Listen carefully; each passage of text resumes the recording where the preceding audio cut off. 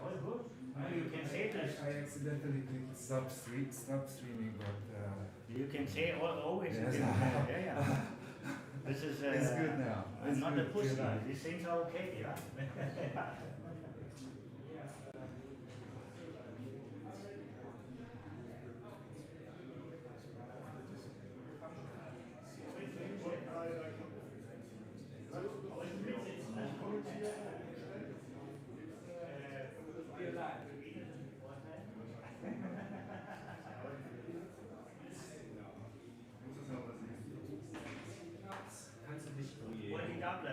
Ja, sieht aber ziemlich Wir schön. wollen kommentieren und spielen. Ich bin ja auch gern Anwalt und nicht ein anderes. Du wirst mich wahrscheinlich später verklagen, wenn du das Video siehst. Nicht weil du musst, weil du musst.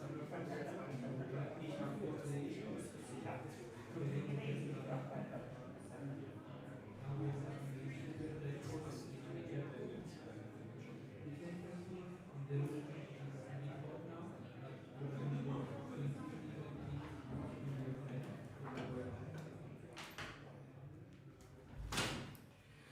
Good morning and welcome, WBGF. This is the round of the last 8 of the Doubles World Championship. And 2 German teams here. Christian Setzpfand, not so well known, some international appearances. For example, he won the Super Jackpot this year in Budva, the big tournament in Montenegro. And next to him is Stefan Blanke. He is well known for all the people who play on Galaxy. He used to be the number 1 there, wasn't well promoted, but I think he's still in the top 10. He used to play under the name Antares. And I think actually now he plays under his real name. And on the top we see Alexander Reichert. He used to play for a long time in my club in Munich, and now he moved to Aachen and is a real local here in the city which hosts this nice event. And next to him is Frank Berger, a programmer who programmed a nice backgammon app.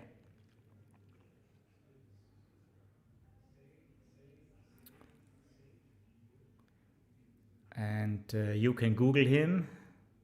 This is it's an app for your mobile phone, and it's quite powerful.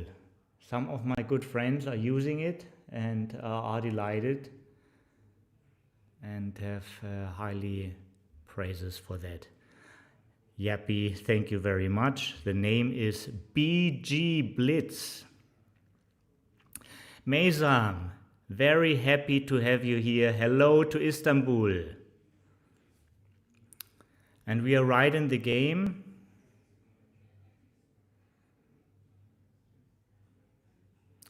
Christian and Stefan have the stronger board, good anchor, 10 men in the zone, but now only 9 as they got hit.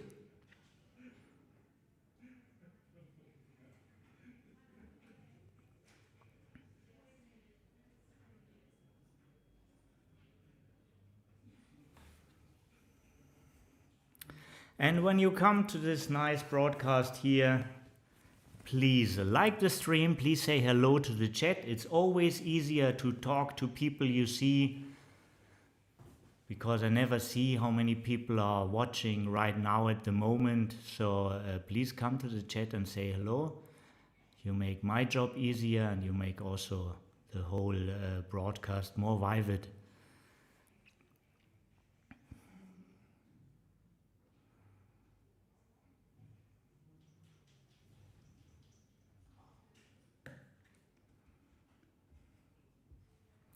Big swing roll, but just not enough.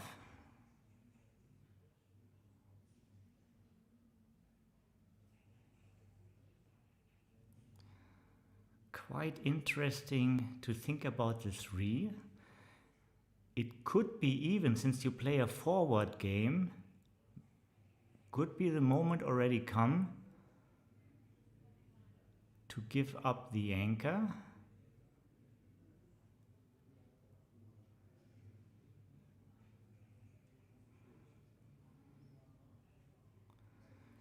It looks like 10-7 is too much.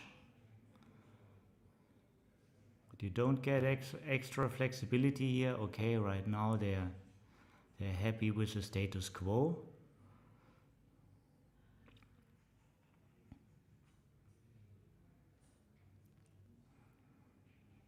Freeing a checker from behind and making a point again.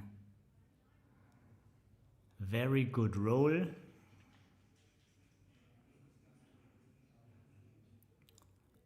But beside double 6, no market losers here. Alexander and Frank start their first inner board point. Double 3 going all the way, being so much faster.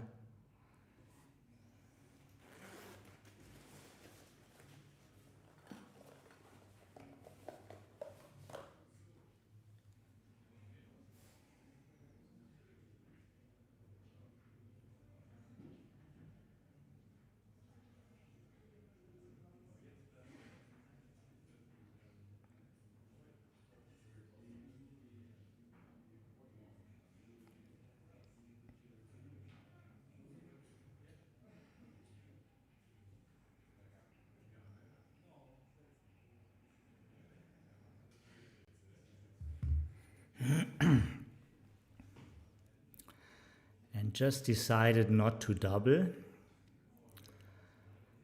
I'm convinced they know what they're looking for sure. They have the right things in mind. Very strong combination. 6-1.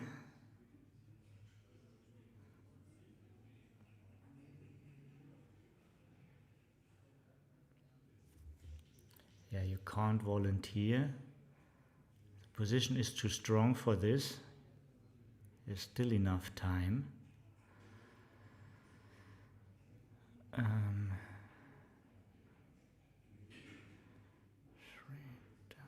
18, 16 pips before the roll, should be 20 now.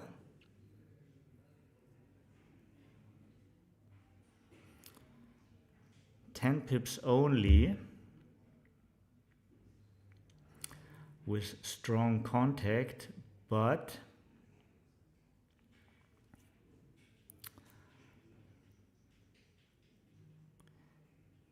either Frank and Alexander have to cut a little bit of contact or they have to weaken their board. The second thing happens here. Still a 5-point board, but less priming value.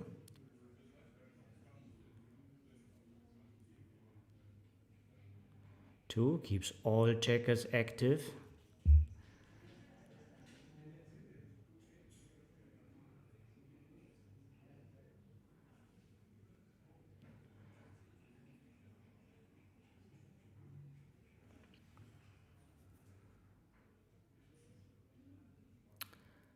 Quite unfortunate. They would have preferred to either roll a 6 with a high second number so they can cut the contact, or something with a 2 so they can shift the 6 point to the 4. Now there's a shot, a promising raise plus a strong position.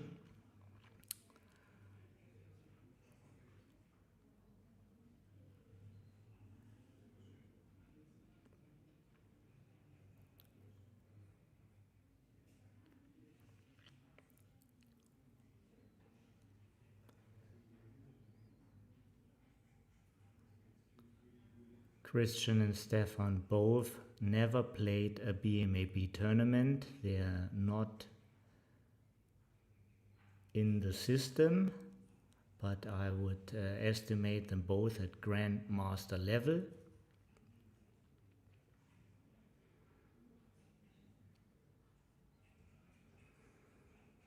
Stefan has easily G2 abilities.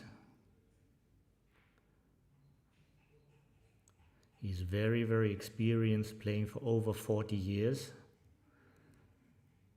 And for over 40 years he's a winning player.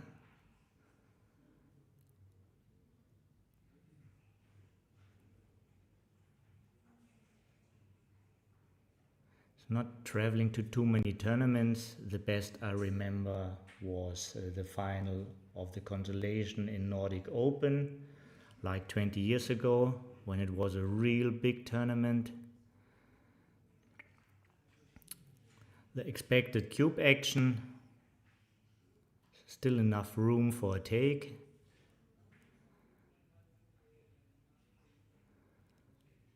So this was all. The 4 was a common part, and then the question about the 2. Also shift from 3 to 1 was possible, but this is way more flexible, more powerful position, better control by 8-6.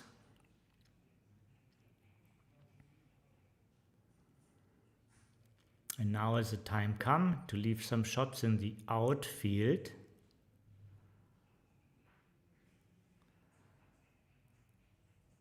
Very often next sequence there's a closed board, so reversed trends.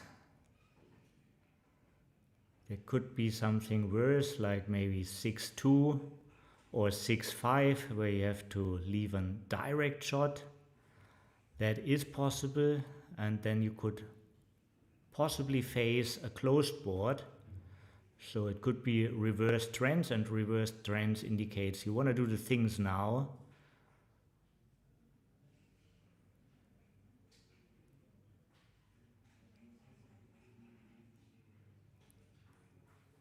Denise, happy you made it to us early in the morning here.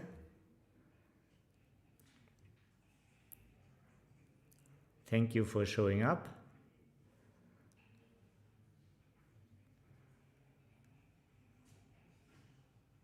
Only Jacques, Christian, Peter, Eric and Bill is missing, but we can't wait for all. I hope you tune in sooner or later. And 6-5 is a hit. Everything on the 4 now. No 4. Eric, are you feeling better? Did you sleep well? Is your flu gone? Thank you for showing up. Thank you for saying hello. And this is just a double out.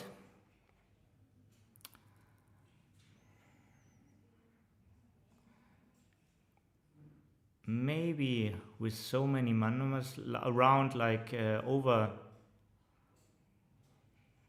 30 closing numbers. Didn't see what was really bad there.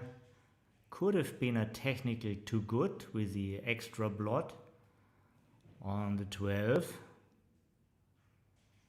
I agree with you, Jens. Jens Averkamp, well known German player, very active on social media. Used to live in New York, being a professional at the Ace Point Club there. 25 years ago, those were the golden days. Great to hear. Yeah, we made a 12-hour break with this stream, so you could get good rest, and you used it. Glad that you're better, Eric.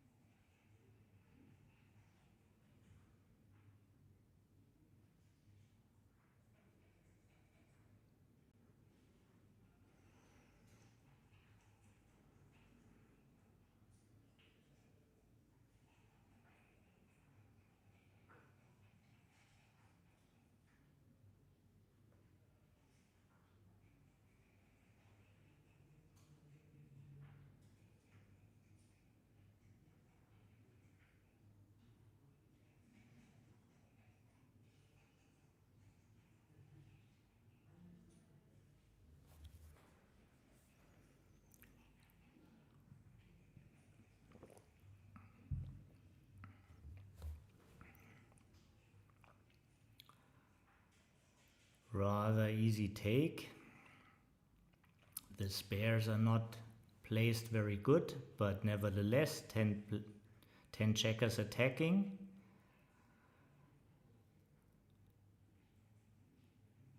Always able to pull off good counter play with a 5-point mate.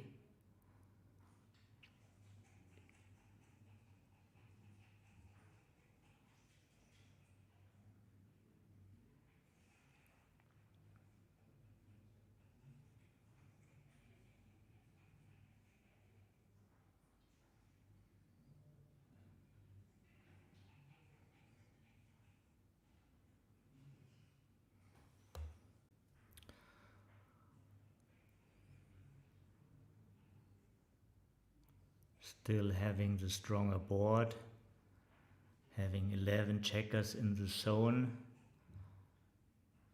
This is what convinced Alexander and Frank to continue the blitz.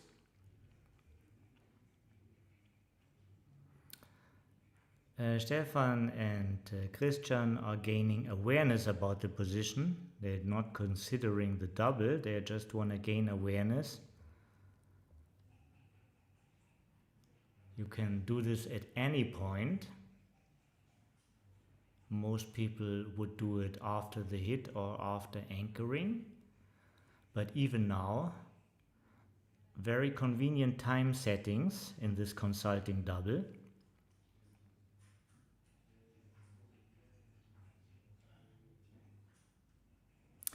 And there's a special score. I'm sleeping a little bit. It is early in the morning. They are holding a 2 cube and they are 7 away, 5 away down. So you wanna ship sexy 4 cubes at that score.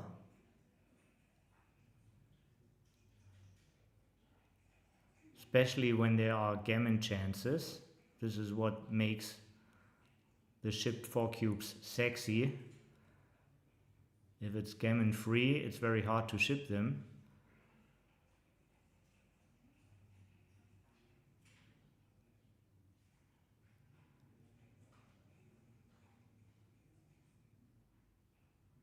And now you have to be careful that it's not getting too awkward.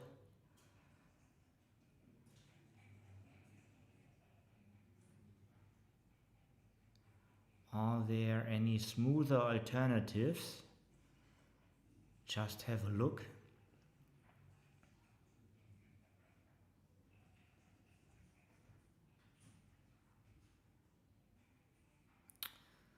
This roll is not what the doctor prescribed. How to handle it? Very natural looks like from the mid to the 6. Only giving a 3 and a 5-2. Other than that, you have all your men in place to maintain the attack.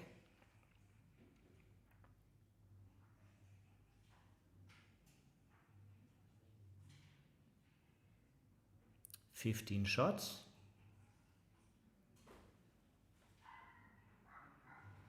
Christian Peter, you're very, very right. The Easy Beaver is with us in the chat. Christian Setzpfand, a lawyer from Dresden, is a very strong player. And as I mentioned before, super jackpot winner of the big Montenegro tournament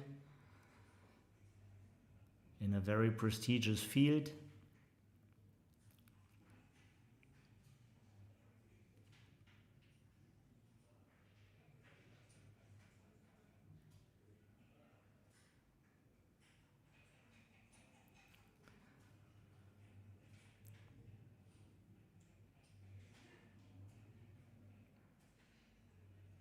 And the 3 is there.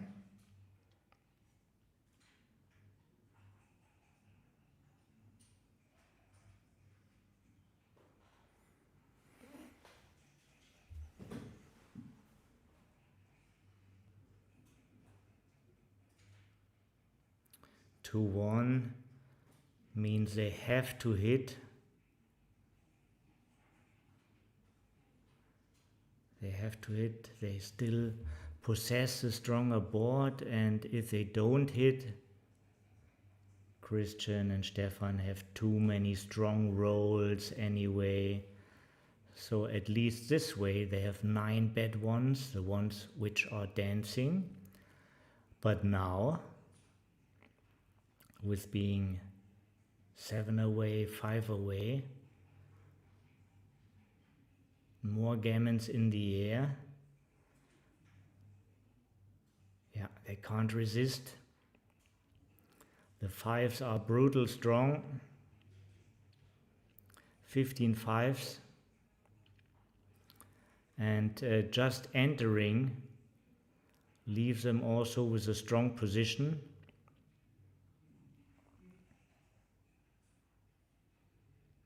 Frank and Alexander's gammons are a little bit devalued by the redouble. They still get a small bonus for winning a gammon, but it really reduced because they just win an extra point, while the other team is winning 3 extra points with the gammon. So this is one of the considerations behind the cube.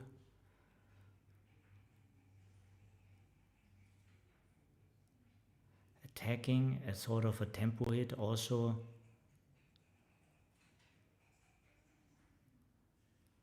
takes away some strong numbers like double 6 and 6 5, which would either enter or hit with a point and otherwise would dance. So it turns like good numbers into very bad numbers. This is often the swing you're looking for. Also 4 6 and 3 6 is not covering when they are on the bar, while at the same time their gammon risk is so low, they care less about playing blottish.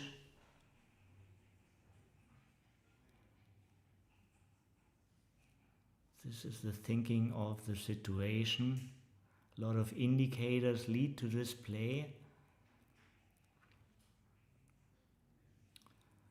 With cube ownership at an even score, I see the other 6 being stronger, but at this score, after the cube is turned already, very, very considerate.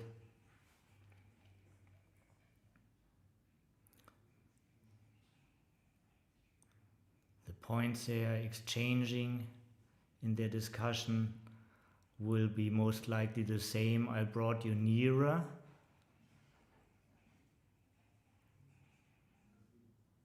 But they have no conclusion about their decision.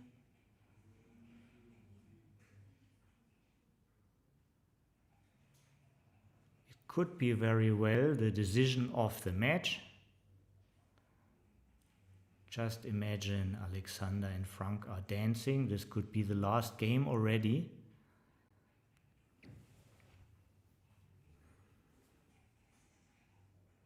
They decided to play calm. And 4 6, there's a huge swing on that number. Now they find themselves on the bar and outboarded.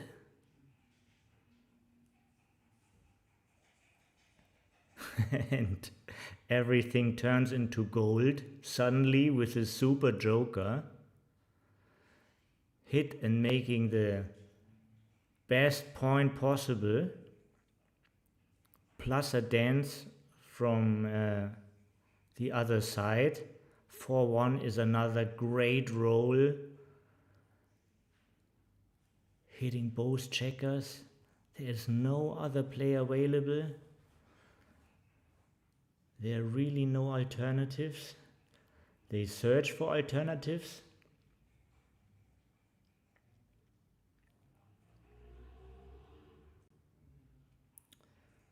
So just by nature, Christian, who is a lawyer, is looking for evidence to see if there's maybe a different side. But there's only this way to play.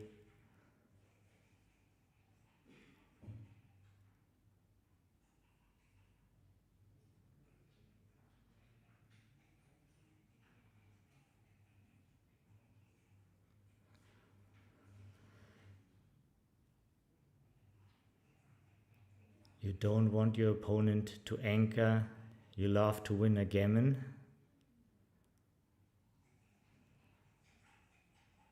But they already decided with this 2-6 not to hit. So maybe this is a little bit schematic. They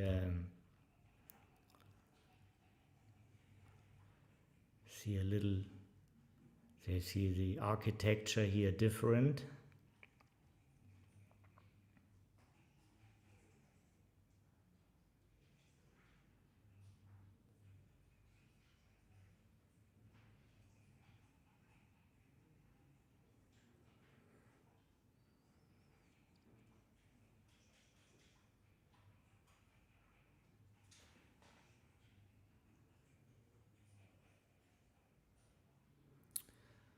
Jens, it's already spilled milk. Or yesterday's paper, we have a new position.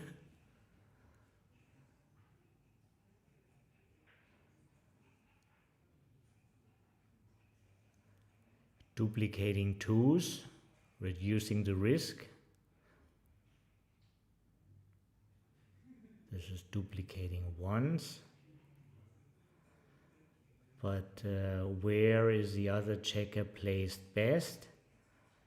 Is it on the 12 or on the 11? Are there any extra numbers? What are the considerations here?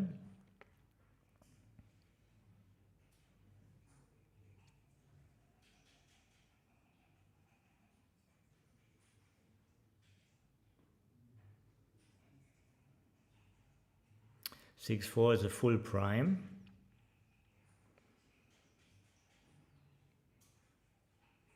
Discussion-free decision. A self-decider.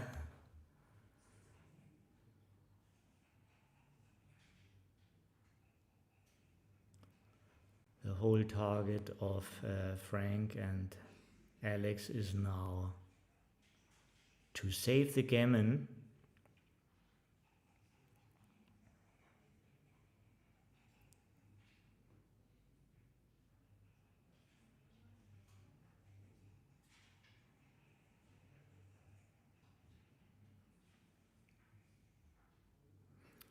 It's all about how quickly do they free the first checker from the 23.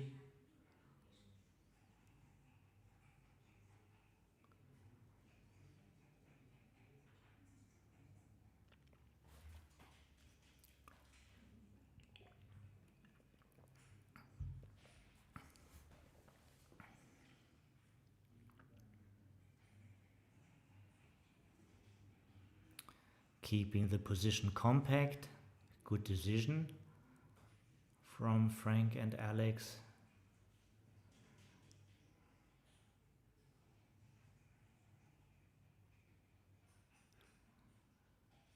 So there's a chance to remake the 5, and this is what they want to aim for. There's a contradiction scheme like killing 4s.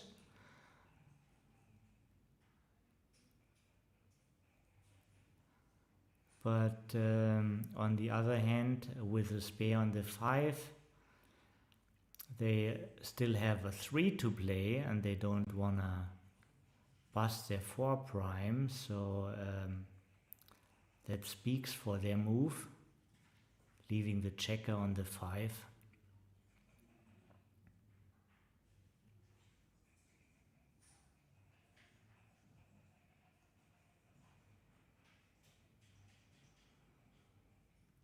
Five one is the worst, double 5 is the best. Now the same number again, and the game could turn right away, but this is asking for too much.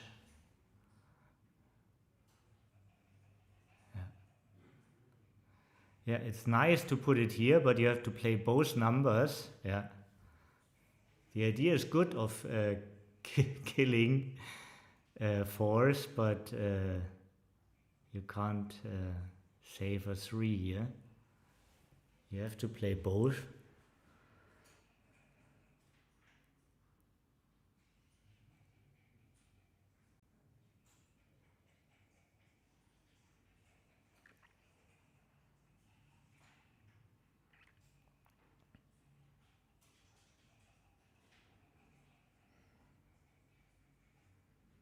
Into the great wide open, out for freedom. Ooh, and what a swing.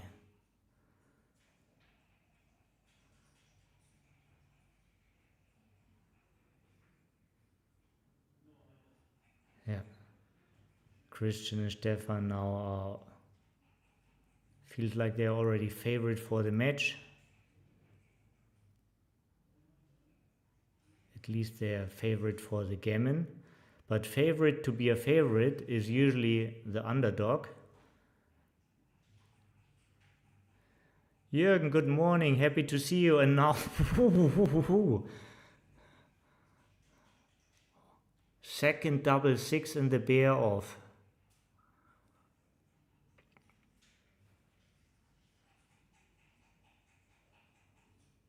No shot.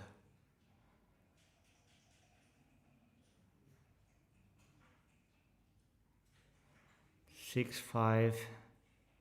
Let's have a look. Maybe you can get more numbers good. Unfortunately, you can't. Double 4 doesn't bring your guy off. Double 5 doesn't bring your guy off. If you just had a spare on the 4 or the 5, it would. But with both numbers blank, it's only down to double 6. So no matter how they play it, as long as they make 2 crossovers, it's the same result.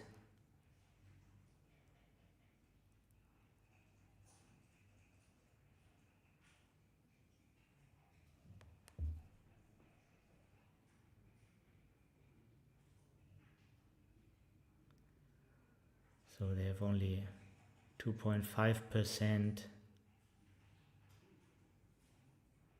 to save the gammon.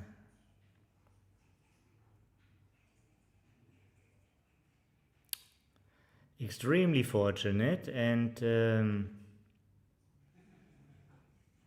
this is already ended before they had the chance. Very, very short match. Big hand to the Christian and Stefan. Killer combination of players. And yeah, there was not much to do. One conclusion is at the score 7 away, 5 away. It might have been a little bit early to double as a leader. Of course, they had a blitz, but checkers weren't placed that well.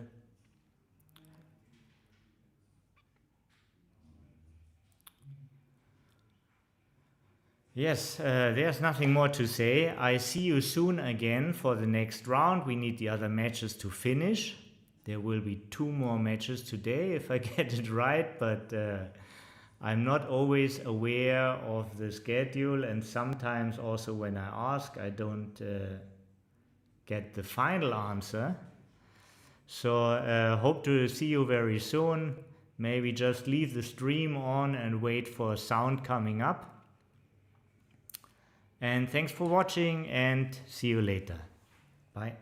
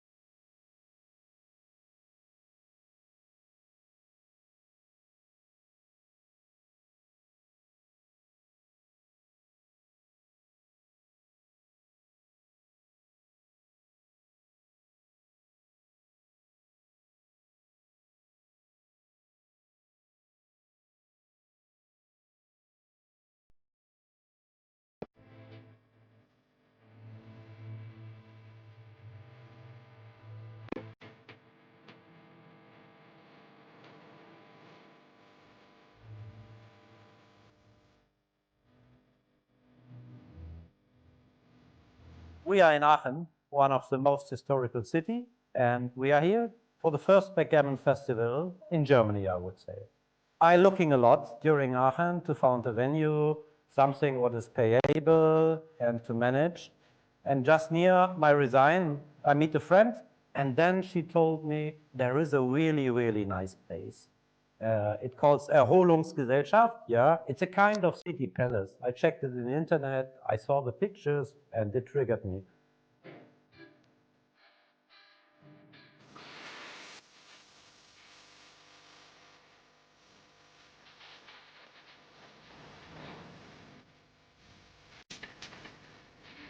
It's typical for the city. It's untypical maybe for backgammon. I like the venue a lot. It has charm. Yeah, it puts a nice frame to this game.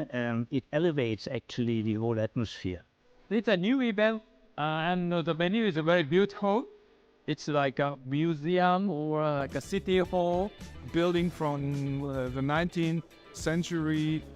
Very impressive tournament room, great venue. Maybe it's a little bit less comfortable that this is not a hotel, so people cannot stay at the tournament place, but I think we should have tournaments of every kind. I really like when we are not playing in a hotel hall, but in a traditional place like here. This tournament is supported by the city. That's why we got a great venue, really located in the center of the city. Very convenient, very pleasant. I'm very happy to be here, David.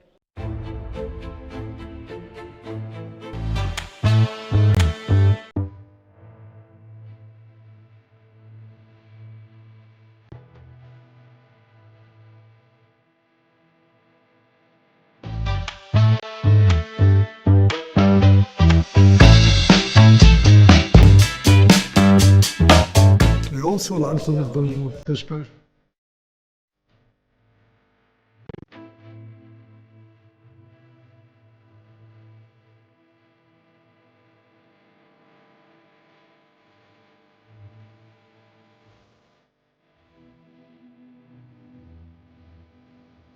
We are in Aachen, one of the most historical cities, and we are here for the first backgammon festival in Germany, I would say.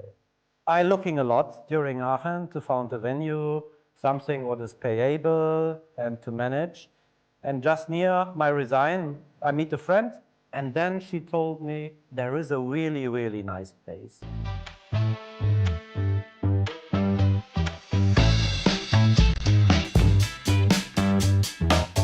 We also langsam the special format which we offered here, especially for the Doubles World Championship. And with Bernhard as the president of the World Backgammon Federation, we discussed, well, why not organize it as a World Championship, because no World Championship for doubles had existed before. Together with the first edition of Backgammon Festival Aachen, the first edition of World Doubles Championship is happening here. This is double championship. 1 and 1 makes more than 2. Discuss, decide, and win together. This is so fantastic. I mean, in all the tournaments, I saw these doubles, what means 2 players build a team, take the skill together. They can be really, really strong, and I see they all enjoy it. But it's a one life thing. If you lose unlucky in one row, it's over. This tournament have 3 life. So even today against strong player each other still have a chance. So I love this system. It's a combination of 2 known formats actually, but combining them and applying them to doubles is a new concept, and it's working pretty well. Even in its first year, we got 40 teams participating. I follow the scene closely and intensively for 25 years, and doubles is an overly popular event. Yeah. And usually it's not treated very well. There's almost sometimes the starting rounds are scheduled. And I like that it's now coming back a little bit. I think it's an own discipline of backgammon, and it deserves own tournaments. For me, the Doubles World Championship is something very special because we are heading to the aim to establish backgammon as main sport and showing in this double consultation how the players are analyzing the position and hearing what they are thinking. This is seldom and unique opportunity, and it's a big step in philosophical and idea of WBGF. Winning the very first title of World Doubles Champion, winner team, Oliver Squire and Sofia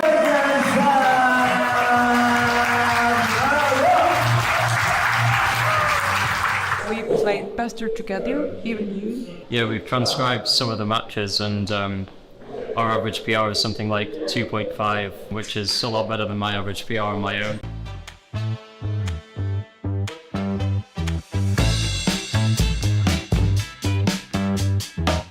We also launched the special format which we offered here, especially for the Doubles World Championship. And with Bernhard as the president of the World Beginners Federation, we discussed, well, why not organize it as a World Championship, because no World Championship for doubles had existed before. Together with the first edition of Backgammon Festival Aachen, the first edition of World Doubles Championship is happening here. This is double championship. 1 and 1 makes more than 2. Discuss, decide and win together. This is so fantastic. I mean, in all the tournaments I saw these doubles, what means 2 players build a team, take the skill together, they can be really, really strong, and I see they all enjoy it. But it's a one life thing.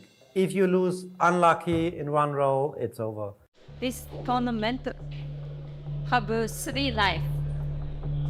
So even today against strong player each other still have a chance. So I love this system. It's a combination of 2 known formats actually, but combining them and applying them to doubles is a new concept, and it's working pretty well. Even in its first year, we got 40 teams participating. I followed the scene closely and intensively for 25 years, and doubles is an overly popular event. Yeah?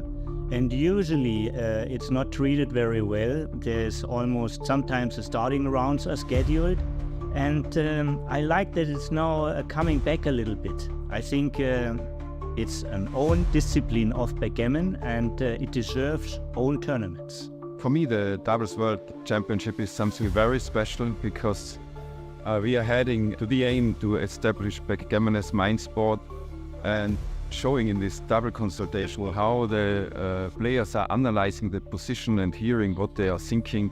This is seldom and unique opportunity, and it's a big step in philosophical and idea of WBGF. Winning the very first title of World Doubles Champion, winner team, Oliver Squire and Sofia.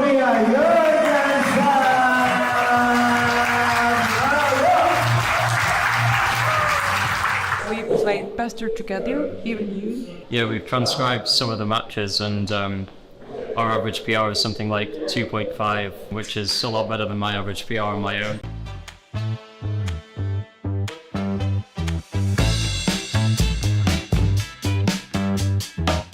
We also launched the special format which we offered here, especially for the Doubles World Championship. And with Bernhard as the president of the World Beginners Federation, we discussed, well, why not organize it as a World Championship, because no World Championship for doubles had existed before.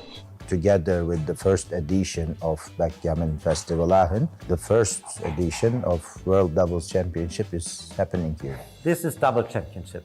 1 and 1 makes more than 2. Discuss, decide and win together.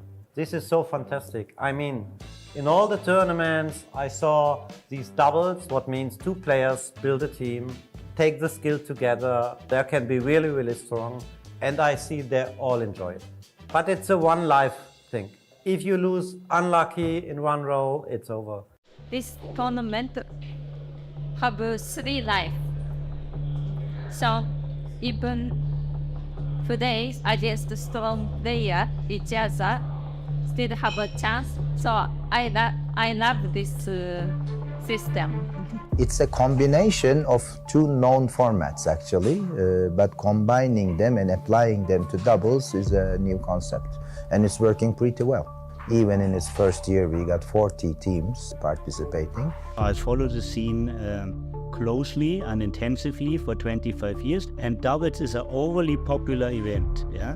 And usually it's not treated very well. There's almost sometimes the starting rounds are scheduled.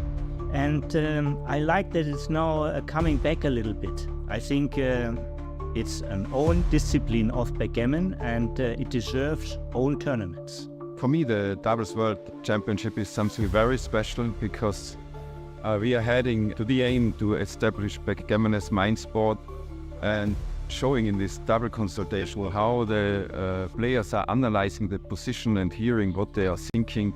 This is seldom and unique opportunity, and it's a big step in philosophical and idea of WBGF. Winning the very first title of World Doubles Champion, winner team, Oliver Squire and Sofia Jorgensen!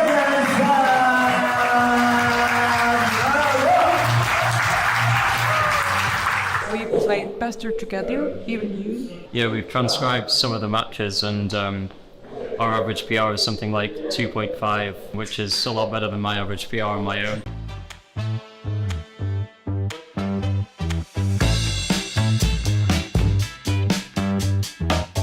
We also launched the special format which we offered here, especially for the Doubles World Championship. And with Bernhard as the president of the World Backgammon Federation, we discussed, well, why not organize it as a World Championship, because no World Championship for doubles had existed before. Together with the first edition of Backgammon Festival Aachen, the first edition of World Doubles Championship is happening here. This is Double Championship. 1 and 1 makes more than 2. Discuss, decide and win together.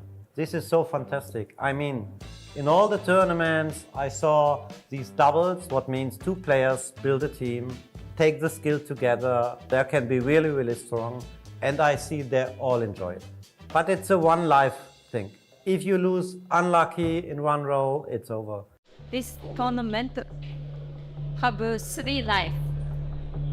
So even today against strong player each other still have a chance. So I love this system. It's a combination of 2 known formats actually, but combining them and applying them to doubles is a new concept, and it's working pretty well.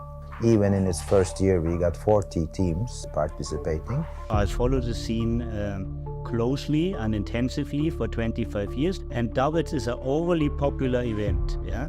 And usually it's not treated very well. There's almost sometimes the starting rounds are scheduled. And I like that it's now coming back a little bit. I think it's an own discipline of backgammon, and it deserves own tournaments. For me, the Doubles World Championship is something very special because we are heading to the aim to establish backgammon as main sport and showing in this double consultation how the players are analyzing the position and hearing what they are thinking. This is seldom and unique opportunity, and it's a big step in philosophical and idea of WBGF. Winning the very first title of World Doubles Champion, winner team, Oliver Squire and Sofia Jorgensen!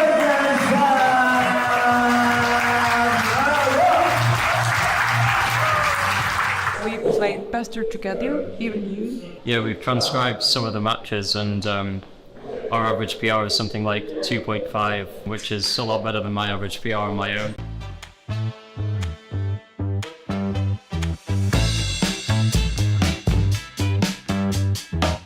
We also launched the special format which we offered here, especially for the Doubles World Championship. And with Bernhard as the president of the World Backgammon Federation, we discussed, well, why not organize it as a World Championship, because no World Championship for doubles had existed before. Together with the first edition of Backgammon Festival Aachen, the first edition of World Doubles Championship is happening here. This is Double Championship. 1 and 1 makes more than 2. Discuss, decide and win together. This is so fantastic. I mean, in all the tournaments I saw these doubles, what means 2 players build a team, take the skill together, they can be really, really strong. And I see they all enjoy it. But it's a one life thing. If you lose unlucky in one row, it's over. This tournament have three life. So even today against strong player each other still have a chance. So I love this system. It's a combination of two known formats actually, but combining them and applying them to doubles is a new concept, and it's working pretty well. Even in its first year, we got 40 teams participating. I followed the scene closely and intensively for 25 years, and doubles is an overly popular event. Yeah?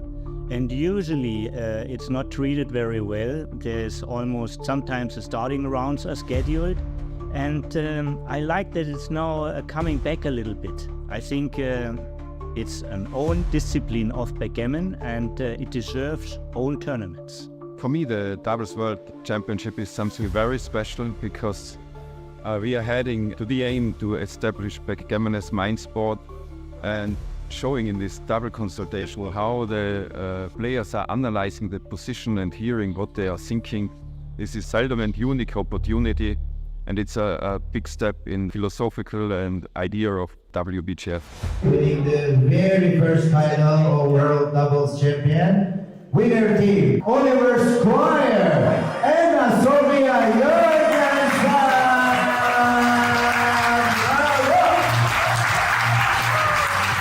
We played faster together, even you. Yeah, we've transcribed some of the matches, and our average PR is something like 2.5, which is a lot better than my average PR on my own.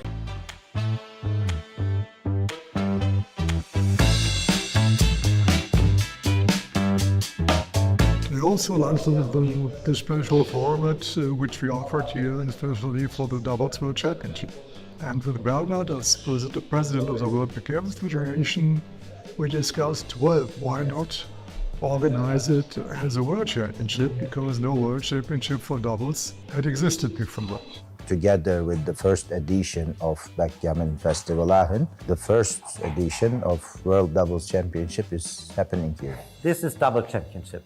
1 and 1 makes more than 2. Discuss, decide and win together. This is so fantastic. I mean, in all the tournaments I saw these doubles, what means 2 players build a team, take the skill together, they can be really, really strong. And I see they all enjoy it. But it's a one life thing. If you lose unlucky in one row, it's over. This tournament have three life. So even today against strong player each other still have a chance. So I love this system. It's a combination of two known formats actually, but combining them and applying. Our idea, our concept is to establish this festival for many years here and to be a regular part of the international backgammon calendar. But our goal is to jump from dark into light, and we get a lot of light back. Yeah, from the major of Aachen. She understands now that backgammon is something that we have to show, so she will promote us in the future. Very, very warm welcome to the wonderful city of Aachen, and a very special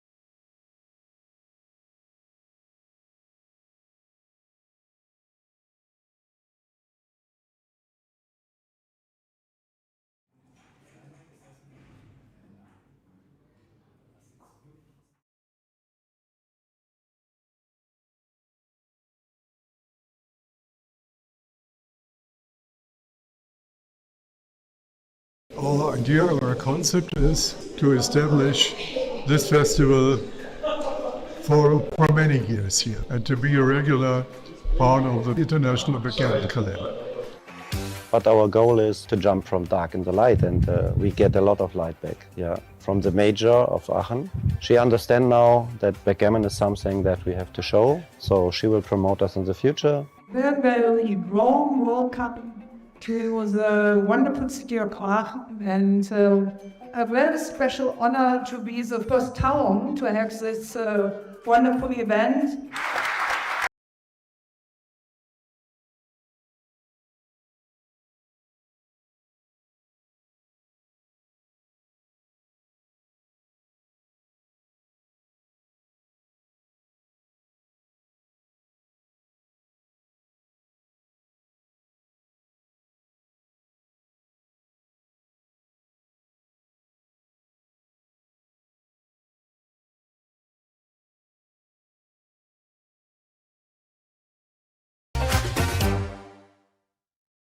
Our idea or our concept is to establish this festival for many years here and to be a regular part of the international backgammon calendar.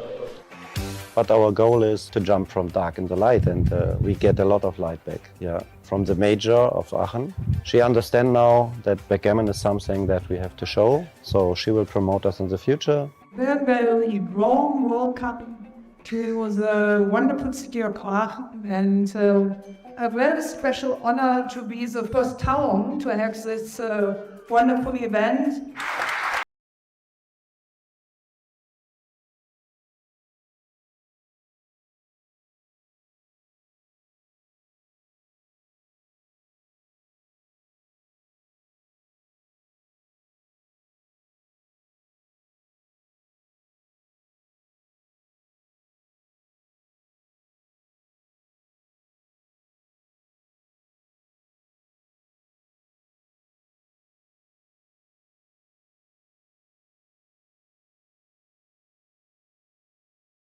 Our idea or our concept is to establish this festival for many years here and to be a regular part of the international backgammon calendar.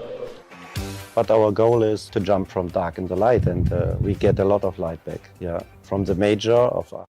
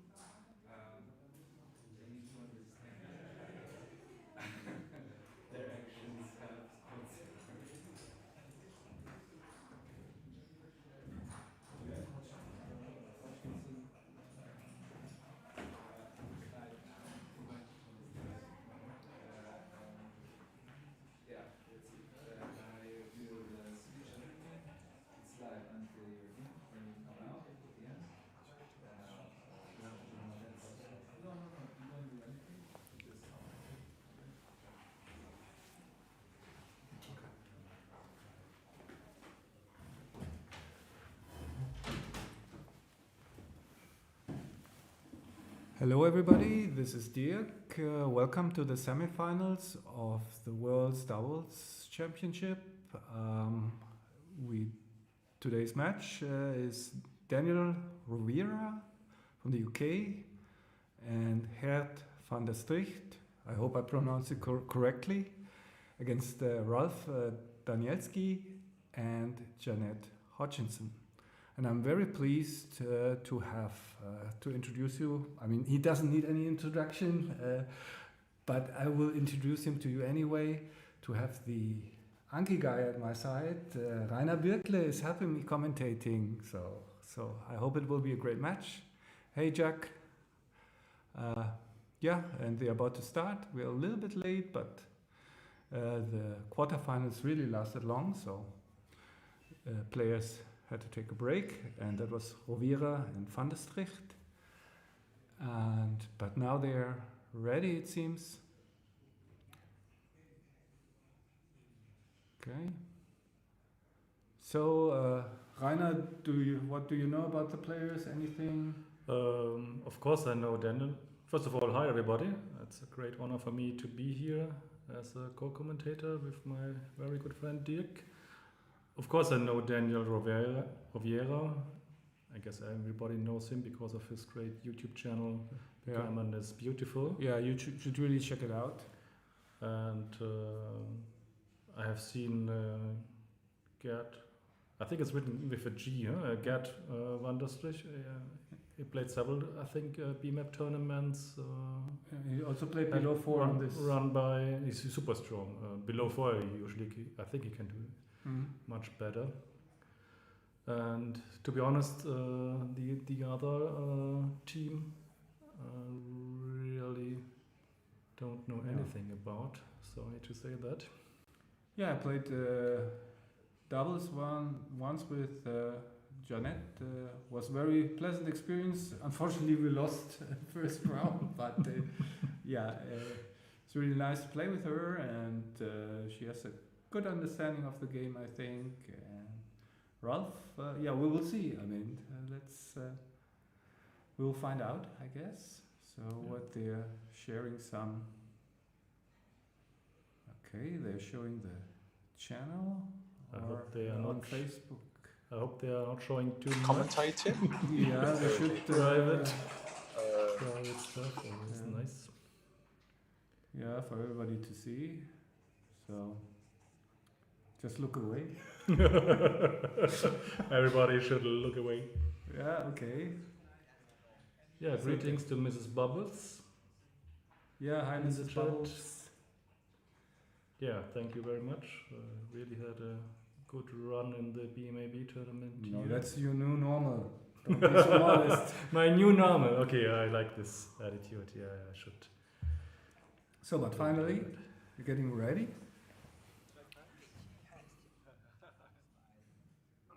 Shake hands, photo, smile. Yes, of course. Great to play you. This is going to be exciting. Let's have a good time. You know, whatever happens. Absolutely. You know, it's backgammon. You know. Okay. Okay. 6-2 standard.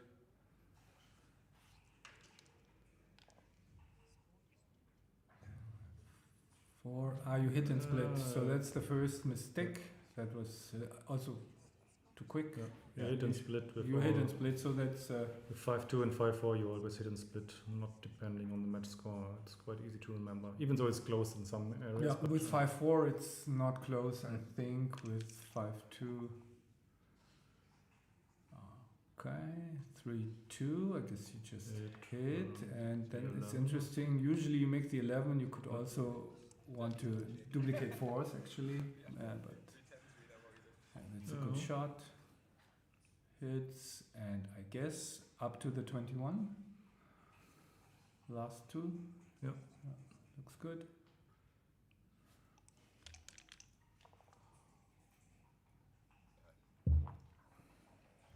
In. So you can hit, but can hit again. What else can you do? Just putting 2 on the 8 looks a little bit. Yeah, I mean, you could go with 1 to the mid and continue to the 8 and step out. But hitting is, let's say, the natural play. Yeah. However, here problem is that 6s from the bar play well, but I think it's okay. Okay, that didn't count. 5-1. Oops. No. C2. They're playing too fast. I mean, that's really like. That's not how you should play doubles. Yeah, just right now they are playing basically the first thing that comes to mind. But you've got the 12 seconds delay. You can, and certainly it was better here to hit two checkers, and even if it wasn't, it deserved a look. Yeah. So yeah. So if this play was right, the other one should be close. Huh? That's what you want to say. Yeah. So yeah, this. I mean, you really want to hit this, but then the ace is so bad. Giving up the 11 is. Doesn't feel great, of course, because it's the only asset on your side of the board.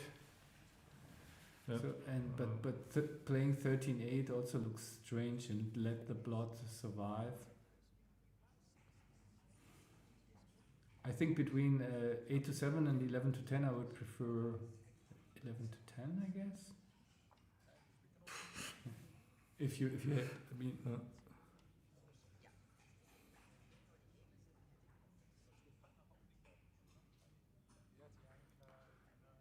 Okay, there is there might be a problem with the stream. Yeah. If you're experiencing problems, please let us know, so I can check out with Mate. Laggy. Okay. So I'll while they're thinking about the 4-1, I will check out with Mate. I think this would have been my play, but it's a position that's quite unusual. Huh? And that's where I usually, with my missing talent, I usually mess it up, because I have never seen a similar decision like that. So, but I would have made the same, I think.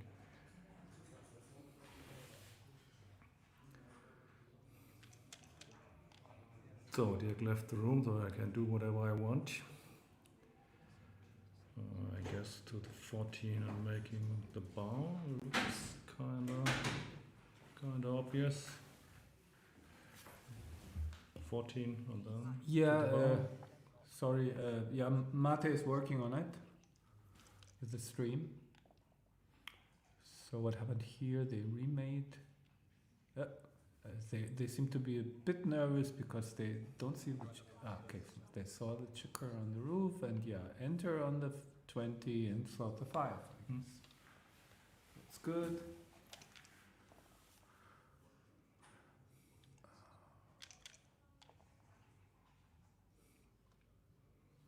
Yeah, maybe also if your stream is running the whole day, maybe it's a good idea to try to make a refresh of your browser. I don't know, just in case. Press the F5 key and see if it helps. You never know. You are quite experienced in streaming. Yeah, there are so many things that could possibly go wrong. That's why I didn't dare so far to do a live stream. Yeah, that life is dangerous. Especially since I'm commentating and playing and that's then too much stress taking care. I mean, I do it because I like it, and I feel if I stress myself, then I wouldn't like it anymore. So, classical mutual holding game, as we see it almost in every game. So they are allowed to play this one fast. I agree. That was forced. So make the 4. Yeah, no. Yeah, and you should always look. If the position is so damaged like the white one, you should ignore the bitcoin and always look if there may be some early doubles. Huh? But now, of course, it's almost repaired. This is too static still. I mean, you need to have some threats, I guess. Yeah.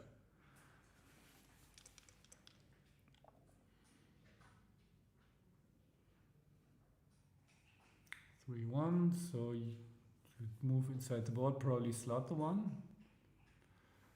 Because with the next 5 or deuce, then you can make a 5-point board. No, yeah, slot the 1. Yeah, that's good.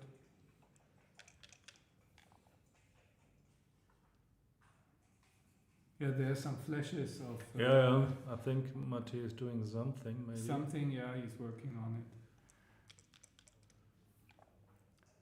5 for. So now that black has a blot in the home board, probably now is the time to move something because you mustn't break your You don't want board. to- I guess you don't want to break your board. Guys, just a question. What about having your own device for the chat? And then I can kill the browser, and that might help. Okay. Okay, you mean like just on a phone or anything? on a phone? Yeah, so then I don't have to run Chrome at all. Okay. Okay. Anyhow, it's always just bullshit in the chat. So. No offense, guys. That's not my opinion. I gladly. That's not even Matti's opinion. No, but he stressed you. You notice that now. So, and he doesn't mince words. So let me see if I find the stream. So Matti was a little bit under stress because we had a little issue because before starting the round, one of the opponents found it a good idea to move the board and move the scoreboard and destroy the setup. So they're not so experienced with what's important in a stream. So, and if you're setting up a stream, of course, this is a nightmare if people start moving things around. I mean, they're in their places for a reason. Yeah, but if it's your first live stream, how should you know? Huh? So we will go.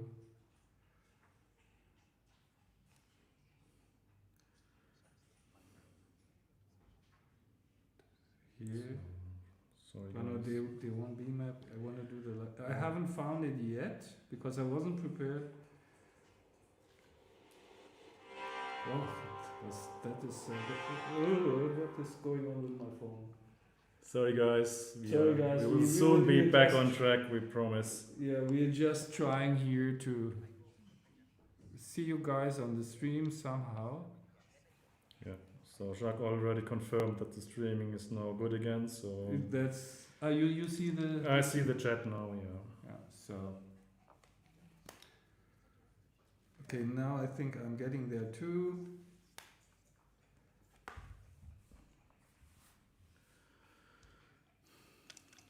Okay, let's focus on the game again. Yeah, sorry for that. What happened? So they ran from the 20, which is they are way up in the race. Maybe that was the correct idea, but now they are under immense pressure. I think I would have probably cleared the mid. So now or never. So that's a fan. So that's if cubed, certainly a pass. Yeah. So now the question is whether this might not be too good. So they think it's not because 4s hit, 5s, 6s cover, 8s cover, and there are plenty of gammons. So the pass is clear. I'm glad they found the pass. But yeah, would have been interesting. I mean, it's a bit volatile if you cannot cover, but so many gammons there. Yeah, but still they have a 4-point board, so no cover and you can lose some immediate turnaround. I mean, it's a risk, sure, but the play-on decision is like any other decision. It's a risk versus reward decision, and there are some obvious play-ons where there's no risk. But there are others that are play-ons where it can really go wrong, and but it's still a play-on. So that was double 6 is great. So now we have another mutual holding game. Yeah, it feels like it's the most common middle game type, which makes sense because one side gets an anchor, the other side tries hard to get one too, and if that succeeds, we have a mutual holding game.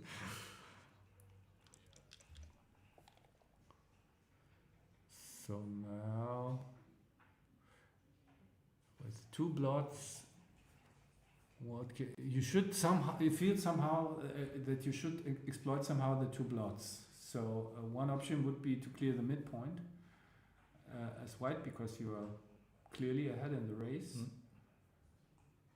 And then, yeah, because I don't think it's a good idea to clear the bar point, because there are so many hit covers.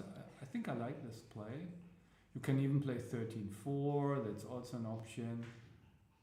But yeah, certainly, because if you play like 8-2, 6-3, your opponent will strengthen board, and then since you're running out of time, you will have to leave something pretty soon. So that's the idea. So this is not our play here. I see that with many also of my students, that in the end people have difficulties to take some risks when there is a reasonable safe play available. So I would have taken some risk here. Yeah, the problem is the risk is not so obvious with the safe play. No, the real risk comes later. I mean, if you don't roll like a joker now, double fours, double fives are candidates for that.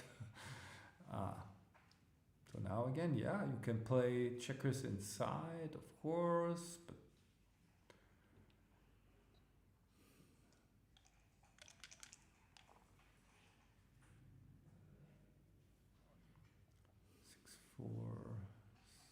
now 8-2, 8-4, what do you think? 6-2 looks horrible. And this 3 builders for the 3. Yeah, I like it.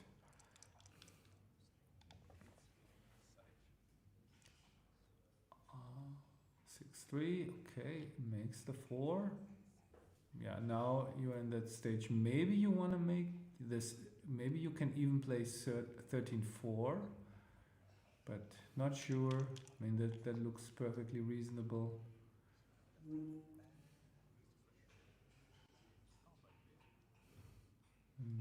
Yeah, now you better count before you make a decision. It seems like the race has gotten kind of close. 7. Check. Yeah, it's really close. So maybe just 8-1. But I would keep the pressure. Yeah, I personally would either play 8-1 or 8-2. Yeah, if you play 8-2, I think 8-1 is the most flexible. I think black is still trailing a bit.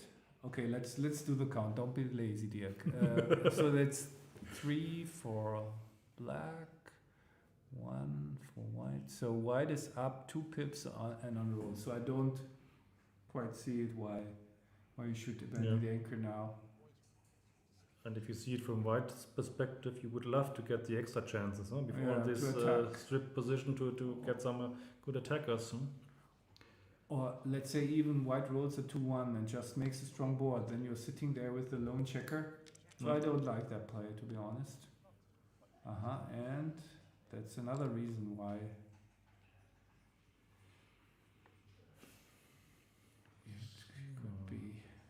could backfire. There are also some strong doublets. So now, what did I say? White was up 2, so now white is up 14. So it's certainly an option to simply make the 15 and the 10. And that's what they are discussing, I suppose.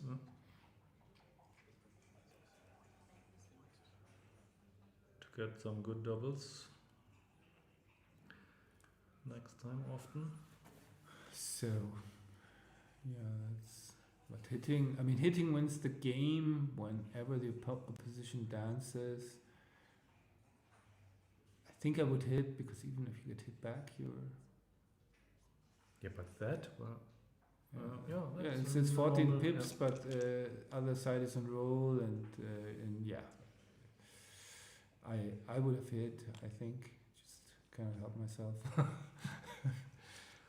So if you don't have a double now, then obviously you don't have one. So it's clear the points. The race now, it's, if I haven't miscounted before, it should be like 10. And certainly Yeah, that, that is why I didn't like that play before leaving the 5. Now you are happy to leave the 5 and basically convert into a position where you are down in the race a bit.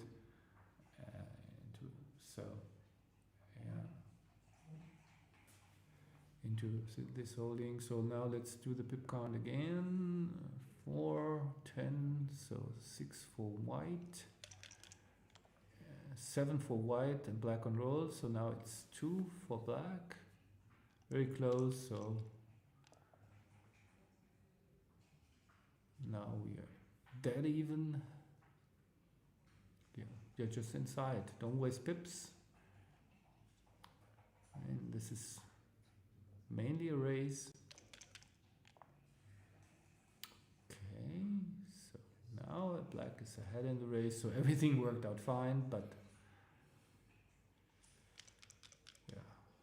hindsight bias, double uses. So are we in cube territory already? My guess is not. Was it 2 pips or what? No, it's 2 down, 2 up, 6 up 4 pips. 4. So it seems so up 4 pips, that wouldn't quite be enough,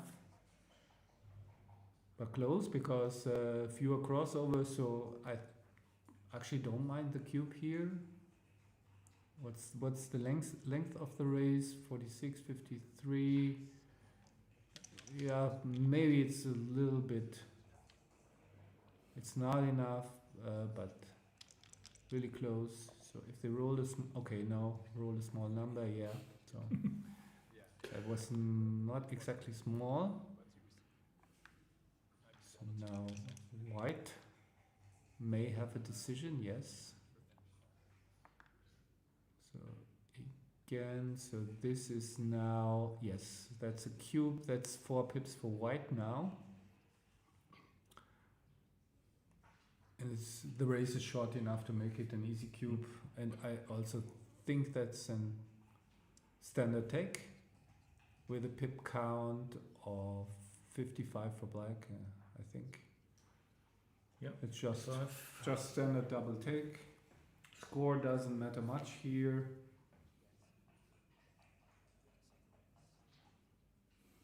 So how can we get your book when you are living in Istanbul?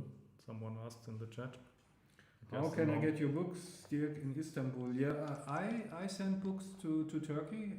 You have to be a bit patient because sometimes customs takes a bit. But yeah, I recently sent books to Turkey and was no problem. So they all got there. So just go through my website and fill out the order form.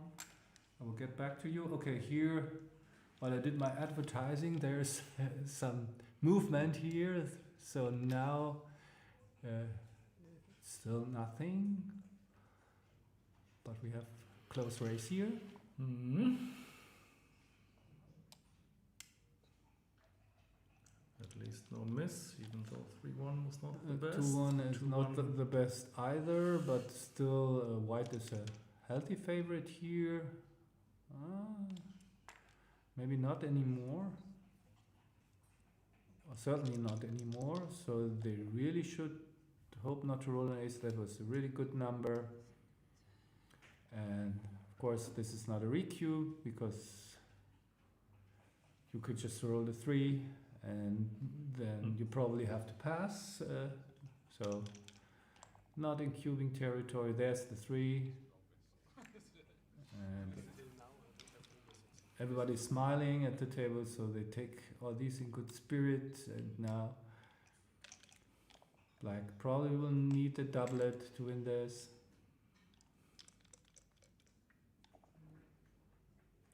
Yeah, definitely. And okay, almost. Quite exciting race. I think cube action was perfect.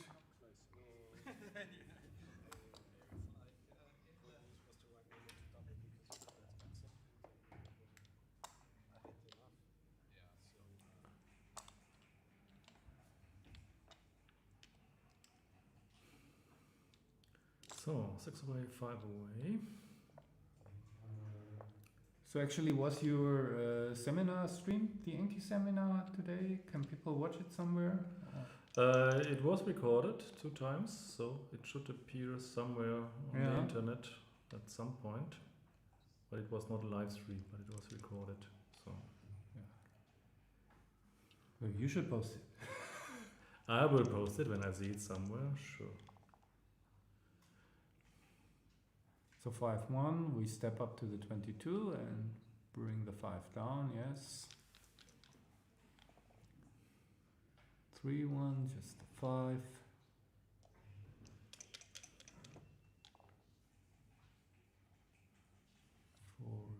4-3 hits. I guess, yeah, I mean, you really would like to make the 5 point, but it feels like you gotta do this. Your priming structure is too bad with the stack on the 6 against this. Maybe 4 prime. Yeah, I would have hit as well. Yeah, I think book would have said hit. And the book is not so bad, so. Thank you. I appreciate it.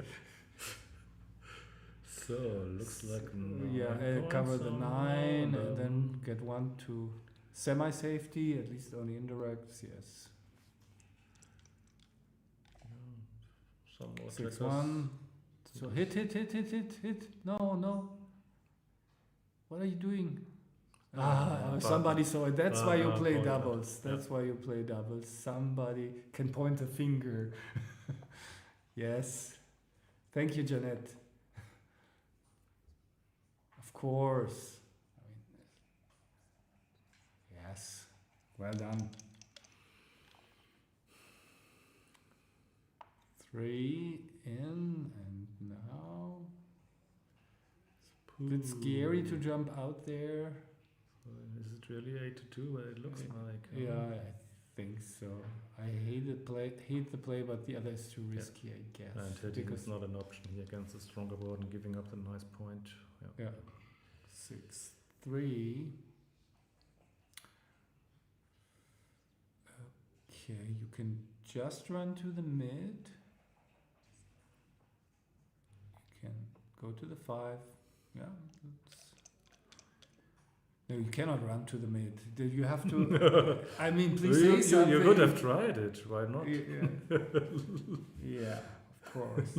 Really, pay attention here that you didn't pass the test. What's that? That looks weird. 2-1 was probably the only option. Terrible roll.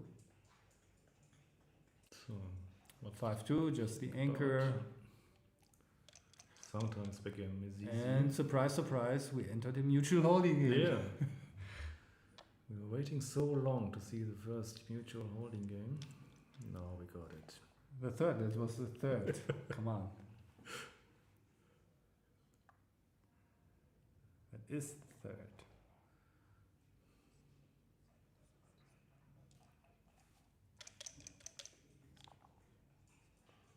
Four, 2. Yeah, no.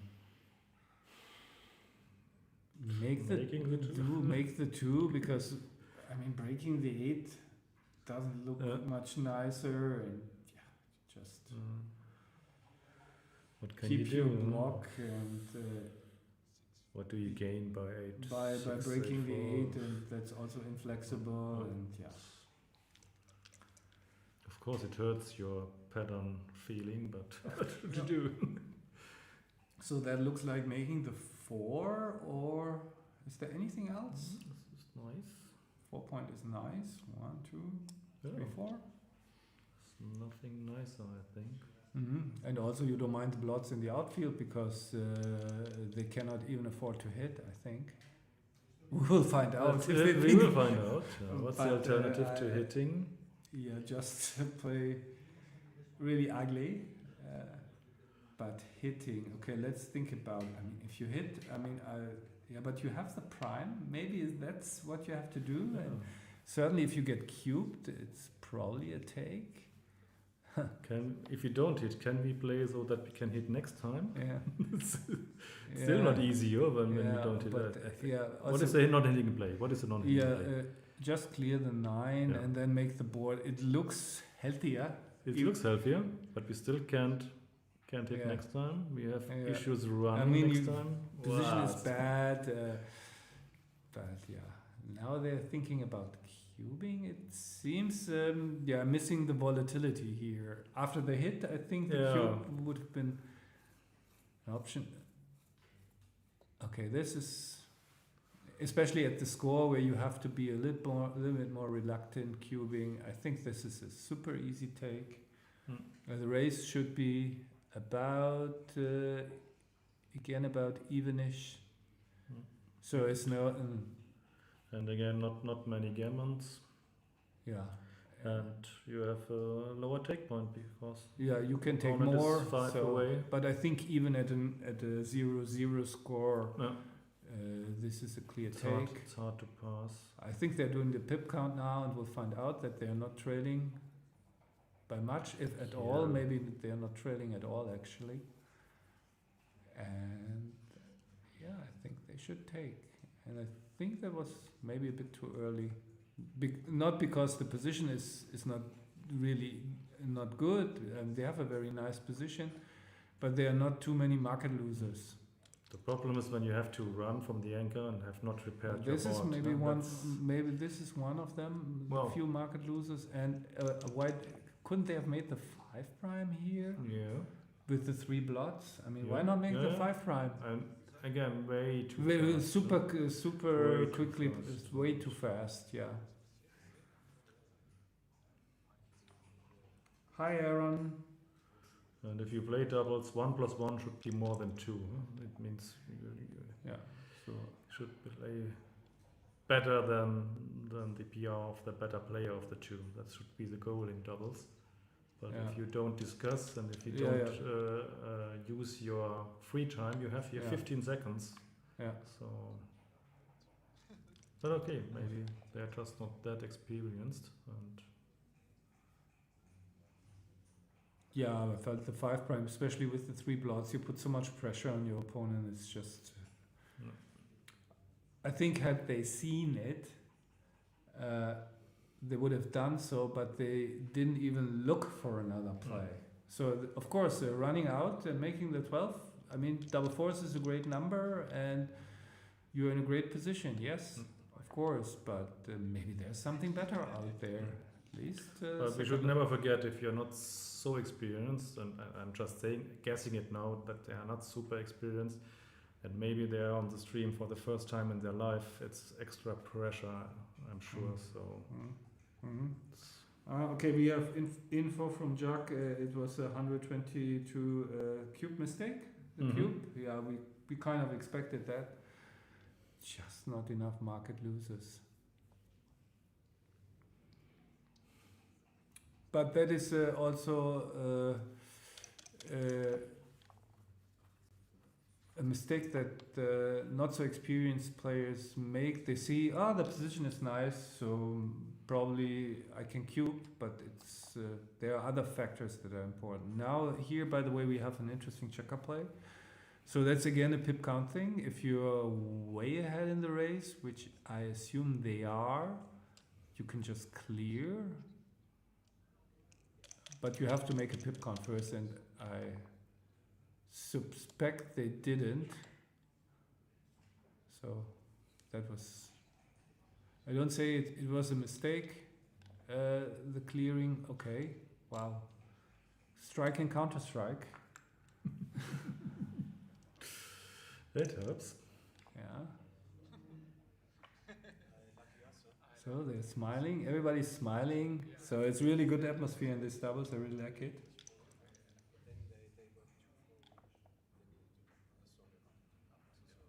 Yeah, pretty sure that. Okay, the sound is extremely quiet. Maybe we can. I mean, we have the micro right in front of us. Another double sixes. Wow, this is really picking up speed here. So 6-1. Is that a cube saver? So what's the? They have 3. I mean, they should be really recubing aggressively. Again, I would have needed to at least take a look at it. But probably they had the pip count in their head. But I also don't see how many checkers they have off. So now it's 5. So probably it wasn't a cube. So they had thing under control. Knew it wasn't a cube. So this is interesting. So they have a 4-roll position, and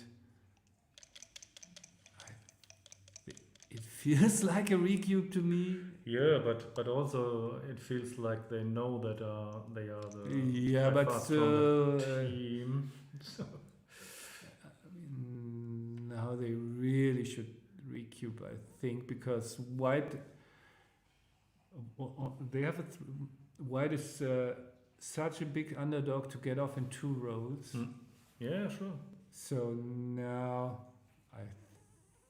my suspicion, of course they can have misses, but this should be a recube. Yeah. That's why I love it to always play against very strong opponents, and I get not this kind of thinking. I know that you are not a big fan of adjusting or trying to exploit, but here it seems to me that they are by far the stronger team. Yes, maybe a 3 against just guessing an 8 or a 7, and you don't want to play this out. I can understand. But still, you have to take your chances. Sure. And they now they really have. Now they have lost their market. I think. You redouble by 200, so it was a 254 mistake, and so I mean this is a huge equity investment. So you have to get that back first. So sure. I mean, I can understand why they are not so eager to double.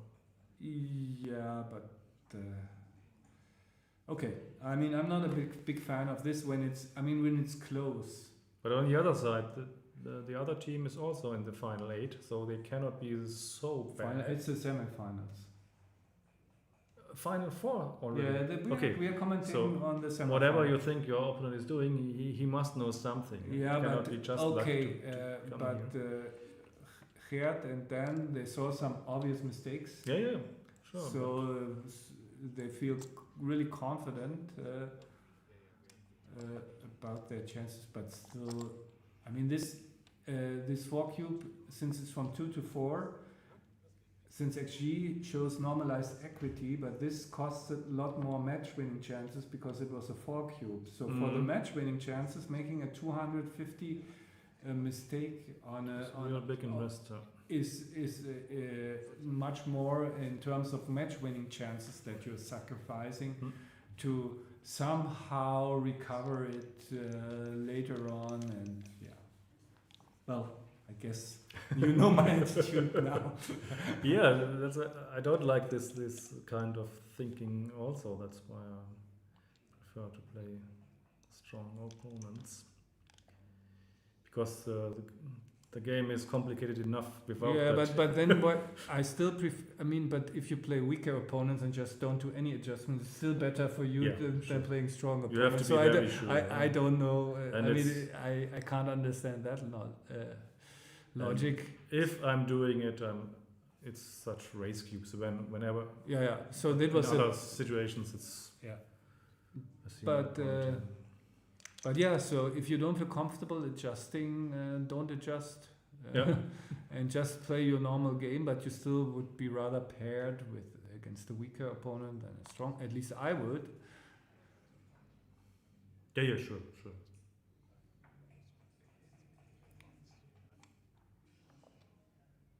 Yeah, with the blots, it feels like you can be more ambitious here. Put some checkers on the bar. The standard play would be to make the 5 point, of course, but I like this much better because if you make the 5, they can make the bar or the 4. I think this play is much better than simply making the 5. Do you agree? And there are quite a few point-making numbers if you don't hit. Huh? Yeah, and you're basically losing the priming battle a bit if they make the 4 point. or so. Yeah, you should. I mean, this is like a multi-purpose play to hit. It's a tempo play so that the opponent cannot develop a position, and it's also, if they don't anchor, you can also convert it into a blitz with the blots out there. So this is what I would call a multi-purpose hit. You have your 10 checkers in the zone, but any hit after a loose hit, any turn hit is very. So yeah, Jack said Jack seems to be of my opinion for me. So the reasoning why when you are the stronger player, so the theory is, the idea is that on a 4 cube, on a high cube, when it's a pure race, so there's no checker play mistakes, so the opponent cannot make any mistakes.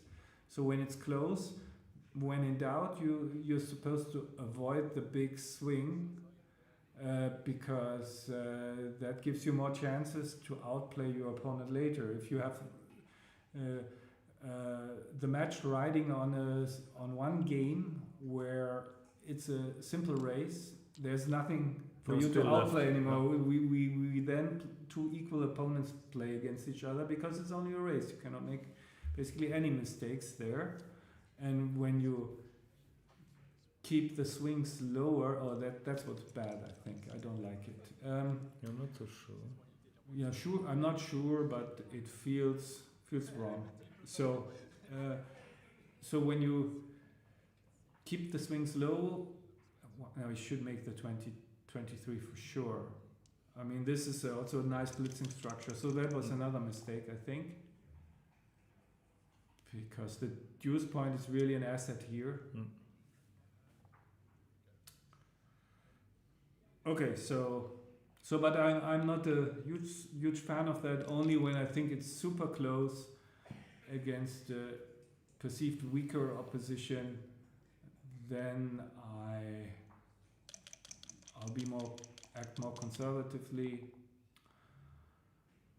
Okay, now they should make the deuce for sure.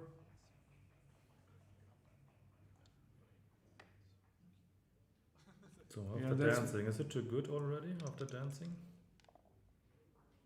Yeah, the score now, that's not a question anymore. So what's happening now? Yeah, at this score you're supposed to cube very aggressively. Actually, I thought if it's a cube, then the position before was better for cubing because you had all the spares to attack and one more blot to shoot at in the outfield. So it would be a bit inconsistent, in my opinion, to not cube the one before but cube this one. Yeah.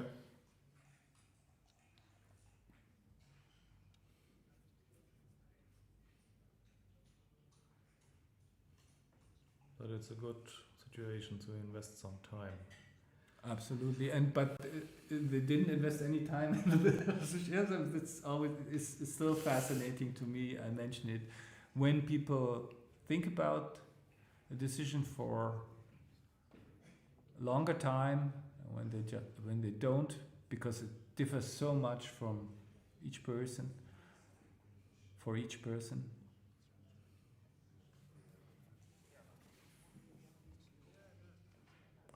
Yeah. I think this might be too early. The one before I wasn't that sure. Yeah, it's 1, 6, 3, 4, and some 5. By the way, one that I missed, where they just jumped out with the 6-3. Remember, they jumped out. They could have also at least think about splitting and hitting 8-2 with their strong board, because that also seemed to me too passive to just jump into the outfield.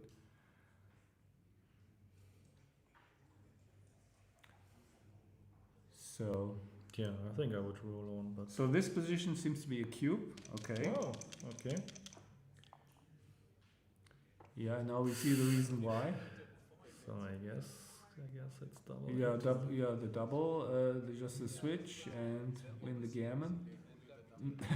they look kind of upset about their role, even though it was the very best.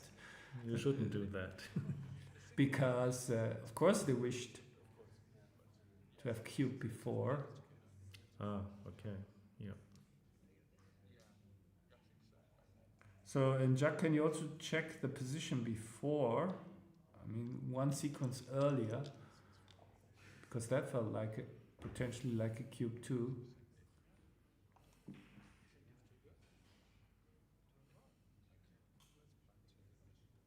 So what would have been after a single entry? After single entry, double pass. I mean, the pass would still be clear, but no roll on, huh? Yeah, it's still a play on? question. Yeah, it's maybe not, probably not. Well,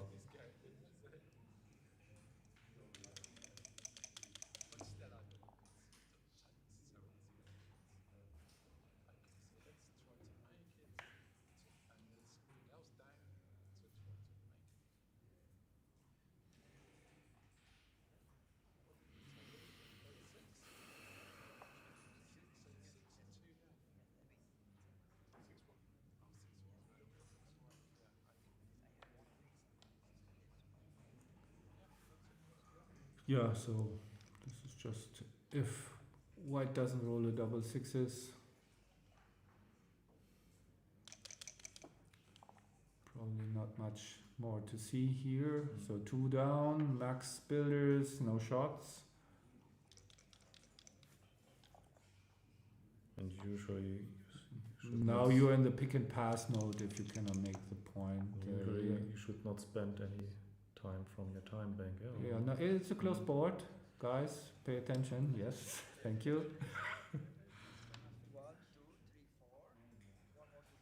And now they tried to find a way to guard against double sixes, and for example 11 to 7 is a good candidate. Yeah, and they'll find it. Oh yeah, the previous position was also a cube, so yeah. Yeah, But it's still not cube. so clear if you want to. Thank you, Jack. If you want to guard against double sixes because you are losing some backgammon chances, or if you play so deep and later on cannot. Yeah, it's not clear, but that's what humans do. They always guard against double sixes. Humans because are that's chickens.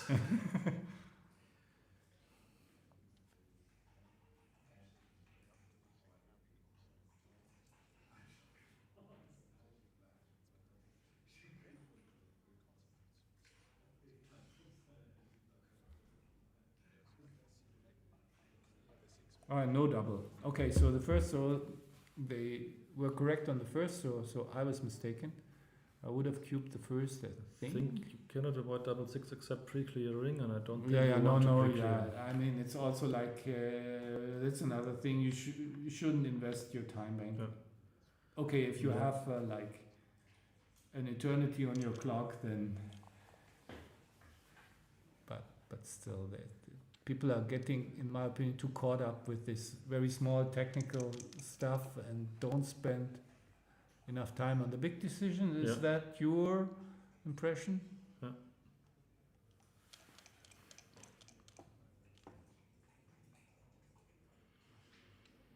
Okay, not good for the BG, but Well, Jack, in the theory of backgammon, I have a section, play on decisions, and there are some others, in one chapter about, I have a whole section on play-ons and also a smaller section in play-ons at certain match scores. So, but let me think. I don't know the chapter numbers by heart, but I've written about it. it's interesting how what stupid rolls can come out of the dice cup, huh? Like this double three. It's not a shot leaving number, but still annoying. Cannot really take many checkers off. Okay, it seems like it's difficult to see the clock for us as well because of the reflections. Yeah. If he has his hand there, we can. Yeah, dancing and Gert's clock is really invisible. doesn't feel that they are in any time trouble. I think they are they in the single digits, double digits? It's really hard to see.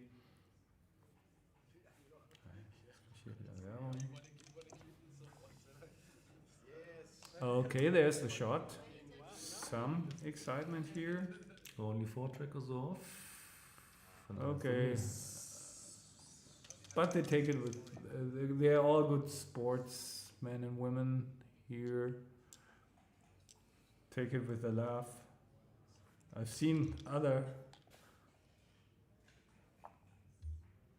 board behavior, so this is really brilliant board behavior by everybody. So I'm always glad when I see that. So BG is saved. BG is saved, yeah.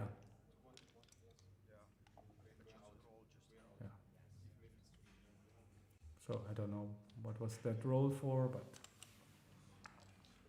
so yeah. What is that now? And 5, 9. I just thought I got a glimpse at the clock. Yeah, you can if he puts his hand there at the right spot. You can see it, but it's only for a short moment. So now had they doubled correctly? 5 minutes and 33. Ah, yeah, great. So had they cubed correctly? Matti has done something. Yeah, He's yeah, not really all the time. definitely. Thanks, Matti.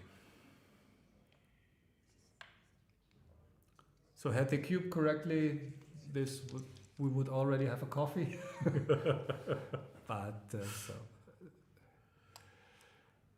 Wow.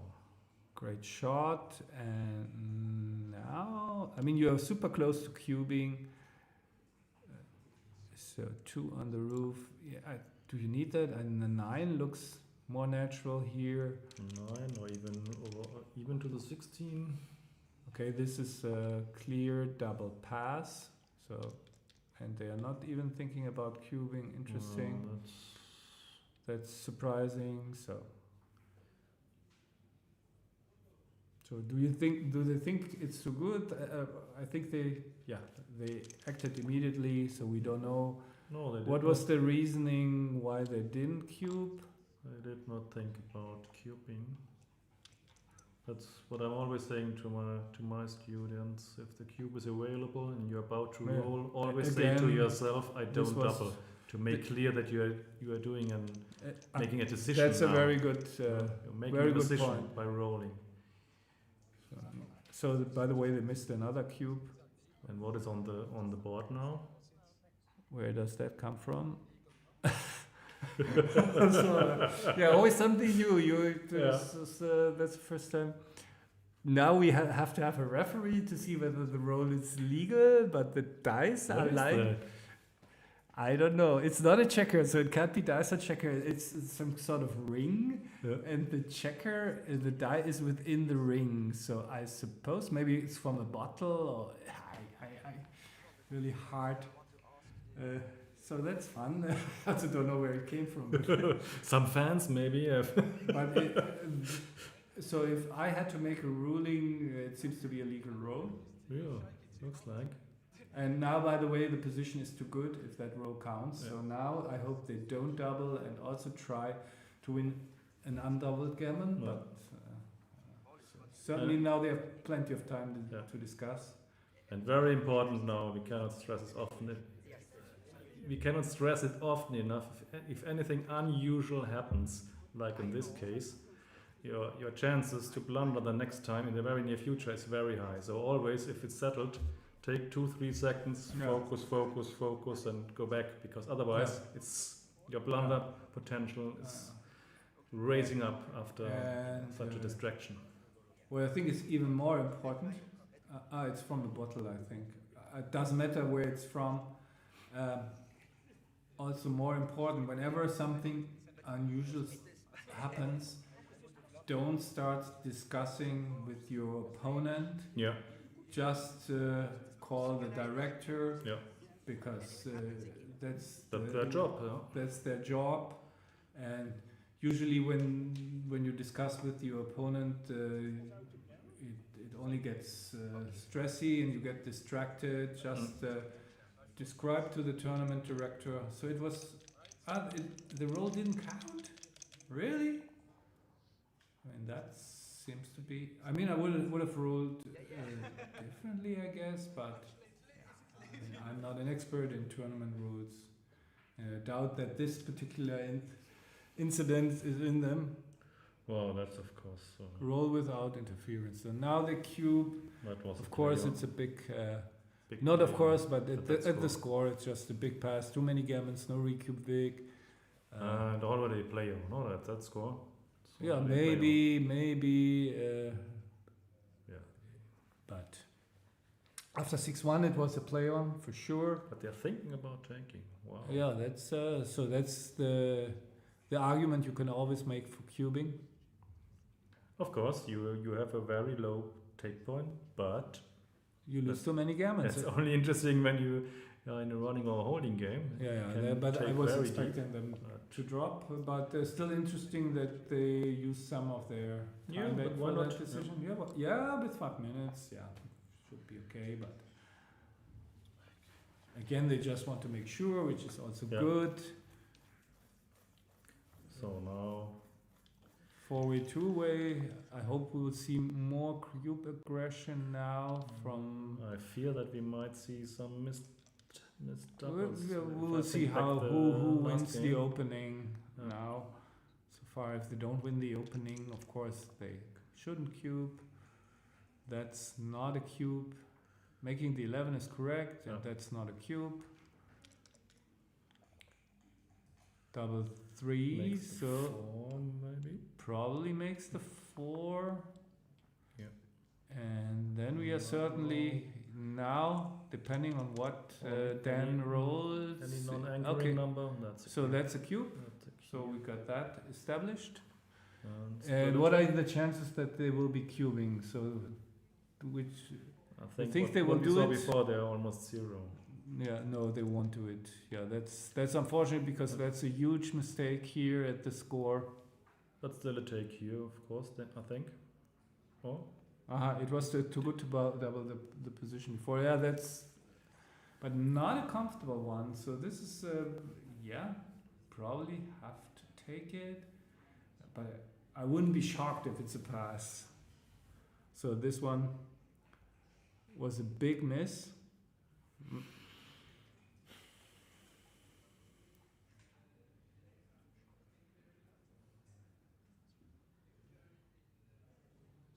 Yeah, but again, this is something it's easy when you have studied it, then it's so obvious. Yeah, sure. No, I don't fault them at all. If you did never do any match strategy studying, how should you know?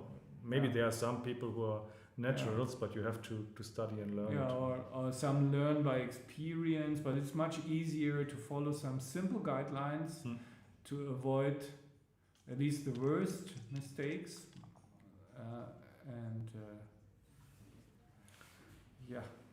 If you just follow these simple guidelines and like, let's say 10 commandments or whatever, probably you have covered already quite a bit of territory. Yeah. Of course, we could also recommend Nick Blazier's book or the new of Simon Barchett. Yeah. If you don't want to start so heavy with Dirk's theory of but beginning. I have also a chapter on the practical. So there's a lot of material outside for you. Especially for every, we have different ways of studying. Some people want to know the theory behind something. Others are just satisfied with the results. So plenty of good material out there. So now just play safe, out and safe, yeah.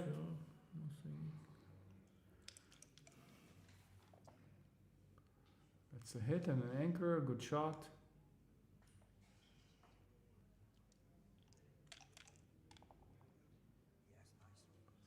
That's an even better shot. Maybe even making the ace, sure. Yeah, great. Get the goalkeeper out of your hair. 2-1. Another goalkeeper. Another goalkeeper. Double six is another great shot. So now this can easily finish it off because there are quite a few gammons for black here. Really need to enter. Oh, with two checkers, that's great.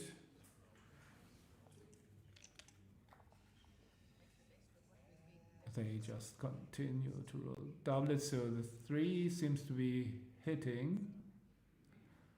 Yep. And then probably to the 8 and make the 10. Yeah, I think switching is too much here. No. Do I have to? Oh, it's a nice roll to clear things up in the Yeah, outfield. yeah.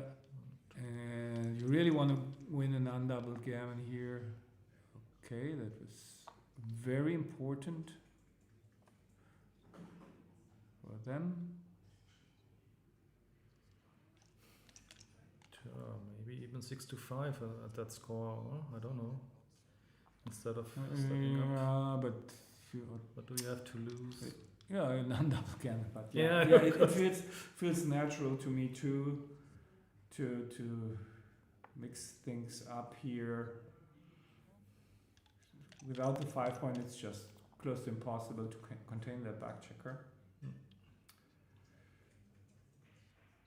But at least now they have established pretty good outfield control, and I guess that's the bar point. Yeah, you need to take some. Careful, not missing a double soon.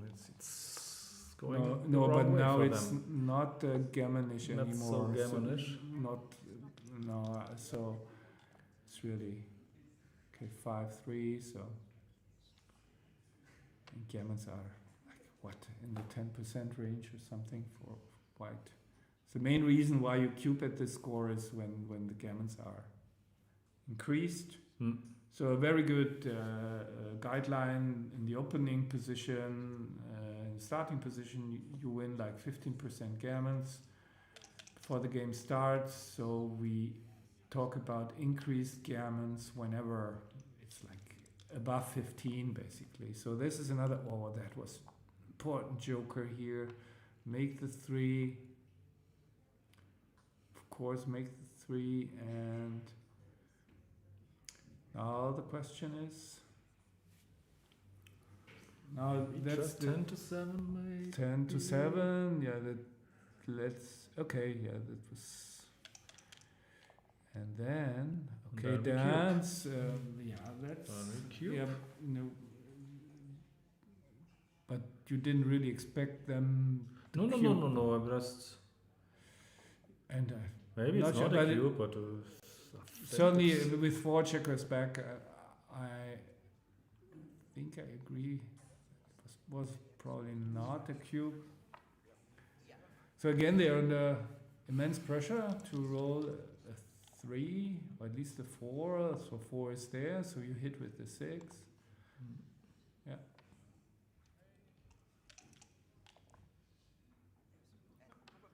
Yeah, and you switch. This is really all going dance way this game. So that's really what you're hoping for, winning an undoubled gammon and be done with it. And if they can make the 5 point or roll double 6s, is that, I guess, 2 times 8 to 2, you don't want to leave a direct. Way better than double 5s. Oh, double 5 would have been different. Okay. So now 4 in, and another chance to make the 5.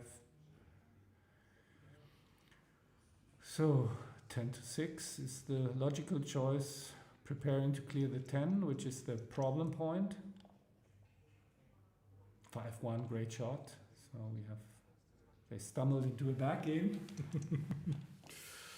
Yeah, possession is not too bad. So it will be really hard to clear.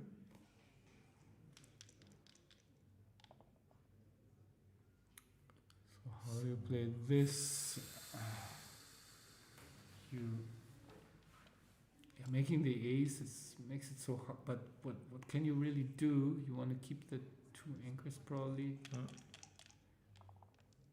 for maximum contact. The only problem is that it's going to be difficult now to contain the checker. In case you hit 4-2 is not great. I think you slot and jump out. Slot the 5 and jump out. Seems to be the best. It's natural to me.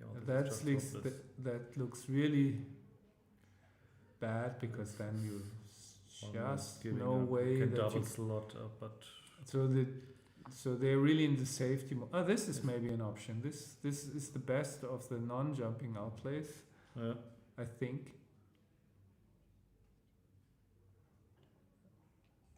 Yeah, this is not good, I think. Okay, there's a shot.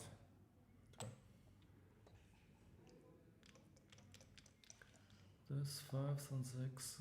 So for 5s and 6s. Yeah, Yeah, now the problems start. Yeah. How do you contain the checker with the 2 gaps in your home board? Certainly you should start by coming out and going for outfield control.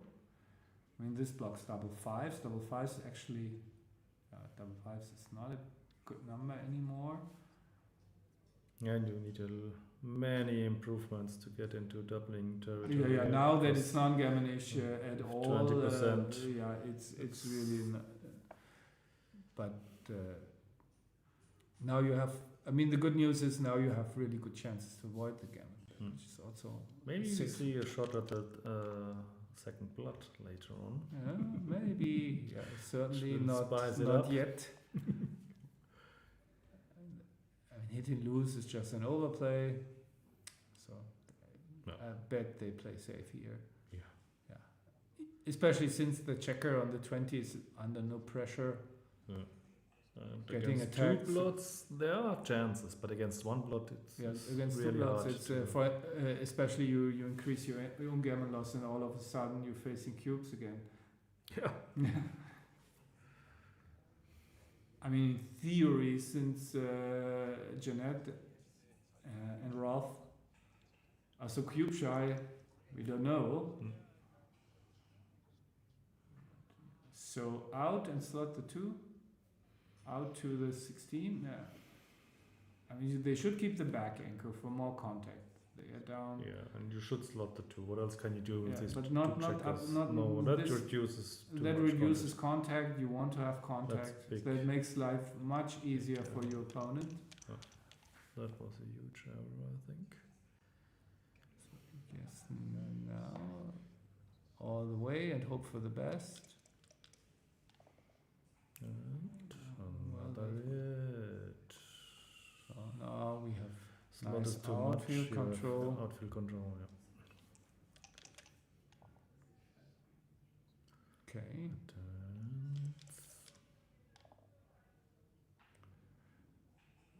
4-3.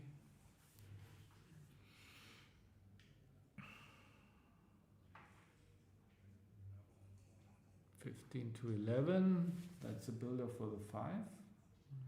And what about 2013? Is it 20? much? Yeah, that's also an option, certainly. These ones are incredibly hard. So many options. If I play this, I would move the other checker 17-14, yes.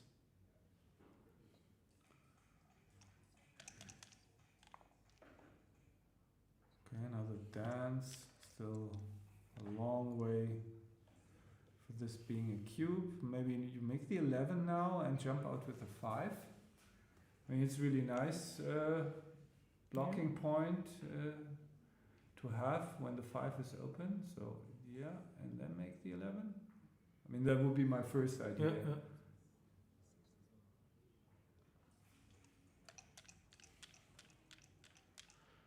Double 5. Nope.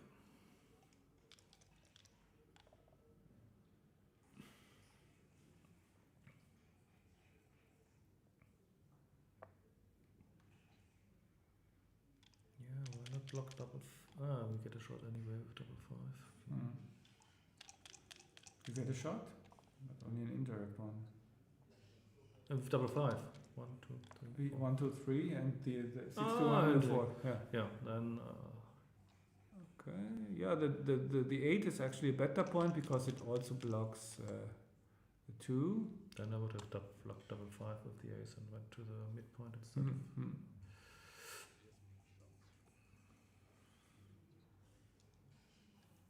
Okay, now of course we have to attack if we can, so that's we can. And we should, we have to, yeah. Easy one. Of course, yes. Yeah, the 5 was there, but cocked. Somehow defeated. There's another 5, so now it's again really dangerous. We need another joker from them. That's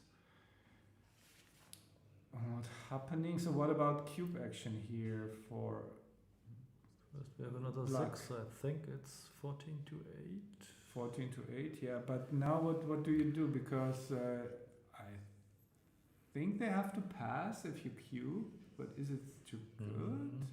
I mean, there's also plenty of shots left. I think we could be in a spot now where black should cube.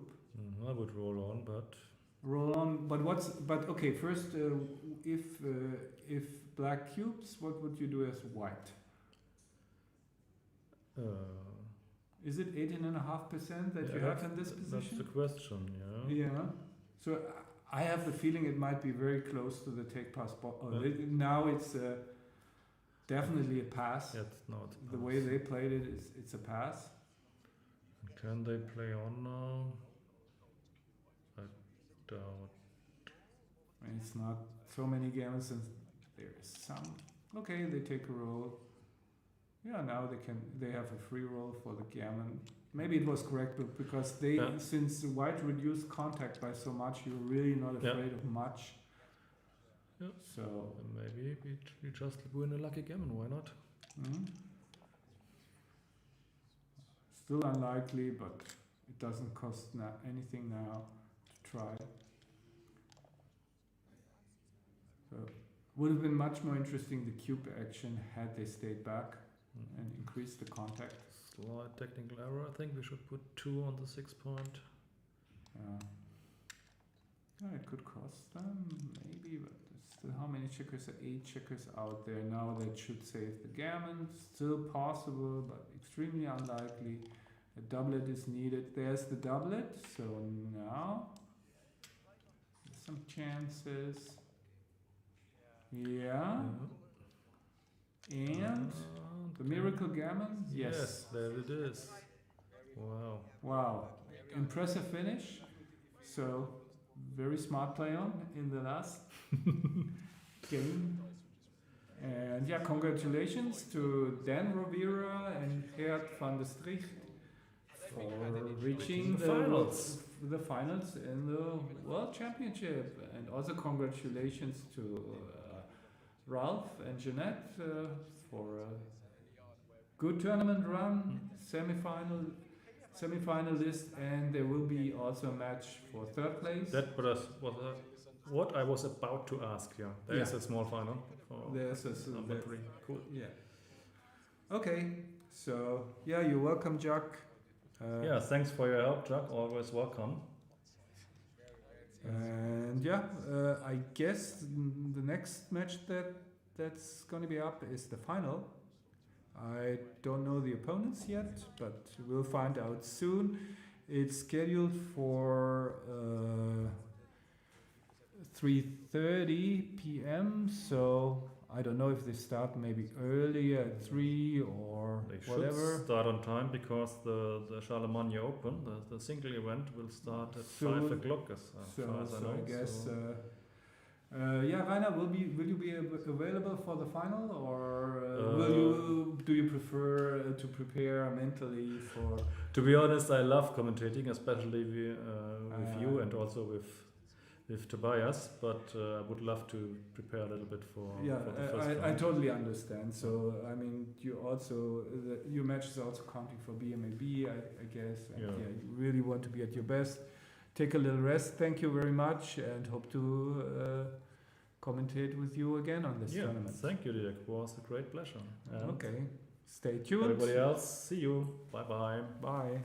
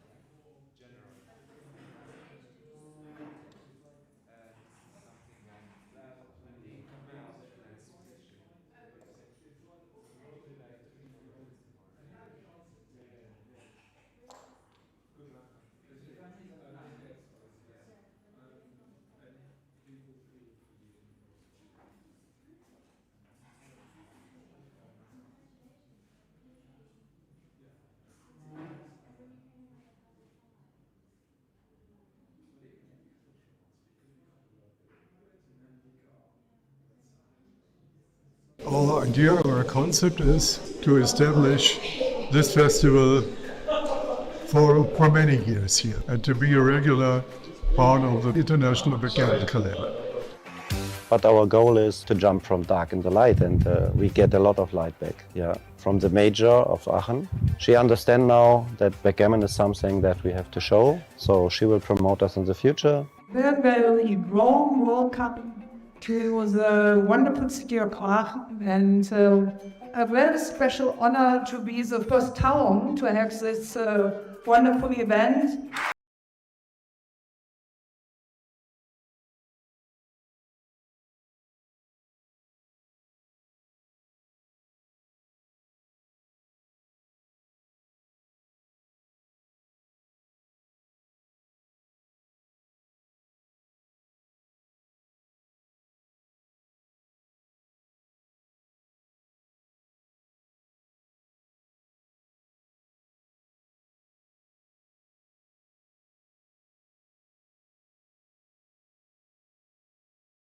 Our idea, our concept is to establish this festival for many years here and to be a regular part of the international backgammon calendar.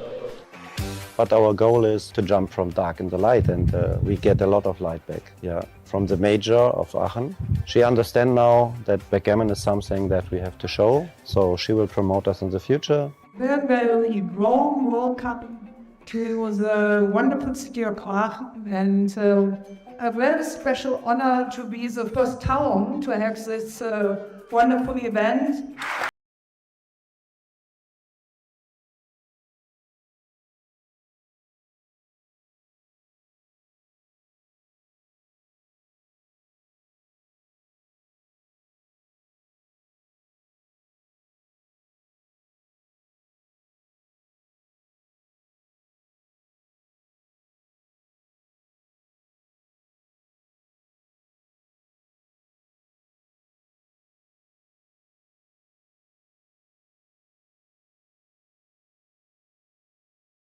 Our idea, our concept is to establish this festival for many years here and to be a regular part of the international backgammon calendar. But our goal is to jump from dark into light, and we get a lot of light back. From the mayor of Aachen. She understands now that backgammon is something that we have to show, so she will promote us in the future. Very, very warm welcome to the wonderful city of Aachen, and a very special honor to be the first town to have this wonderful event.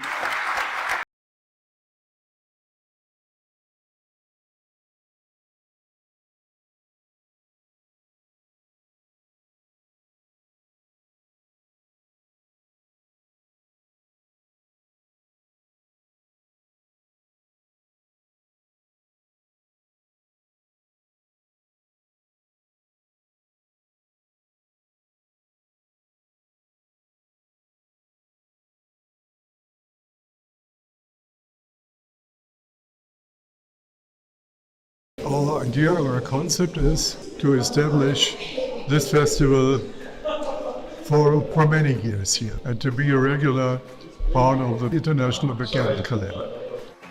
But our goal is to jump from dark into light, and we get a lot of light back. From the mayor of Aachen. She understands now that backgammon is something that we have to show, so she will promote us in the future. Very, very warm welcome to the wonderful city of Aachen, and a very special honor to be the first town to have this wonderful event.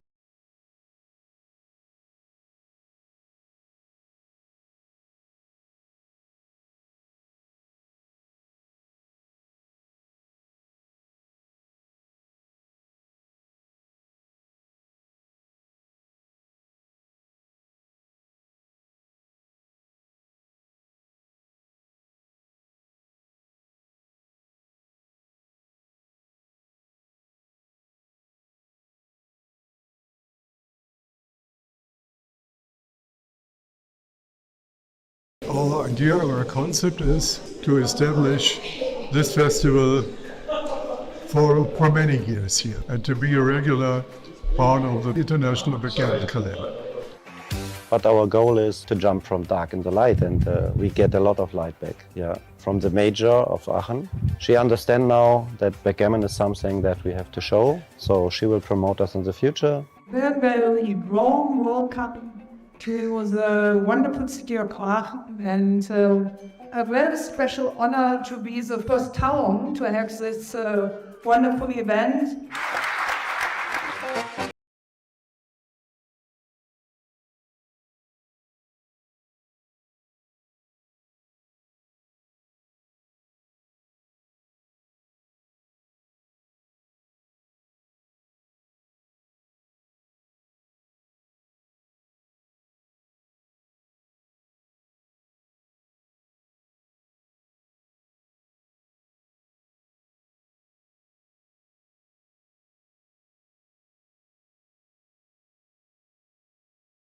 Our idea, our concept is to establish this festival.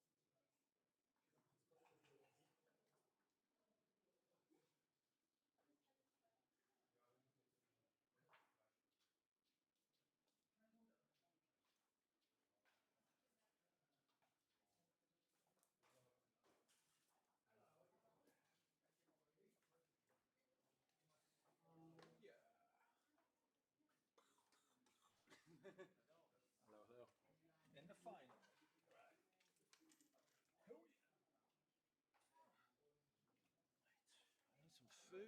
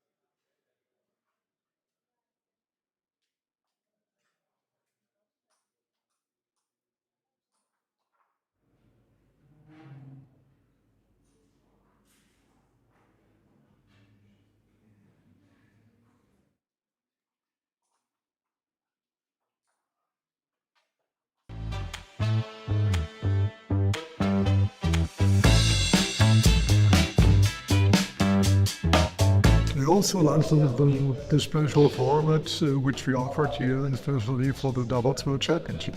And with Bernhard as the president of the World Beginners Federation, we discussed, well, why not organize it as a World Championship, because no World Championship for doubles had existed before.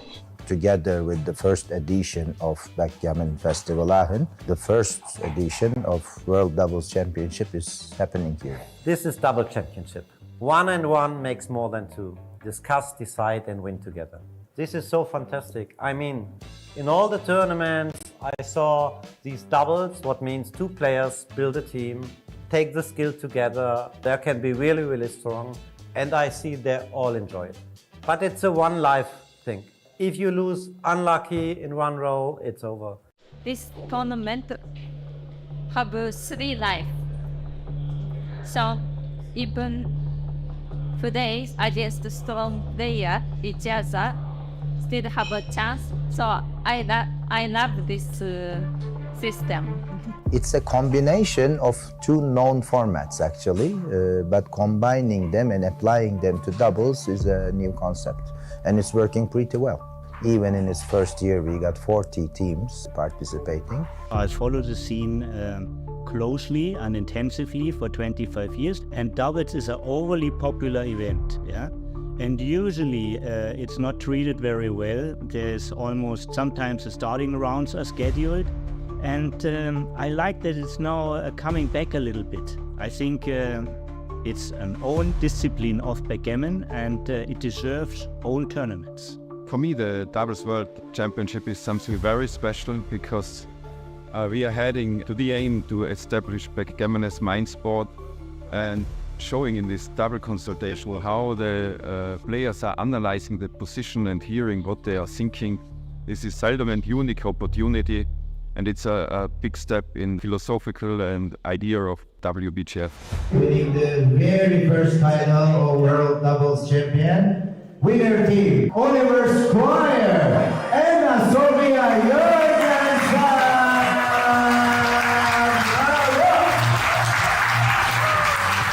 We played faster together, even you. Yeah, we've transcribed some of the matches, and our average PR is something like 2.5, which is a lot better than my average PR on my own.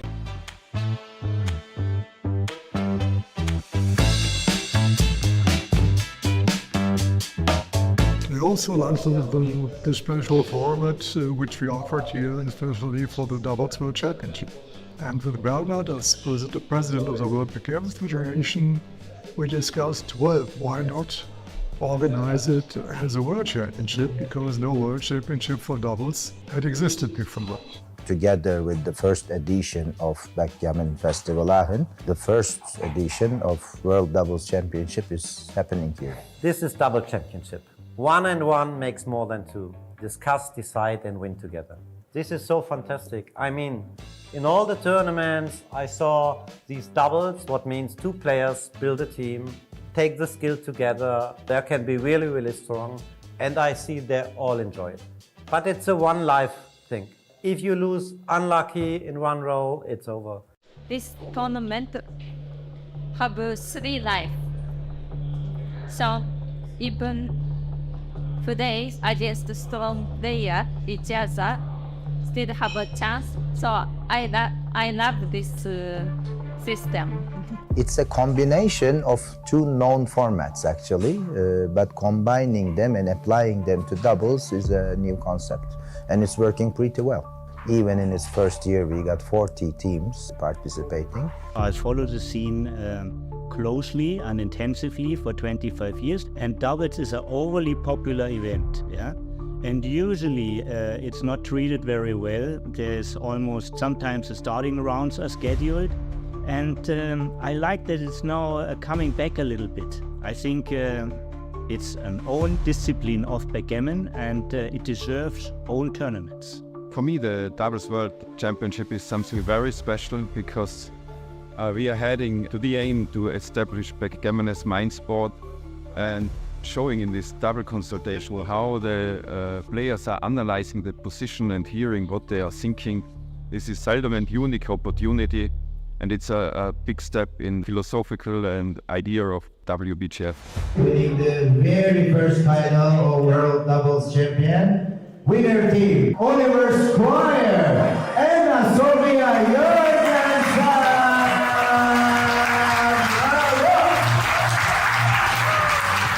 We played faster together, even you. Yeah, we've transcribed some of the matches, and our average PR is something like 2.5, which is a lot better than my average PR on my own.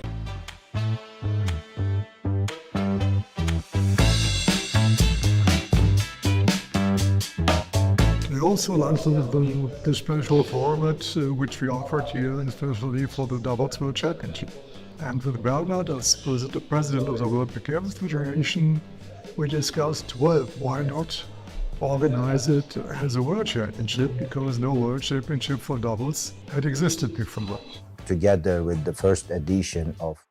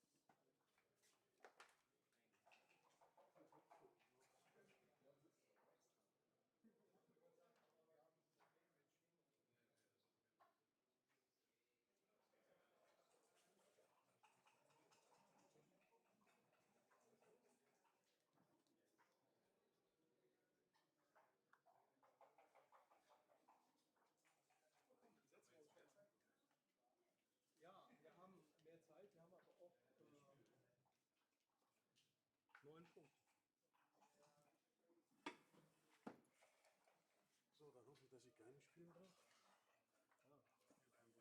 Wäre gut, wenn wir auf durchflutschen würden. Hast du dein Handy auf lautlos? Don't worry, you're not meeting me, of course. I'm gonna try. Can you move that just a second? This is manipulating film. Good match. Where do you sit down? Yeah, cool. Yes, okay, thank you. Yeah, and you're not gonna star in this movie too.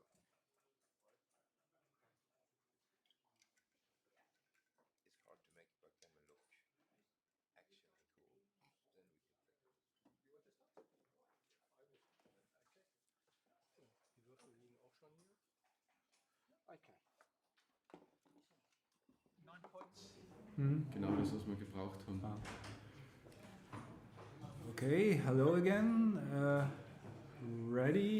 Getting ready for the final of the Doubles World Championship. We are live. And we just saw in the semifinal victorious Dan Rovira and Gerd van der Stricht. And their opponents are from Germany. Fred Brettler, experienced player, played many tournaments, and his partner, and that's a really nice story, is Francesco Rinaldi, also from Germany, and it's his first tournament ever. So that's a really great experience, I think. So they're already shaking hands, and I'm especially happy to have at my side the chairman of the event, Bernhard Meyer. Thanks for inviting me, Dirk. Thanks for introducing the players. Both Germans player I did not know, so it's amazing how many strong players are always in Germany, which I don't know, and popping up in the finals then. Yeah, I played against.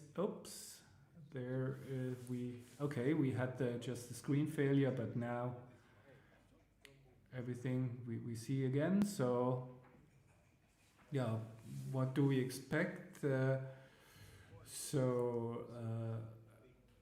Fred and Francesco, certainly the weaker players, I would say, not top level, but of course you have to know something about the game if you want to get to the final. So on our big screen here, sometimes we experience some blackouts. I hope that won't continue and you don't have the same blackouts. Still exchanging photos, yeah. Yeah, okay, so... Gerd van Stricht is a very strong player. He performed also very well in the PMAP tournament at the beginning of the event, I think. Yeah. Yes, and they are the favorites, but anything can happen in a 9-point match, and certainly Fred and Francesco have a more than reasonable chance to win it, to become second world champions. The event happened for the first time last year. So, and unlike all the other matches in the final is to 9 points. It's a bit longer. So 6-5, you hit 2 checkers.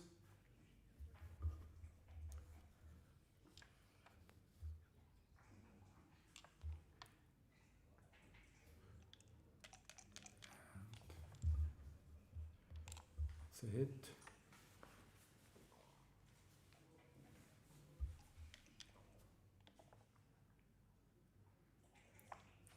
F1 just makes the point.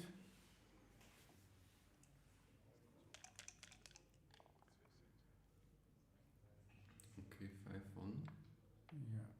Hit and out, duplicating force. Hit and out or going down? Yeah, I don't know. It's. I mean, the zone is also not. Yeah, it's also nice.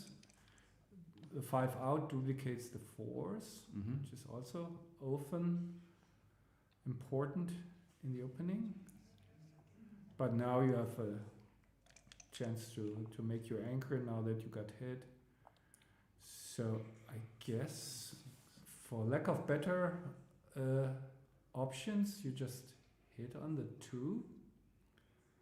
Because you really want to keep the checker on the 21, right? You don't want to disconnect your I checkers was- on the 24. I was thinking for a moment going to the 3-point. Yeah, I don't like this play too much. Fours and threes, and your back checkers are isolated now. Yeah. The hit is clear, and the 6. I would like to play down to have 10 in the zone. Yeah, and there's also not the. I mean, you're on the offensive, and you don't want to move the checker from the 20 because that's a good spot for that checker. Yeah, well done. Okay, 2-6 is not convenient. No, and now, So now it's hitting for sure. Yeah. hitting for sure. I think this anything else just too passive because White has many builders to make a good inside point. So you need to win the tempo. Maybe this might be an early bird and a cube now. 3 checkers behind the prime. So they are thinking about cubing. That is great because before we saw in the semifinal they sometimes just made insta decisions in spots that I found difficult. So not with these. I played them in the quarterfinals with my partner, and they really take their time, which is good. But I liked that they didn't cube because I think they were on the bar, and it would have been quite an easy take. Yeah, it could have been a Without small a- cube. I don't think Mhm. it's a big difference. I think again you have to hit something, that's for sure. Yeah. And now I really think they They should, yeah. they should cube because now you have also all these double hits, and yeah, it's a good cube. Put some pressure on your opponent. Many good things can happen, and even if you don't roll anything special, you will remain the favorite. So there's really a lot of work for black to. And doubles play very well. Yeah, and the double hits are really dangerous. So 2-6, for example, is now black really needs to perform roll a 4, otherwise it's. So there's the 4 and the 4, 5. 5. Great shot.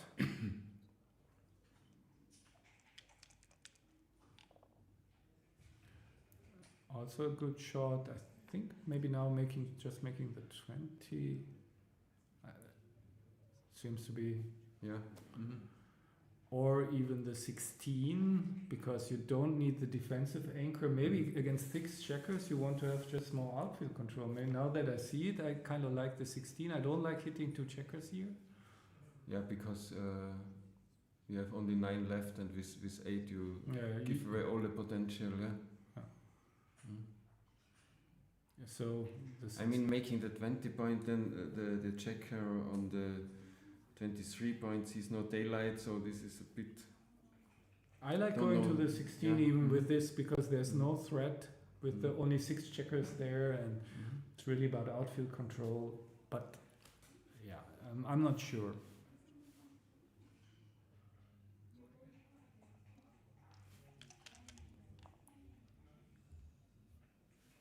So they hit and got rewarded for the hit. Now they have good chance to either make the 5 or the 4. Now they should continue. Continue Now that they hitting. cover and hit. So you cover the 2 point and you hit on the 5, yeah? Yeah, I think so. Yeah, that's good. Yeah, cover with the 5 first. Yeah. No, what's that? Why hit that? Where do you want to play the 5 now? Because the 8 and the 2 point are not making a prime, so Yes, that's why not make the better point? Try to go for the better point. So this I don't quite understand. But as I mentioned, they really take their time, and so okay, they do it. That's kind of surprising to me. It's also, you really don't want to give up the bar point against the checkers and the ace point. So this play I don't quite understand. So now consolidate. Yeah, that's great. They remade the bar point. So 1, 2, too. I guess They just will to the s- 23. yeah. And now I think they should hit on the 3 point if possible. Yeah. Because Yeah. I think the 1-5 game is quite inconvenient. Yeah, it's really. But if they, it would be a huge victory for them if they could make the 3. And if they get hit, they really, there's really no danger right now. So yeah, I like that decision. And now with a 4, an 8, or a 10, they can get 3 point. There's the 4. Mm-hmm. So they will make it for sure. I would make the golden point. Yeah, now there's just really for the no moment. Yeah, just there's no reason not to, basically, because there's no really appealing 3. So I always like the saying plots protect plots, but in this case, Yeah. I think it's good to make Yeah. a point. I think just bringing a checker down is way too loose. So then you get hit, and then you have to try to patch your position together. So you should just play normal, I would say, because it's actually quite normal to make the good play. They hope to anchor. Yes, That's a great shot. I would probably hit on the bar. Yeah, that would be my instinct. Yeah. Because their first instinct, maybe he didn't see it at first, but I think they will end up making this play. Mm. So we have a quite complicated game just right off the start. So that's another hit for sure.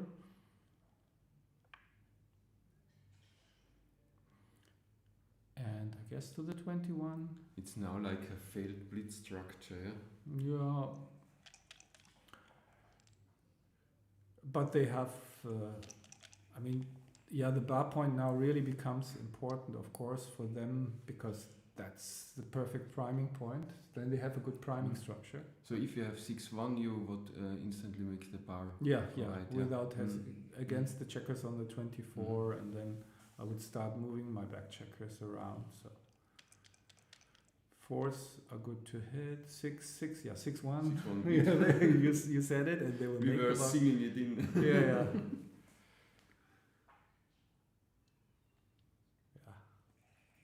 A nice detail, we have a German cube, Yeah, that's the Fred's cube. Mm-hmm.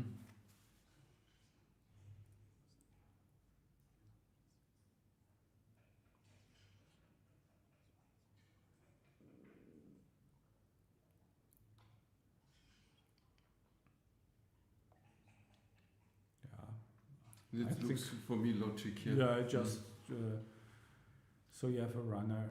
I mean, you don't need the 20 anchor, but it feels. I mean, this is also fine, but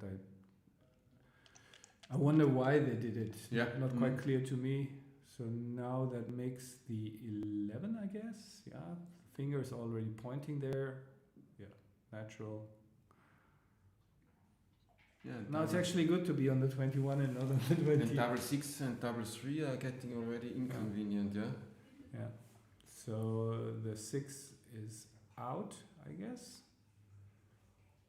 Or they can play the 3 out and bury a checker on the bar point, which is also a possibility. But usually you try to fight for outfield control. Isn't it important to also get a landing point in the outfield? Yeah, exactly. So I would like 3 on the golden point and 6 to the 10 point. Yeah, that's probably the best solution, especially since black is not really happy about having to break either the midpoint or the 11 to hit. Yeah. So these checkers are actually relatively safe. So yeah, no, that's too passive, I think. Ceding outfield control. That looks really dilly, yeah. Yeah, it's just The like builders now you can really see splitting your armies in two is rarely a good idea. Mm-hmm. So yeah, that's good. And then This is very interesting. This game. Yeah. Yeah, this is also possible. Yeah, but the main point is you really want to have a presence in the outfield here. Yeah. Mm-hmm. Mm-hmm.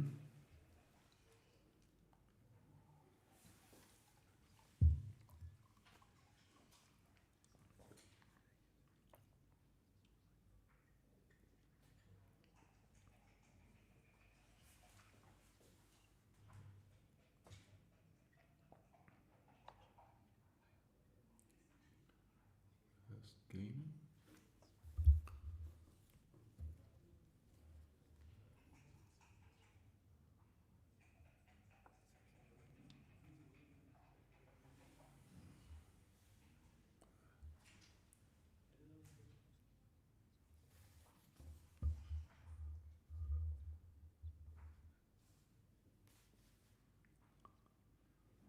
They're using quite a lot. Yeah. For the first game, Yeah. And they told me they were in time trouble. I mean, don't like it particularly, but it's also at least the checker on the 18 is going for outfield control.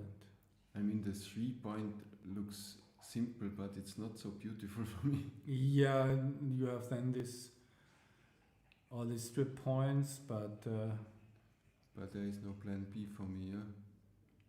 Because giving a shot on the midpoint, yeah.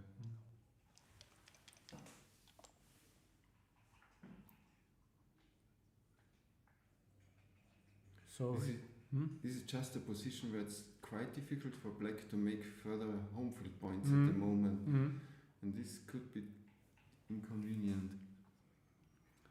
Yeah, also the stripped position. I mean, McGreal called it a TMP position, too many points when you have 7 points. Okay, yeah. This is actually a good play, I think. Yeah, I like it. Not making the par point. Yeah. All checkers connected. Yeah, that's nice. Don't block yourself, because bad things can happen when you block yourself. And again, this is a double 6, which are not nice, and double 3. So Snowflakes is saying we should switch after the final to Backgammon Festival channel to see the streams of the Charlemagne Open. Okay.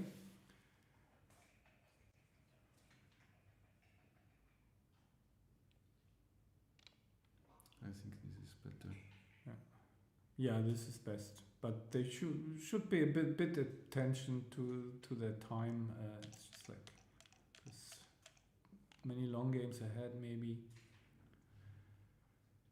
So now what we do here is not that easy.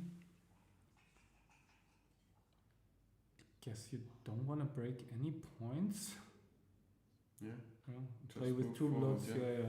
Just keep the outfield presence. 6 hits. Yeah, that's clear.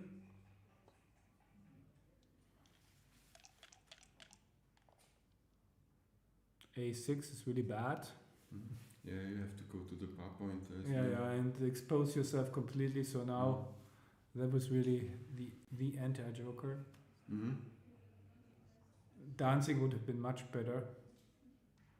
But yeah, you cannot choose your roles, and it is what it is. But that's also terrible. But it's playable. It's playable, but it's terrible. Yeah. Maybe I wasn't so sure about the last ace, because now you block, but some 6s you simply can't play. So if you roll a 6-3, it's not that terrible, because you just play the 3.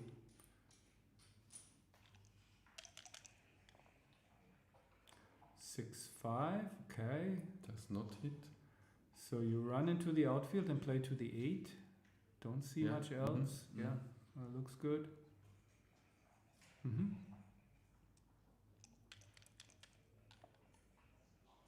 That's only 1 die. Ace wasn't good anyway for them. 6-3 is again barely playable. Not many choices here. Yeah. How big are the winning chances for white, ignoring the gammons? Oh, is that's it more than 60? I don't know. I think this is really tricky for white. Now after the 4-point was a great addition, and now no choice. Yeah. No choice. Yeah. So now it's all diversified. Yeah. 6s, 3s, and 4s. There is a 4 double hit. So now white is under serious pressure to roll a 4 or double aces for that matter. 5, I mean, sorry. I think we can. That's only the 4. I think we can see a recube now even. Yeah, they should think about it, because if they make the prime,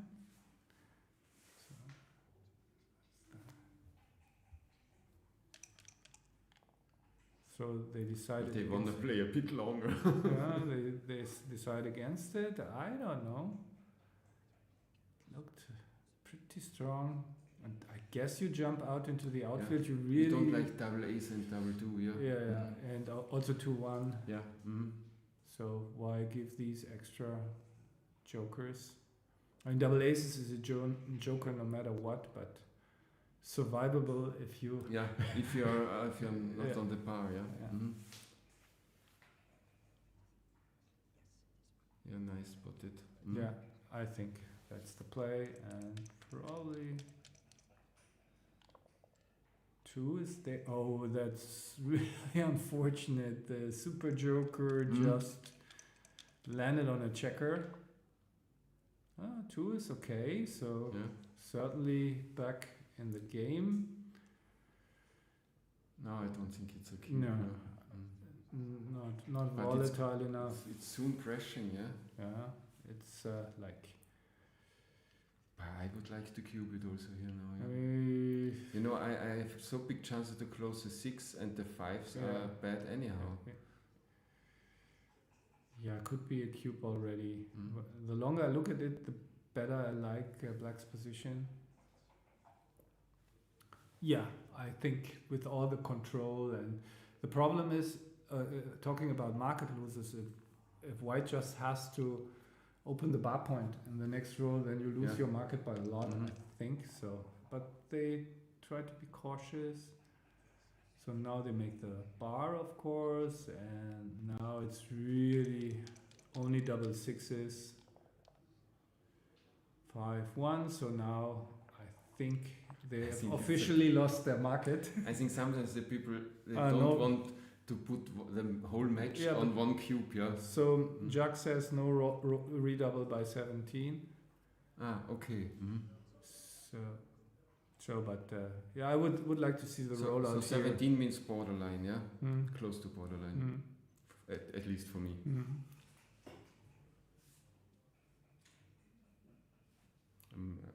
I guess now they are discussing if it's too good, but I don't believe in too good.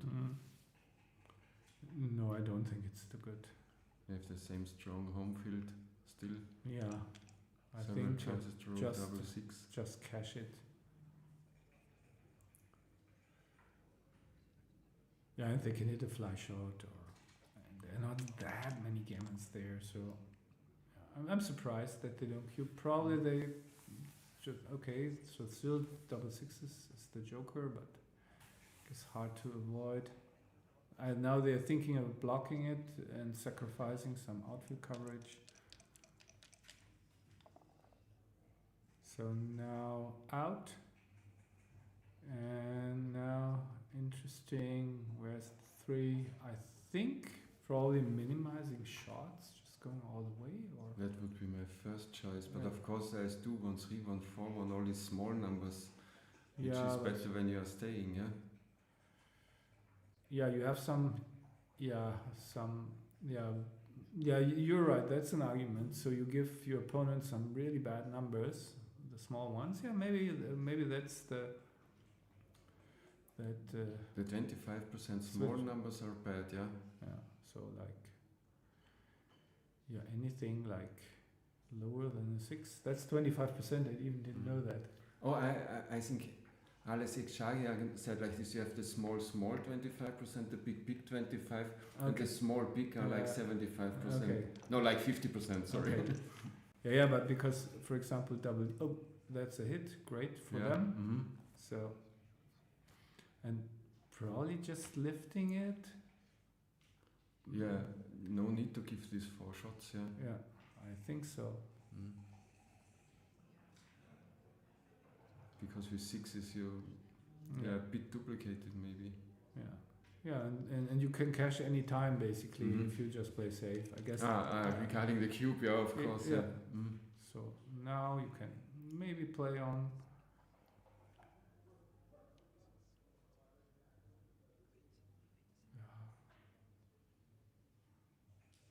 Probably you cannot make a big mistake by rolling here. The pass is obvious now, so we agree on that, I guess.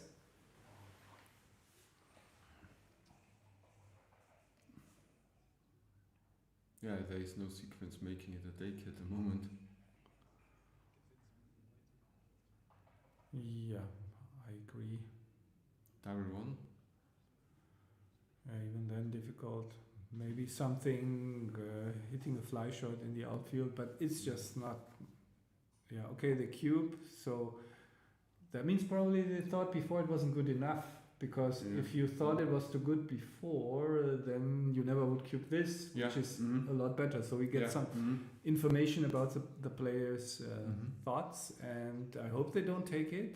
But maybe it's the first game syndrome also, yeah. But that would be really bad to take this. It's just super hard to win this. Just. Yeah, with the checker seeing no daylight, there is. Yeah. Just too hard to win this. Would be a big mistake. Yeah, it could only happen when they misinterpret and just look at the good things or just at the bad things of the opponents. But I even don't see a really bad. Yeah, maybe it's a little bit psychology involved because maybe they think the other thought whether to double or not between no double because and they double waited, because they waited. Yeah, too good to double. Jack always there with the information. Thank you. And yeah, but still, if they take it, they drop. I'm really happy for them because that would have been like in the final. You take this, lose a gammon, and then it's 8-0. So now we have plenty to go.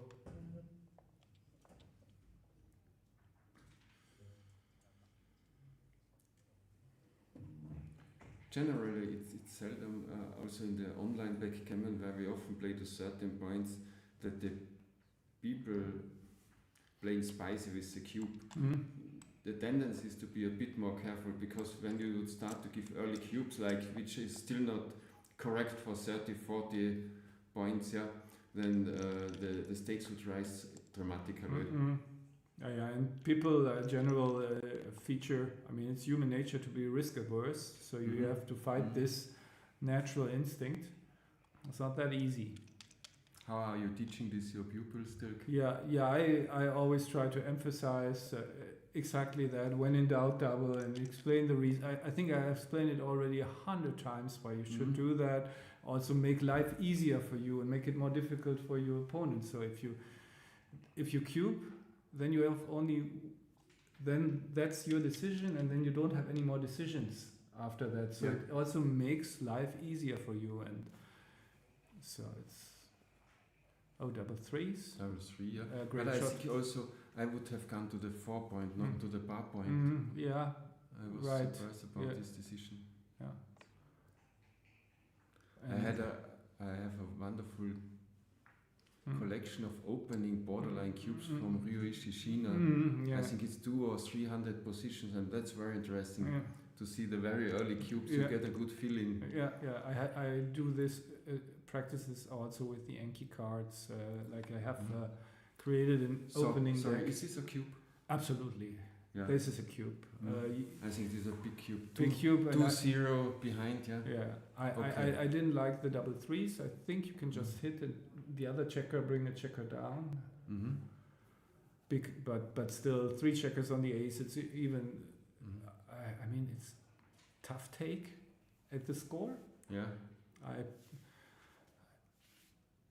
would be even inclined. Maybe can you pass this? But it's so bad with the 3 checkers there.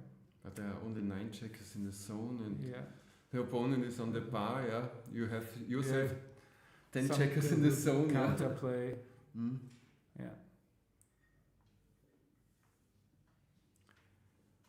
Yeah, certainly a tough decision with this mid point. Even if white just doesn't hit, it's hard. You have really lots of work to do. You have to consolidate your front position.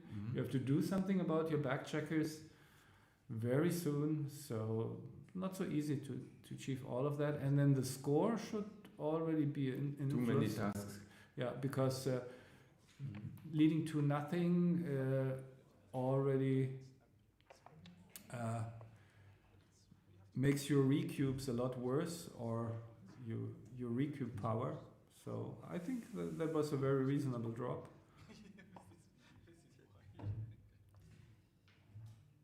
So maybe Jack can enlighten us. Yeah. That was interesting. Yeah. I think easy take. Wow. Yeah. So we all hallucinated and the score and this and that. So then I overestimate White's position. Yeah, it looked like 3 checkers on the ace. It's so horrible, and since we are pattern recognition types, so 1 is clear. In the early, when you start, you learn with a checker against a check on the bar, you can always take. Yeah. And it was true again. Actually, decision-making process, they should play the first 3 threes, like 6 to 3, 8 to 5, and the last one is only between 6 to 3 and 8 to 5. But I think here it's rather it's rather obvious that you make the 5 point with a blot in the home board and duplication. So this might be. You go to the bar. Yeah. Yeah, you go. Yeah, which bar? Yeah. 2 bars to go to. Okay. Opponent's bar. Yeah, opponents. No, but that is an awful lot of diversification. But I think you have to fight for the higher rank here. Yeah. But this is really scary now because 4s and 2s hits, 6s, aces hits, 3s cover, and 5s hits on the 8. So very diversified. Yeah, I think this is a cube now. I mean, there's also the volatility. I think it's a good cube.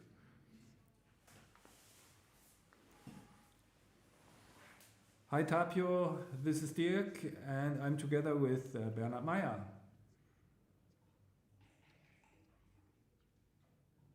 Yeah, good cube. I think it's still a take, but it's not. It looks. Black's position is certainly stronger than it may look.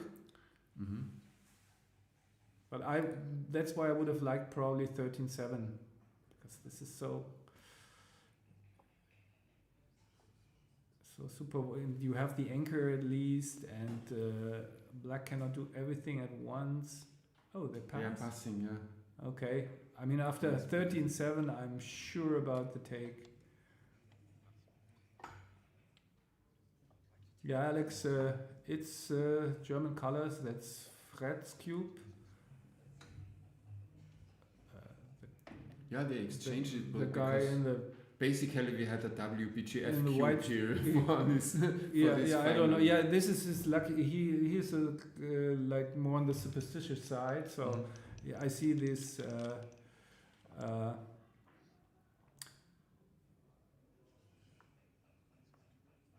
Yeah, hi Andreas, you're welcome. Our pleasure. Hi Andreas, hello.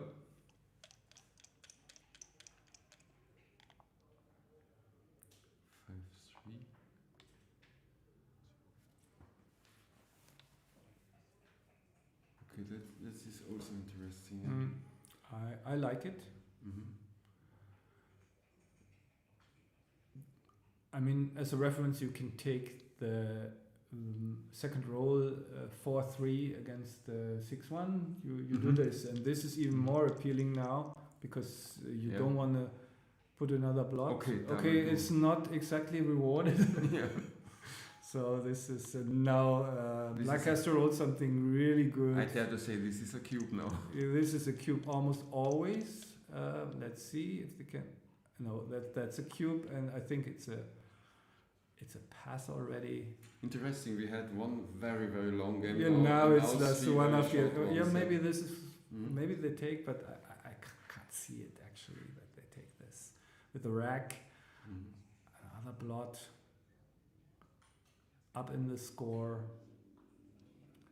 I think the Blitz reference is saying everything that is a pass. Yeah.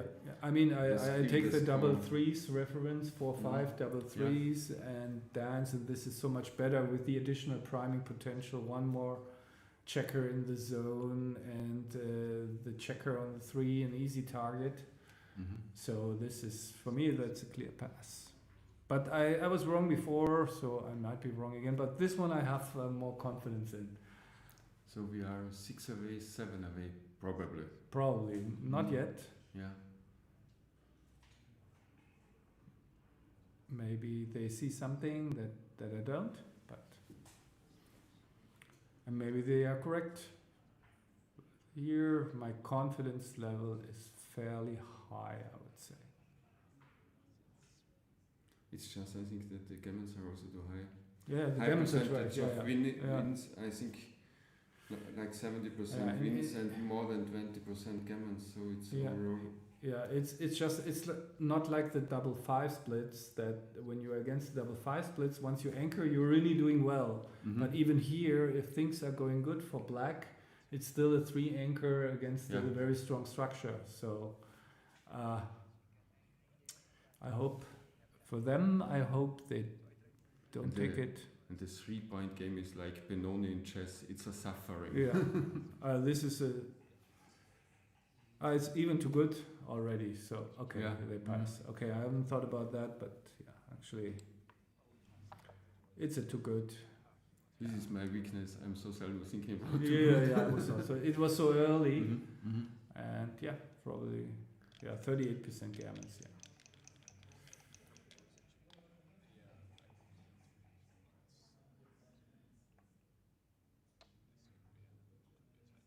Yeah, thank you, Alex. Okay, 5-1, nothing Yeah. special. Mhm. Just make the 3. Yeah. Mhm.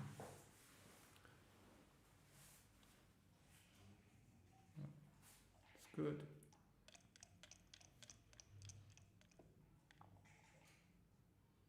Yeah. Oh, that's nice. Yeah, 2 inside points. Okay, 1 inside point, I guess, and then the switch. You switch, yeah. You have Yeah, to- I don't know. I don't know what else do you do. I mean, maybe you don't need to. I mean, it looks awkward because of you stack on the 8, so I don't like Yeah. it. But do you need to switch? Maybe not. I mean, this is, by the way, identical position, so you know you're an Yeah. underdog when you do Mhm, this. mhm. But yeah, it's structurally it looks really weak. So maybe, yeah, but it buys you some time, and it's a Is it 3-point board. necessary to, Yeah. to buy some time? Yeah, maybe. Yeah, I mean, you can then move your back checkers maybe, or the other one with the 3-point board. So this is difficult. What would you? So you wouldn't switch or didn't consider switching? It was first I was considering, Uh-huh. but When- Black has not so much ammunition at the moment to Mm. advance his front structure. Mm-hmm. So this from the priming structure, this is much more convenient. I once mentioned when the opponent makes an early split to 2 as compared with an ace. Bringing a checker to is good.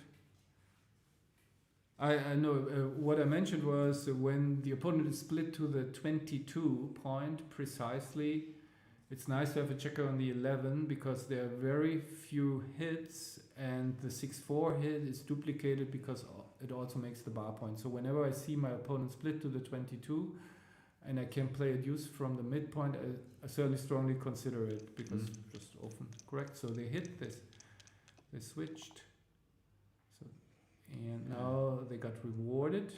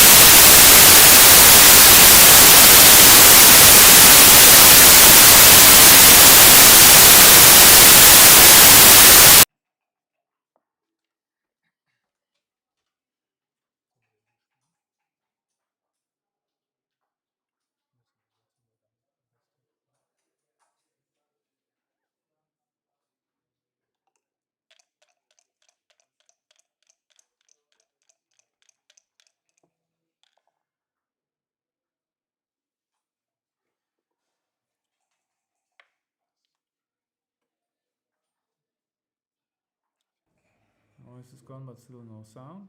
So. Maybe we just didn't say anything before. No, 4-3 was no. Thank you, it should be alright. Yeah. Yeah, okay, can you hear something now?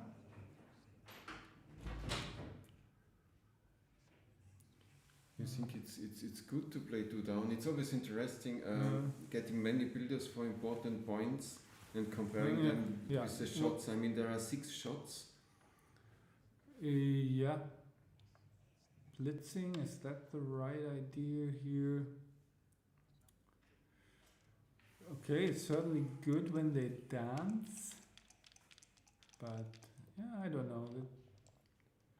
They don't, just the opposite. So they hit and probably play just 8 to 6 would be my first choice, I think. And playing 8-7 to try to make the bar point.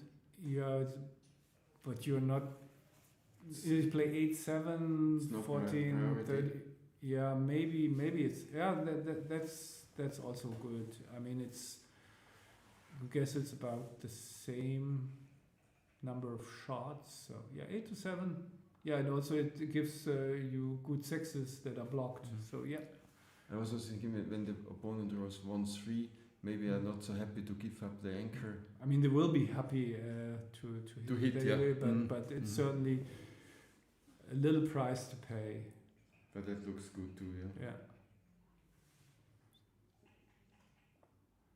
So certainly, okay, that's also fine for sure.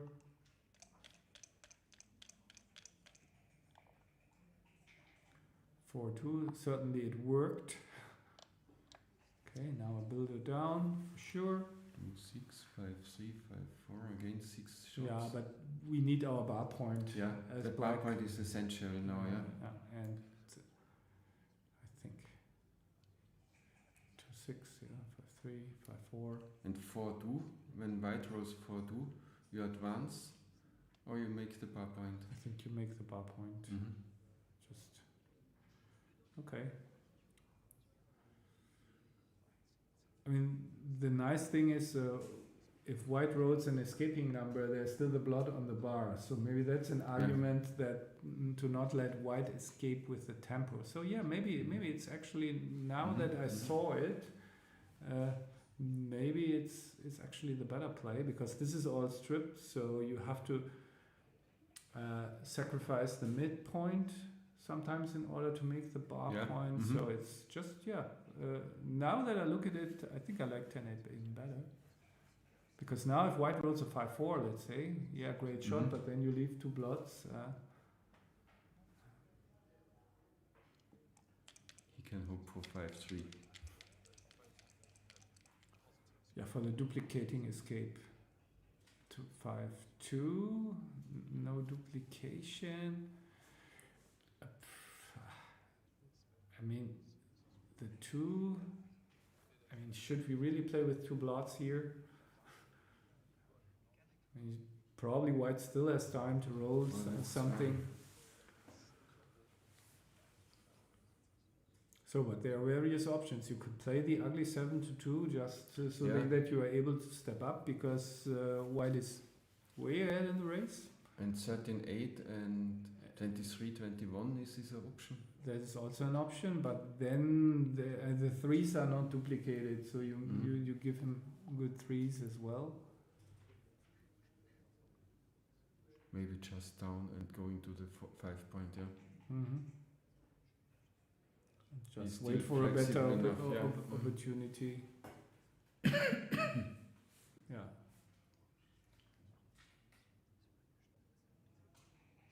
Certainly taking their time.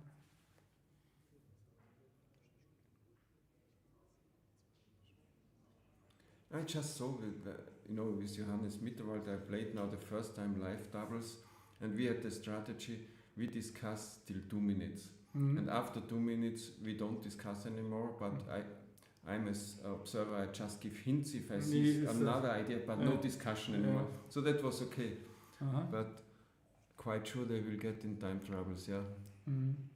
if there is not a high stakes cube. Yeah, Francesco told me they made a huge blunder because they overlooked something because they had only 20 seconds on the clock. Yeah.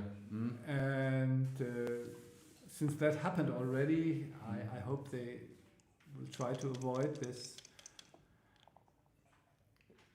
But I always like to play against Johan Huik in doubles or consultation matches because they are taking all the time, because they also know towards the end it can get very easy with the Yeah, cube. but you cannot be sure. You so cannot be sure, yeah. so just have a little bit in the bank, maybe.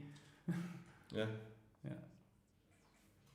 Probably. I mean, the outfield play looks nice. Because actually you have fewer covers than you think. Imagine you roll 4-1 next. And this looks so flexible. Yeah. And he has 3 builders to make the bar point. Yeah. Yeah, and like Michi is saying, F13 fight with 13 checkers. The extra checker on the 21 is also not doing much. Only bad thing is about that the 4s are not duplicated. They're actually bad. It's actually the worst number, pretty much for white. So I can see the reason here to do this. Certainly not an easy play.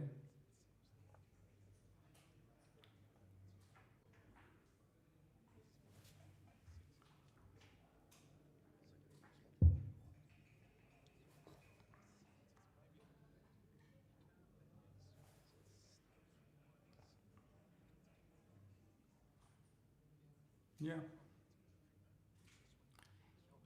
So this looks kind of the natural play, whatever that means, but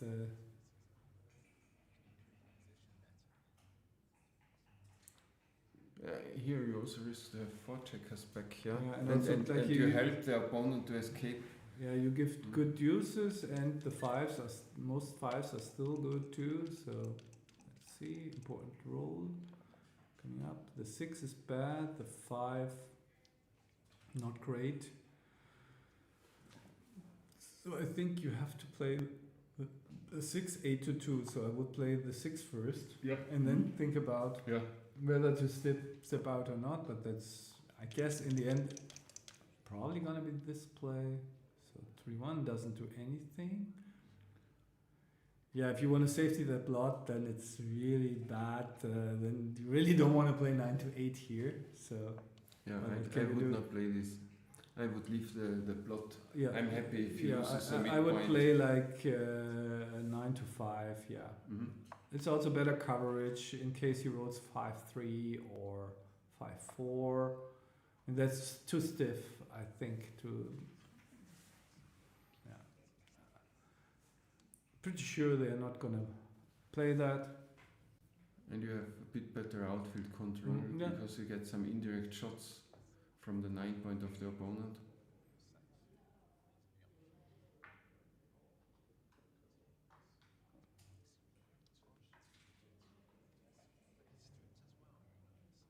Okay, I personally don't like this.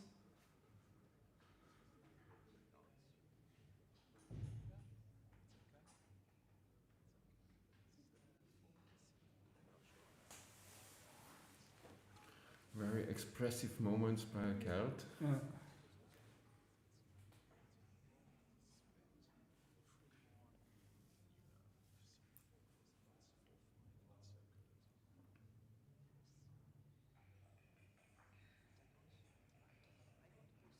Okay, so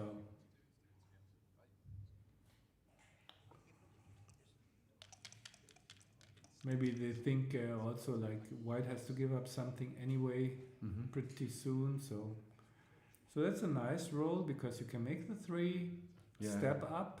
I always laugh when I have a 1 point stronger home field than the opponent. So yeah, that's nice. I really enjoy the 4 point, 3 point.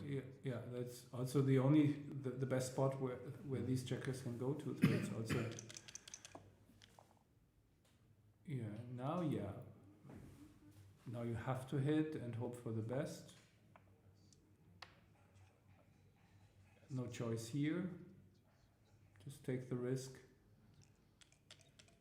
50-50, 50-50, yeah, yeah. it was just about to say even money, and they hit. So now after a fan, that is an easy cube, Yeah. and rather a tough take. So that's the fan. So I they don't will believe in too good as usual.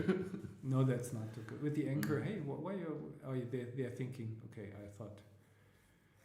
No, it's not too good, but because you just get stuck there, and he enters, and then so this is definitely not too good. Clear double.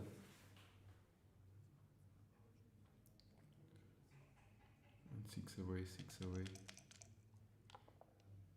Okay, that's a bit ambitious. I can't believe that they thought this is not good enough. Yeah.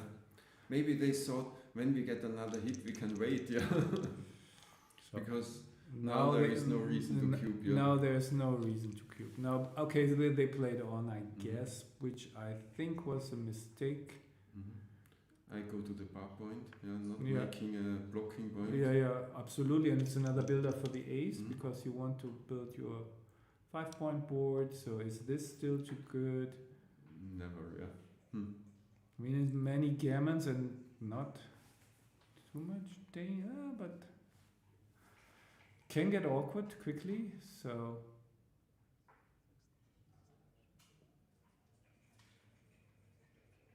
yeah, it was getting too close to too good. Here we have another interesting decisions. I think the pass is very clear and easy. Yeah, but if I look at 6-3, for example, it's not a convenient roll for Yeah. white. So They have to should play they two draw down. nine? They risk some losses, but of course, if they make the ace, they also win tons of gammons. But so still too good. So it's still too good, yeah. Yeah. Okay, but that's difficult to find. I Yeah, think. difficult find, yeah.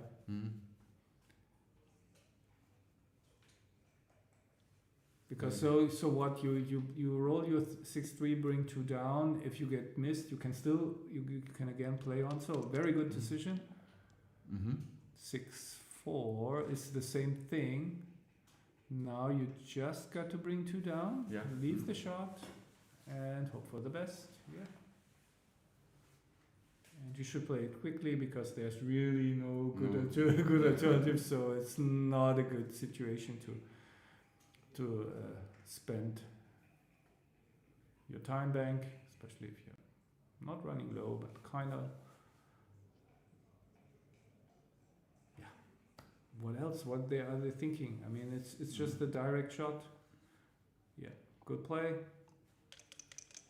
Now it's a 5, or it's again there's the 5, and now we have a game again. Yeah. Okay. So that's what can sometimes happen. Okay, I think you may want to hit here. Yeah, you have the stronger board. Yeah. And I think doing this is coming. I don't like under the gun. Yeah. Also, like then if they hit you, they build the counter prime. Yeah. And they have the advanced anchor. Okay, 3 was duplicated at least. Yeah. Yeah. So now. Yeah. Okay.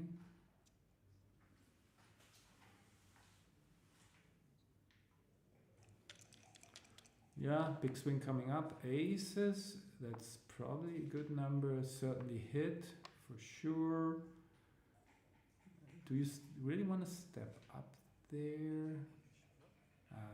This looks so... yeah, but if after dance you have a good cube, so it looks painful. It looks painful, but maybe within for this... the cube, yeah. Yeah, you have access to the cube, so... I mean, there's a rationale for not taking any extra risks. Here, of course, the same. If they dance, it's too good again, probably, with 5s hitting, 6s and 4s covering. When you have to also consider the cube action in the checker play, that's really very tricky. Yeah. I wrote something about it. It's tough. Certainly reasonable. It's certainly not as ugly. I mean, it's ugly, but but they say no choking. Yeah, and it worked, and now again, yeah, they are smiling because they are also like always the cube action, too good, not too good. On the board, this is so emotional. Yeah, Yeah. You have because you already have the feeling you had 5-6 moments. Are we too good? Are we not too good? Yeah, we missed it. I think here they have to cube because if they just roll something, sixes are duplicated for making the 2 point, so they can really roll something bad here, and then. And the bearing is very tricky yeah, now and with already with these 2 gaps. With the and open use points of, I mean, they should come to a conclusion quickly. That's because they lost. Okay, they lost all the blind bank already. Yeah. Oh, double threes. That's the monster. Okay, back to too good. So okay, cool. Yeah. What else? Don't waste time on that. Yeah, great. Enjoying the Super Joker, but 3 on the roof. And at the same time, you also have in the mind, did I miss a moment where I could cube the opponent in? Yeah. Now it's going to the 5.75. Yeah. That leaves double threes, but still, it's probably worse the builder, and you want to clear points. Now they're counting double threes, but I think the extra builder is worth it. Because double threes is good anyway, because, I like it. Yeah.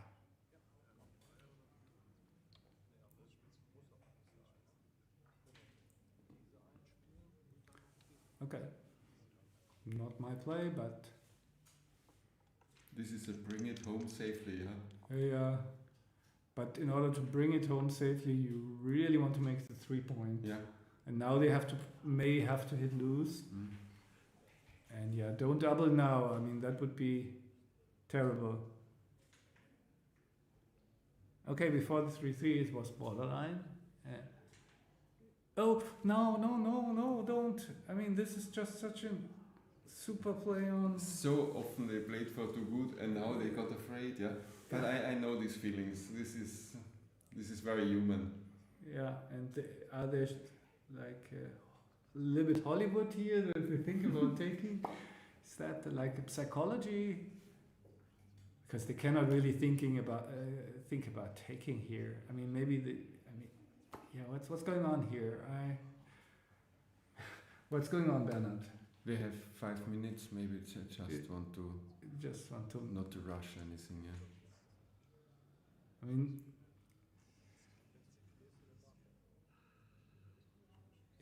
Yeah, surprise, surprise, no take. Okay, we are now in this 6-point match. Wow. And they have 9 minutes left, so they have 1.5 minutes. Yeah, it's still, of course, doable, but at some point they should just... So why Danish take? I don't know. I just don't understand why it's a Danish take. Is there any history to it?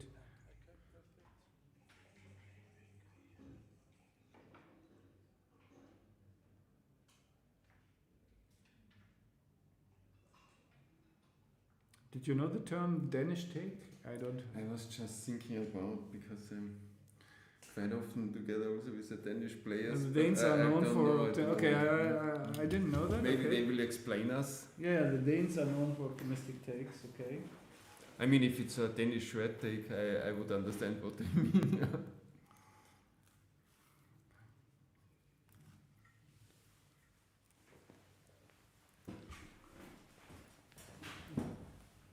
So tomorrow the Pro-Am tournament is starting, I think, and tonight I think the tournament starts at 5 very soon. Yeah. So they shouldn't take their break for too long.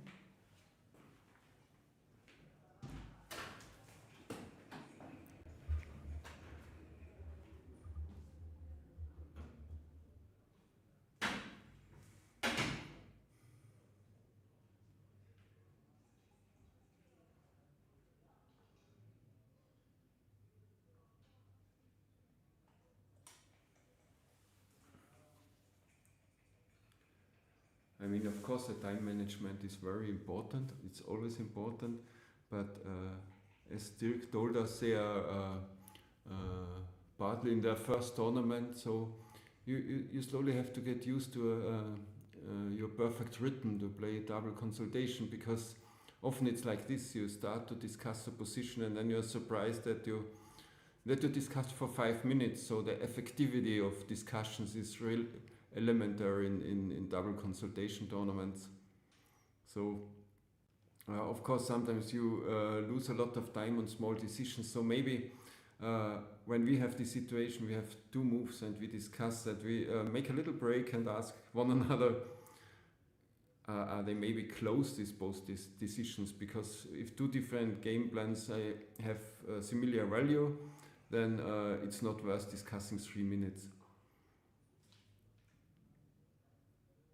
But I liked before that they didn't rush the bus, even when it was a obvious too good position, because you should basically always take a bit of time for cube decisions.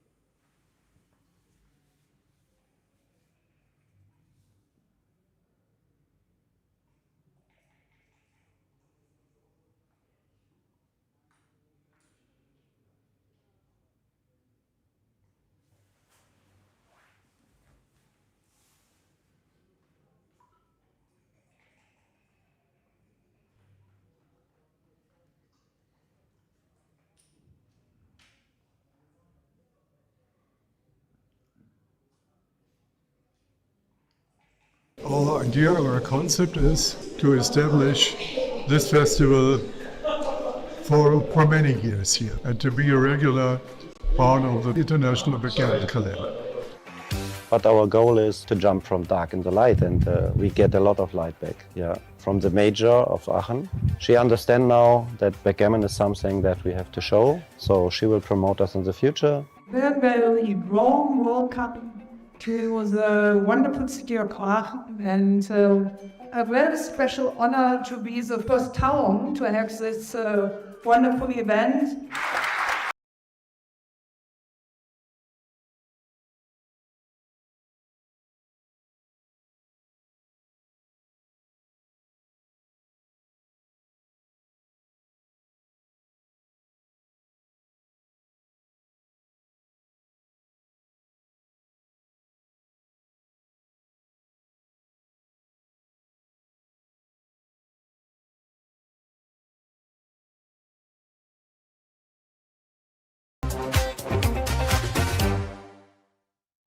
Our idea or our concept is to establish this festival for many years here and to be a regular part of the international backgammon calendar. But our goal is to jump from dark into light, and we get a lot of light back. Yeah, from the major of Aachen. She understands now that backgammon is something that we have to show, so she will promote us in the future. Then the Rome World Cup. It was a wonderful city of Aachen, and a very special honor to be the first town to have this wonderful event.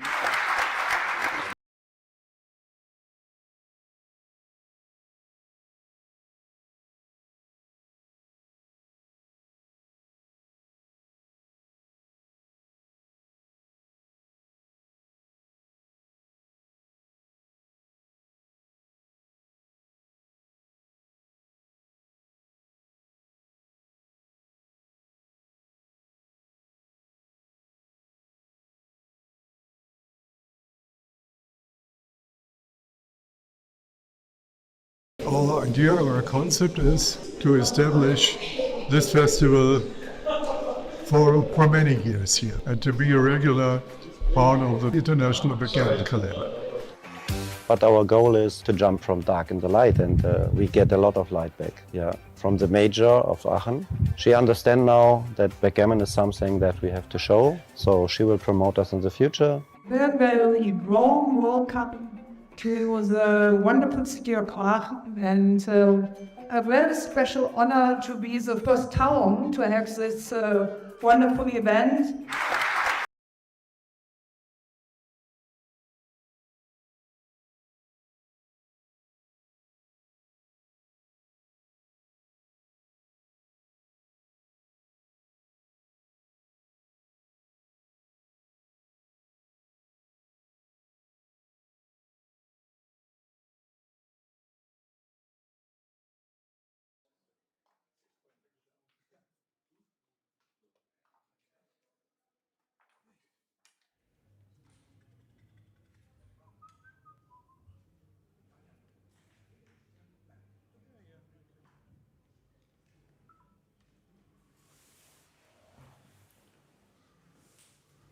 Alex is asking what we are thinking about the difference between 6 away to 7 away.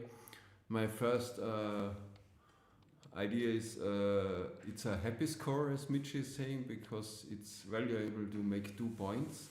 So I'm greedy to double, and I'm more greedy to win gammons than in a normal 0-0 to 7 or 9-point match score. I mean, it's not as hot as 4 away, but I have intentions to cube earlier and play more aggressive. We just got the question from Alex. What you are thinking is the basic difference between 6 away and a 7 away score? Because that's quite easy. Generally, you have to be a bit more conservative taking. So the take point in a long race is a bit higher. So yeah, be slightly more aggressive. But really, the difference is not extreme. But certainly, you can find a range. So, for example, if it's a 30 take at 7 away, it's probably passed at 6 away. Mm-hmm. Because 2 points get the opponent to the important 4-away score. It's so a happy score, like Mitchie says. Yeah. Mm-hmm. So it's just a bit. It's a small adjustment. So I use it when for me it seems like pretty close to a coin flip. So then the last decider is okay. The score tilts it a bit towards the conservative side.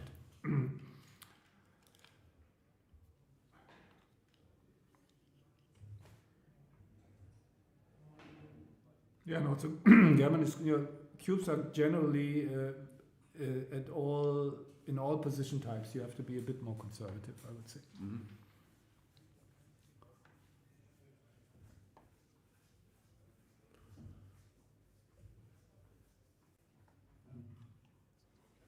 Okay.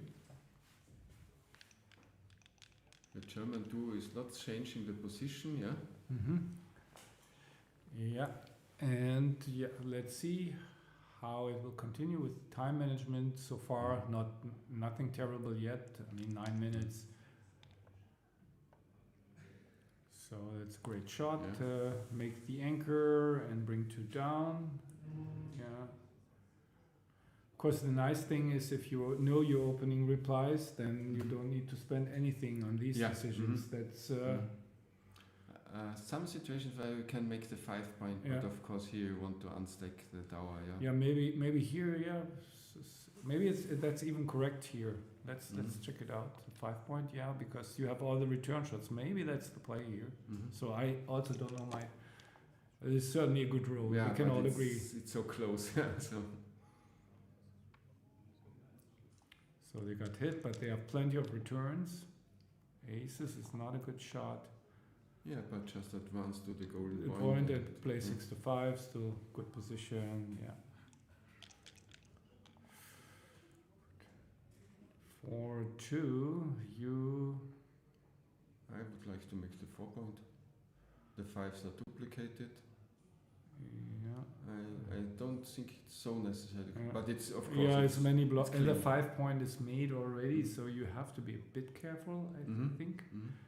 So I think it's a bit too loose to make the 4 point here. Especially the 4 point has lost value because the opponent already has the 20 anchor. Yeah. Mm-hmm. So I like to a little bit of safety. So 5 is good. 4 down as well. I mean, not you don't have the material for With blitzing. 8 checkers in the zone, it's... Yeah, you no. This 3-point gap is too loose, I think. yeah, that's a bad choice. Okay, but yeah, I don't like it.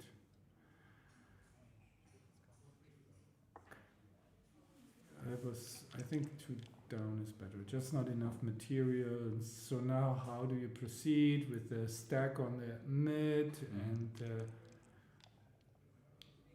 So 5-3 is actually okay. They continue blitzing. Probably.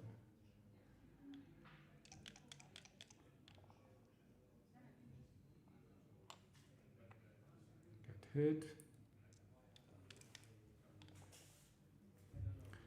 And I guess.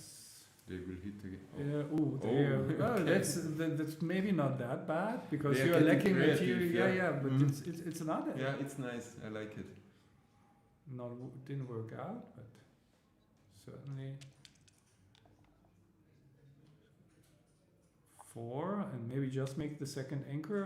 I mean, the 11 point is not really valuable. 2 anchors is important to have here with 5 back checkers. No, that's not the goal here, I think. I think make the second anchor is more important. And also you don't mind getting hit, leaving the blot.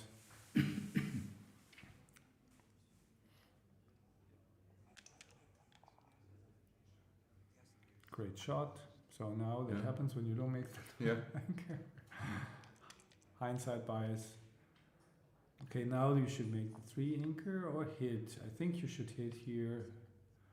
I mean, 3 anchor against the 9 point. I mean, you have the stronger board still, so just hit.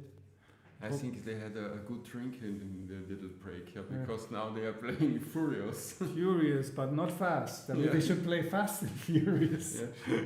Yeah. Okay. Yeah.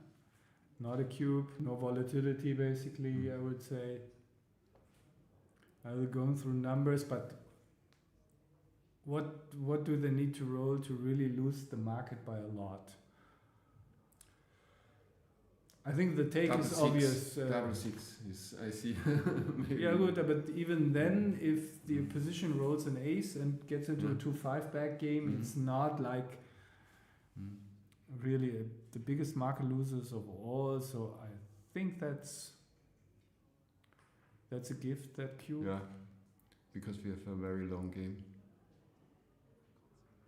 And the position from white is spicy. They make the 6 point and then everything is repaired, or almost everything. They So have a 4-point board against the 2-point and also board. you have bad numbers. You can roll a 3-1, for example.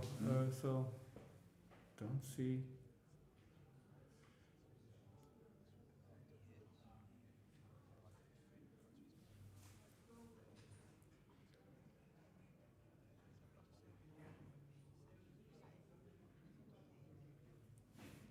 Okay, apparently there's a channel switch after the doubles world championship is over, so it will go to the festival channel.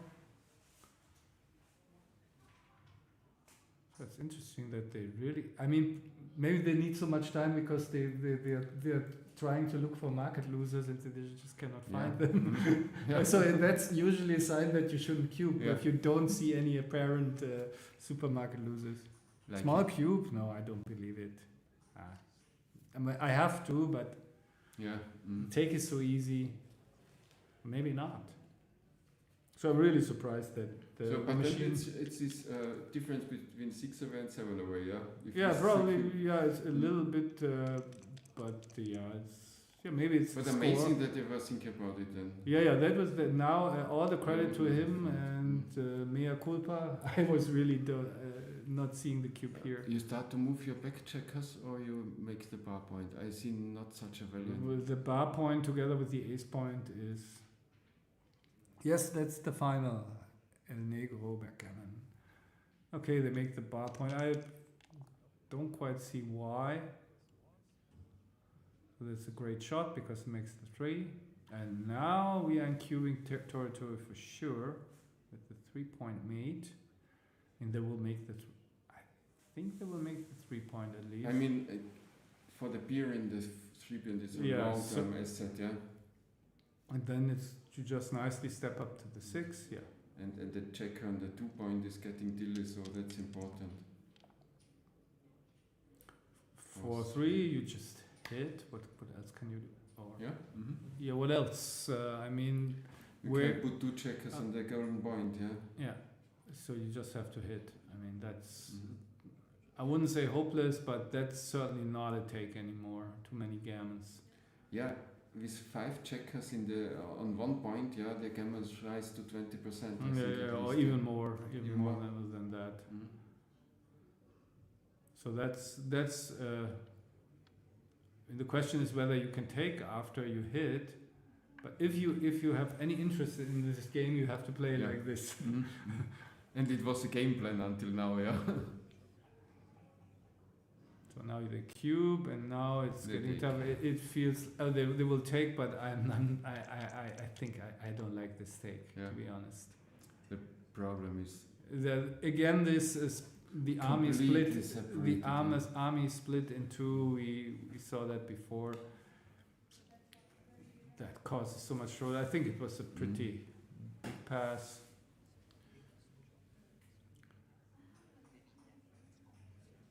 Now they are still discussing. They made the decision, Fred and Francesco, and now they're discussing still the take. I don't know. Okay. But they are talking. Actually, are you allowed to talk while your opponents? It's your opponent's move, because sometimes I find it disturbing. I think you are allowed if you don't disturb the opponent. So Yeah. I mean, I try to whisper and hold the hand, and big pass, 300 pass, yeah. I think it's allowed to talk, but you must talk very silent, so Mhm. really not disturbing opponent. Okay, they want to hang back there. Yeah, it's not ideal to have that extra checker on the 8, but 6-1 is improvement certainly, but still it's hard. And now that's now it's even more difficult. Now you should make your bar point, and then. You can make the bar point, yeah, because it's just beautiful priming structure. Yeah, and it feels like,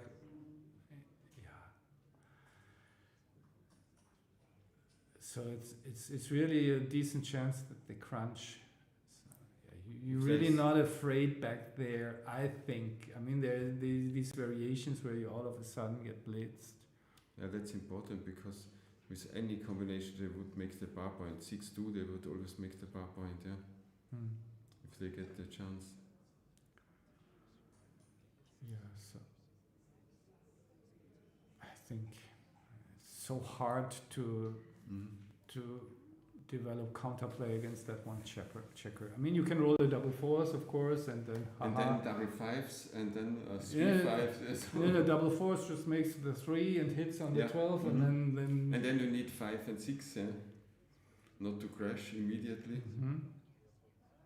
Yeah, that's also where do you want to put your checkers from the 8? They should go to the 7. Yeah.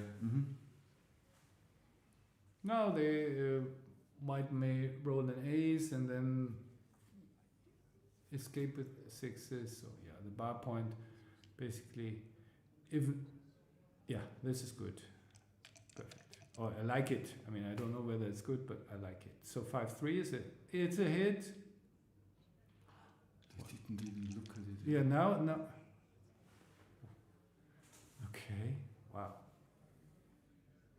They were so happy that they could escape, yeah. Yeah. They didn't look for I mean, this is the thing about time management. Now that they played in a rush, interesting. So I guess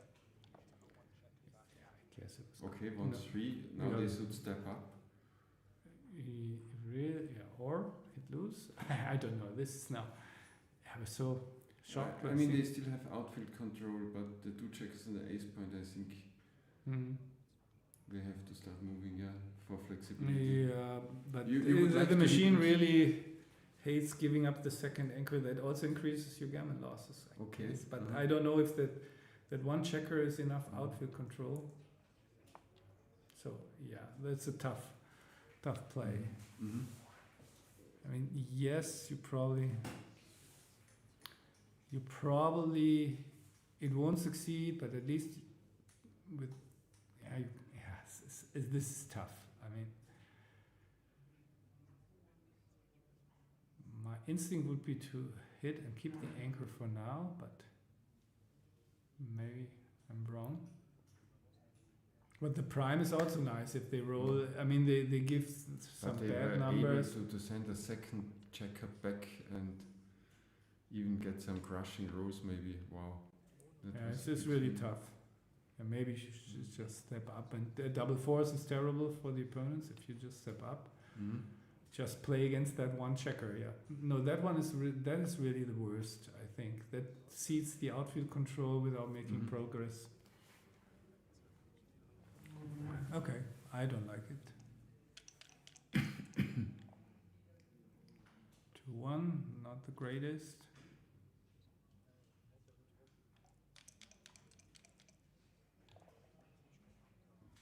Yeah, now what do? You just play the checker in and hope that opponent They doesn't... don't roll high numbers, yeah. Okay, wish fulfilled. That's a bit awkward.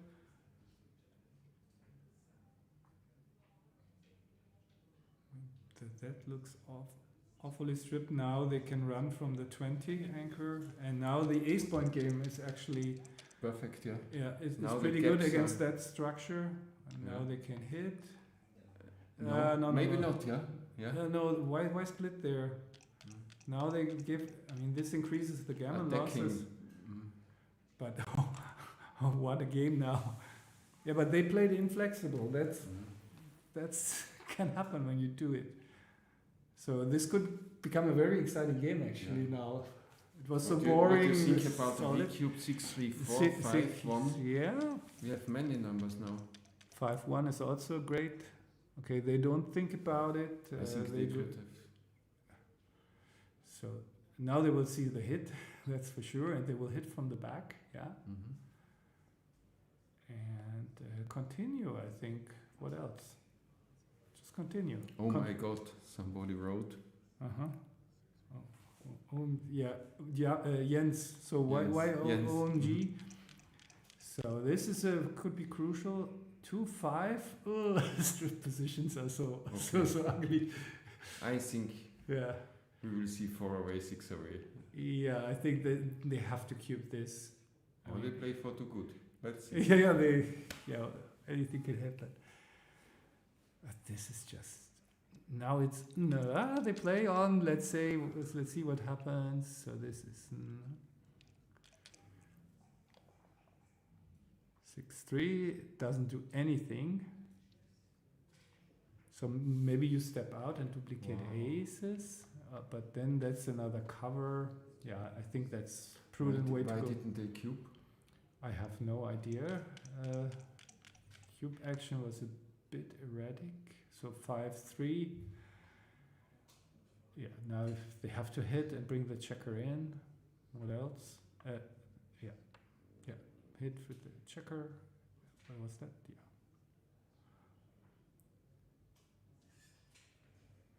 And now they're thinking, okay, now they're cubing. I think they look very confident. I mean, they should have been before. Yeah, we see a 4 cube. And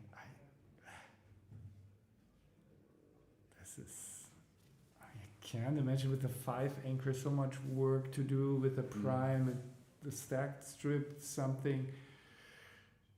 I mean, they can hit the checker, they can with the 2, they can make the prime, or they can just roll a 5-6, control the outfield, and then you're sitting there on your deuce point. Also, take point for the 4. This is a really. This is maybe the game of the final, yeah. Yeah. I mean, if they take this and easy take. Wow. So this is again. This is an easy take, yeah. This is again this what I mentioned before. This pattern recognition. We see all the nice things that can happen, and it's just now the nicer structure, and the machine just doesn't care about it. So it goes through all the numbers. They're the dancing numbers.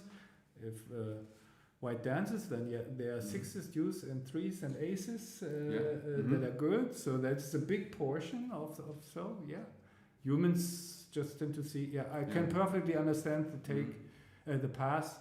And this is a problem when you make double consultation. You have many little chances, which make the take, But this is very difficult to discuss in a team. Mostly when you have only 8 minutes left,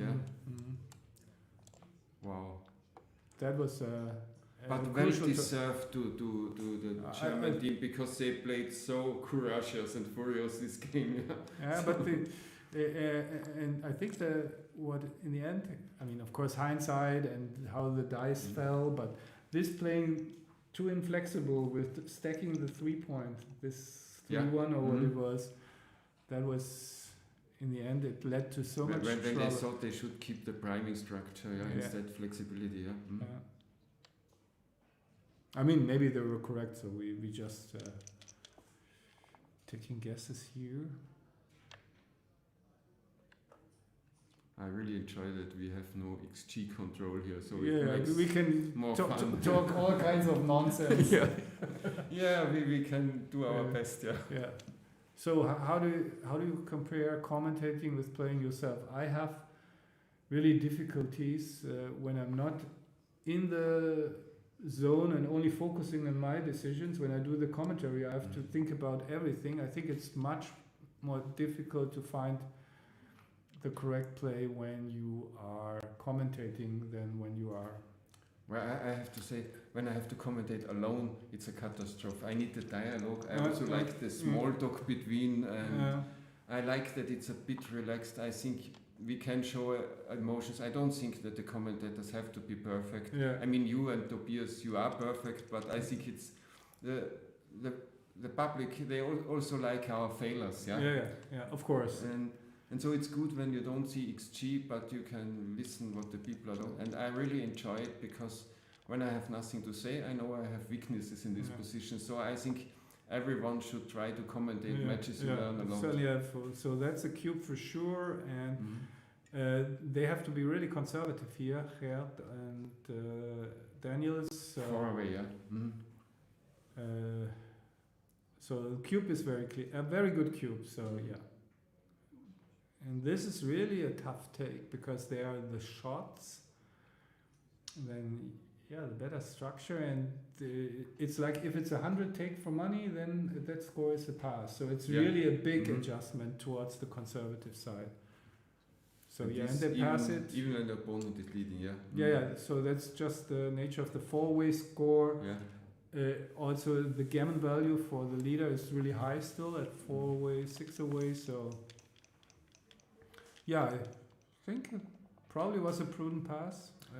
Now they will say again it's a 300 take or something, but I don't believe it. I have a friend, he has problems with 3-away score. You know, when you say it's a friend, it's yourself. So I want to ask you, how would you train 3-away, anything away scores? Maybe you can just... I mean, first of all, write down some guidelines, take them from books, what you have to pay attention to. And I study them with Anki cards because then in the score matrix you can see how much actually you have to deviate. And 3-away scores, like 3-away, 4-away is such a weird score because in race situations you actually have to cube more aggressively as 3-away, and then but in gammonish situations the win super shy, more shy. So it depends a lot on the opponent's winning percentage. So that's the key factor. So know the key factor. So for example, when you think your opponent will win 1/3 of the games, probably it's not a double when you're 3-away. Because the recube Vic, even if it's gammonish, the opponent can kill your gammons anytime by 4 cubes. So it's And we have a cube here. We have a cube here, early bird. I think it's an easy take still at the score.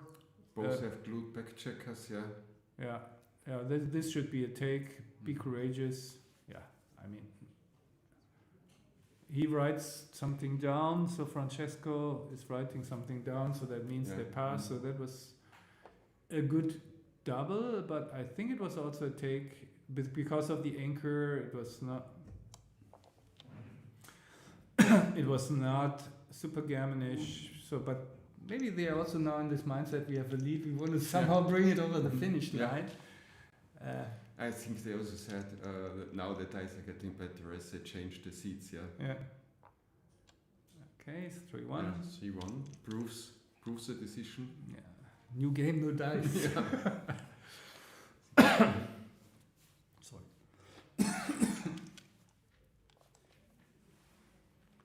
Yeah.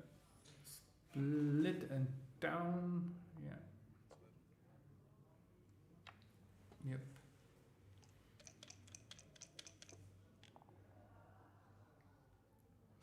Hit and down, I would say. Yeah, because they have already daylight, yeah. Yeah, and also like that adds good uses and force to the mix. Oh, a surprise fan. Yes, as far as I know, Alex, there will be. We will continue streaming, but just on the Charlemagne channel. Yeah. So how you're supposed to play this? You have. I think you go to the 22. Oh no. I know it says black. Yeah. So I just looked at. It's one left. Yeah. I thought white has rolled, but. Okay, that's. Okay, W is important. Yeah. Yeah. You make the. And here. No, I would fight for the anchor. Maybe it would, but you have to go to the prime, to the board of the prime, I think. So they will cube, but I think this again. This should be a take now. You think 13-11 was okay? Yeah, I'm not so sure about usually. Yeah, you see. It was okay.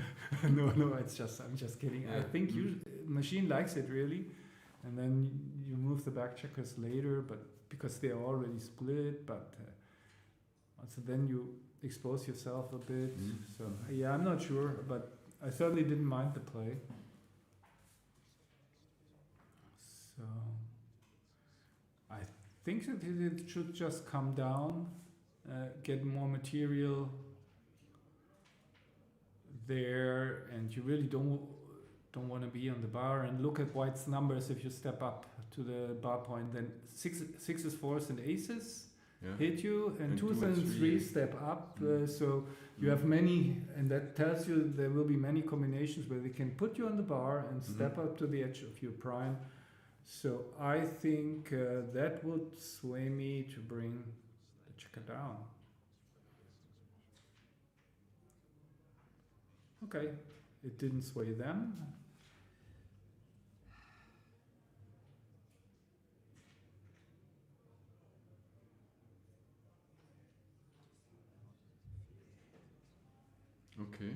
Okay. Interesting. So yeah, so this is the ace hits and the 2 comes up to the edge of the prime. Yeah, he's pointing there. We see a finger, and that's the good play.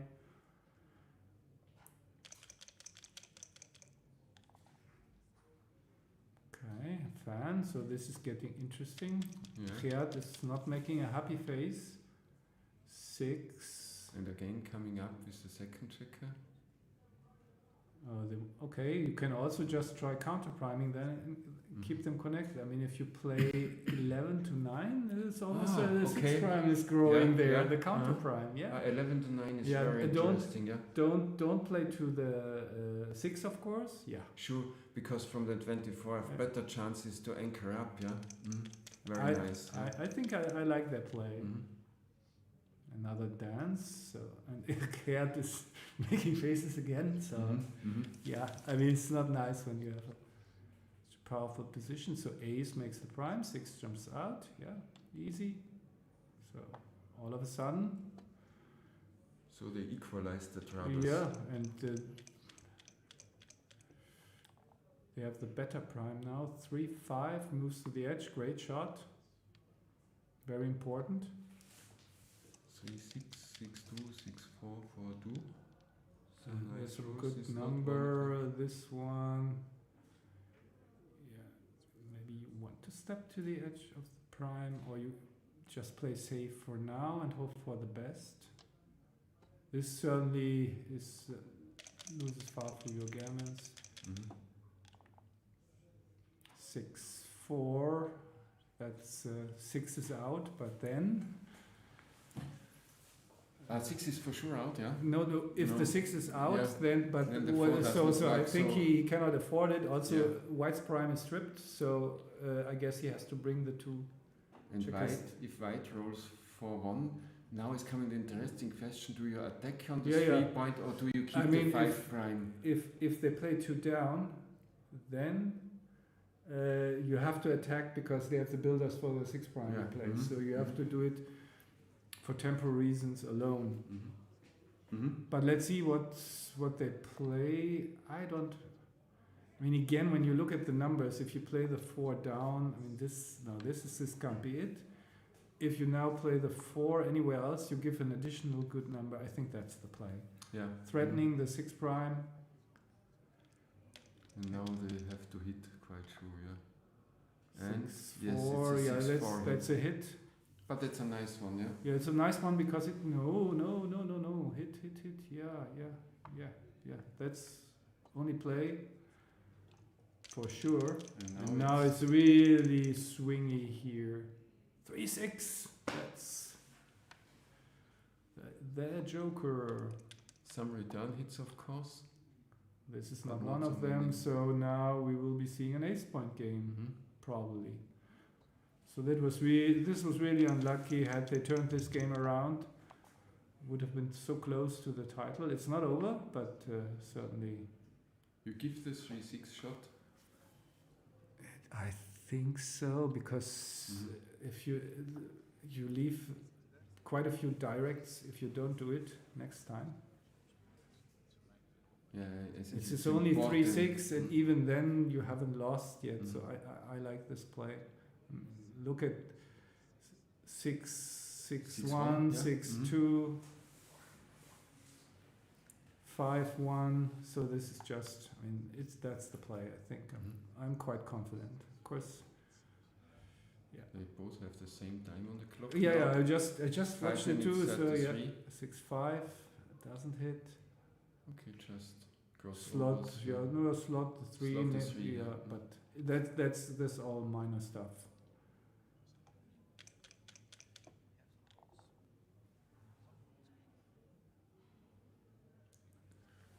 He makes the point again. The risk of the fly shot, but what can you do? I mean, Should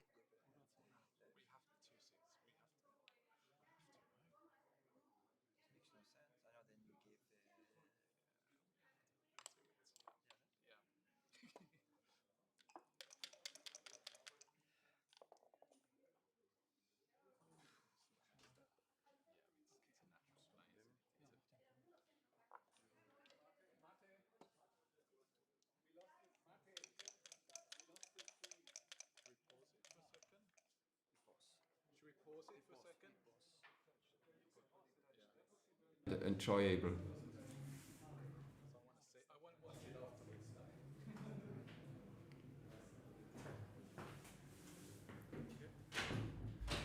so somebody who was not authorized touched something, and players were nice enough to simply pause, so we didn't miss anything.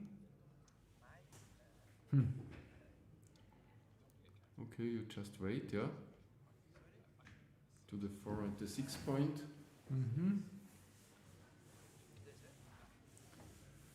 And again, same joker. I would like to see a good timing of the German team, because these ace point games are so interesting with the beer in and beer off. Yeah, the technique. But even with the bad timing, then you can take more chances to win the gammon. But this looks rather on the bad side, depending on what they roll, of course. Now, 5-3, just. Yeah, why not bring the checker in? You want to kill your 6s next time. So this was bad technique, bad technique. So that's the deuce point. And now you could roll an ace, and then you won't be able to kill your 6s. So is there anything? But so they were hesitating for a moment. So now you bring 2 in, you don't slot the ace because now you Mhm. have again your 6s activated. So again, bad technique. 5-4, not the best. Certainly you don't want to pre-clear and leave 4 numbers. You make mountain structure, so it's clear to put to the 5 and 3, I think. Yeah, absolutely. That's a very nice structure. Mhm. And if they roll a 6, then they would be punished, but they don't. So now they are forced to play well.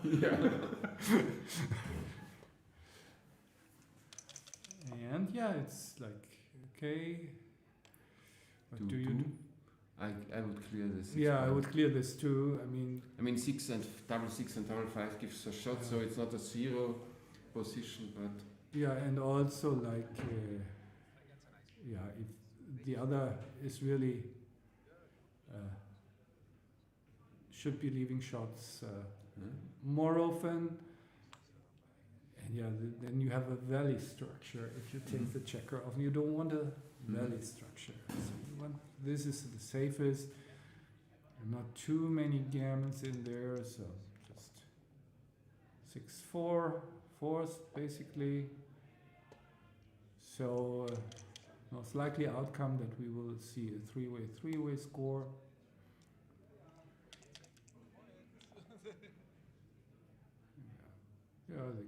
Yeah, it's not clear why they should hang around there, but it's kind of also heard. Yeah, 6-4 followed by 5-1. So that's the problem when you stay there. Now there's a little bit of a gammon danger again. How many gammons? 3% gammons?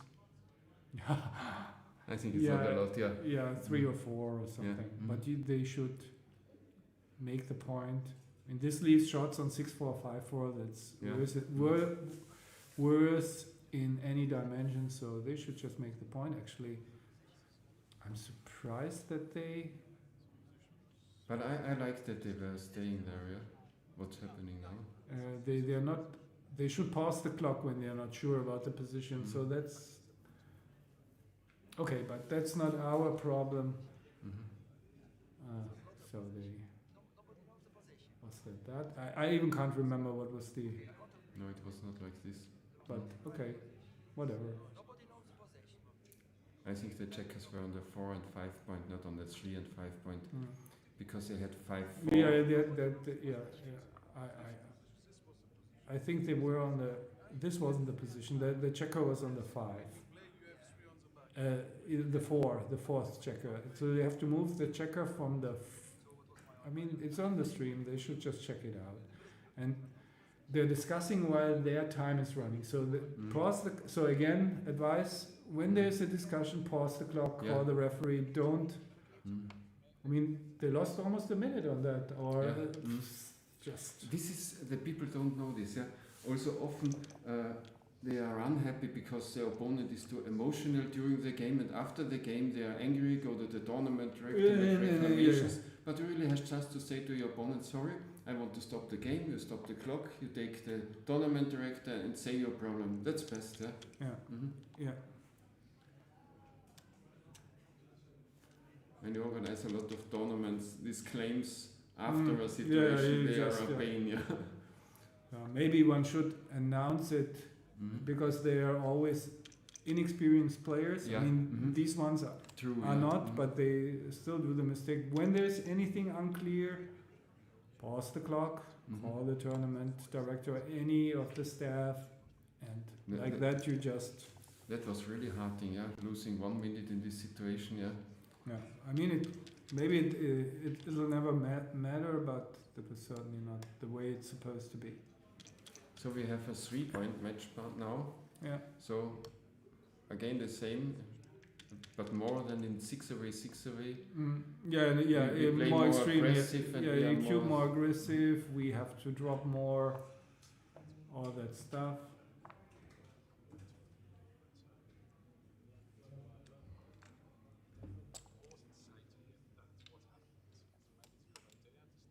But in this case, I think it's better that Brandler is on the board, because Rinaldi was making some impulsive moves. Yeah.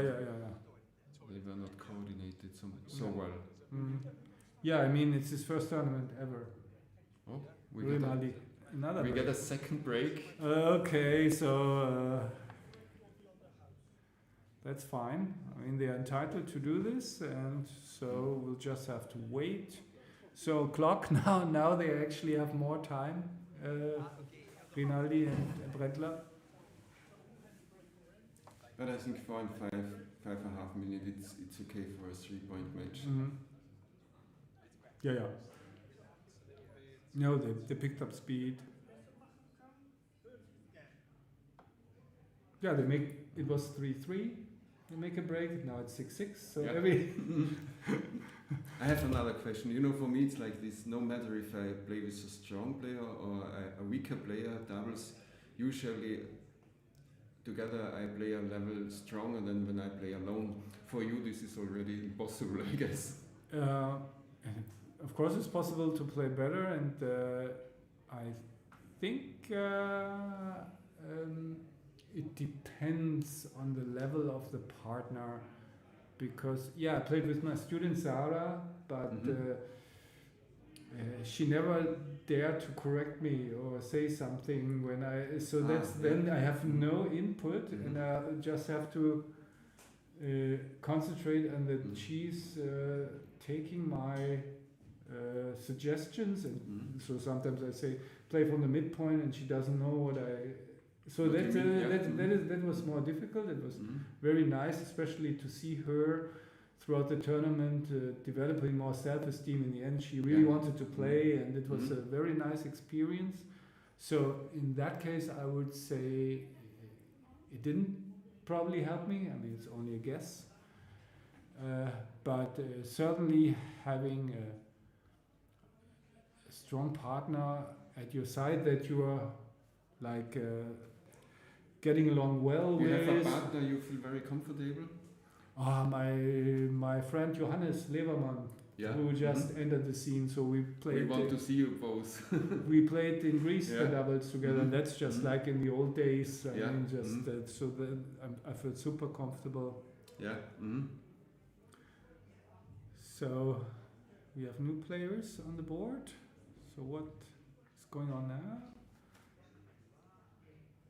It's just enjoying the feeling of being a finalist. I mean, I think they got to the final 8, so just wants to get a taste of it. I guess I will use the break to get to the restroom, because this can still take a long time. I guess.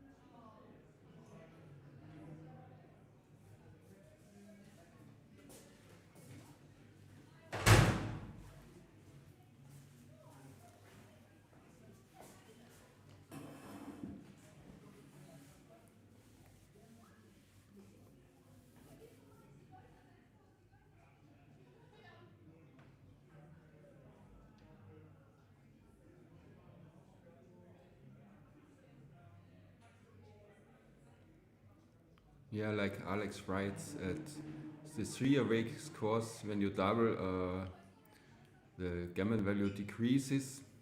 And so this is the exciting of the 3 away situations, playing for gammon on the one hand, on the other hand, playing for the whole match. So we will for sure see a lot of emotions, I think, in these final games. And it's always a question how good they handle the last moments in the game, because when you are getting tired after a long tournament, after a long day, it's very important to be very precise in these final moments, mostly also in DMP.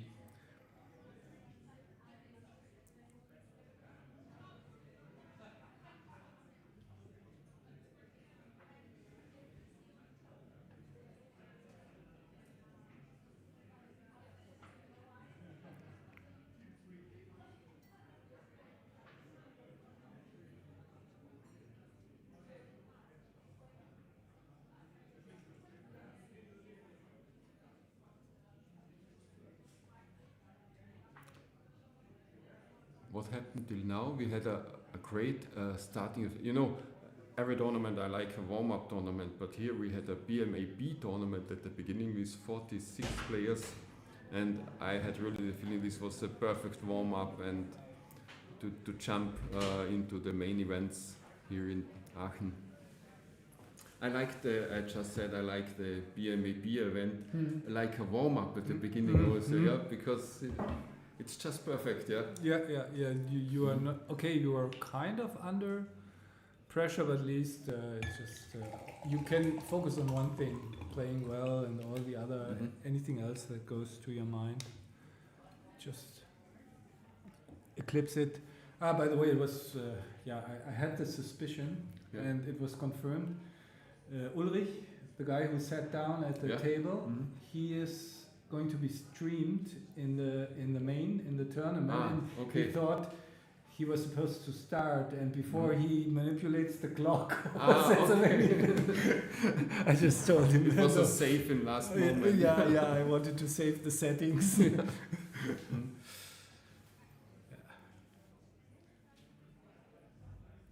When I'm playing doubles, as we talked before, and I'm playing with amateurs, I very much like to sit beside, and the other one is making the moves, and I have to just to convince with words, and I say, if I cannot convince you, we make your move. And very often, even if it's also more nice to make the second best move if the partner feels more convenient.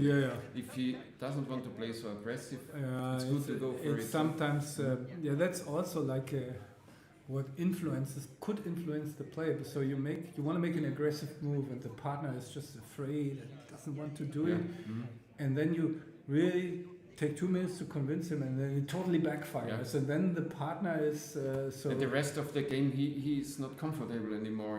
So that is why playing doubles is also a challenge. I mean, this is then because sometimes when you are highly confident, you might be wrong, but when you have a high confidence level, you have to, when you are the boss, like in this Pro-Am that's going to be played, so then you just have to get through. Yeah. I think, because I mean, otherwise it will get worse.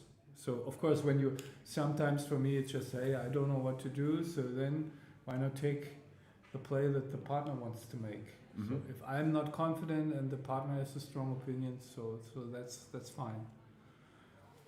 So I had a funny. I'm training with Andreas Seneca, my developer at WBIF. We are doing a lot of work there, and he is a quite careful player. And we had, for example, these situations very often.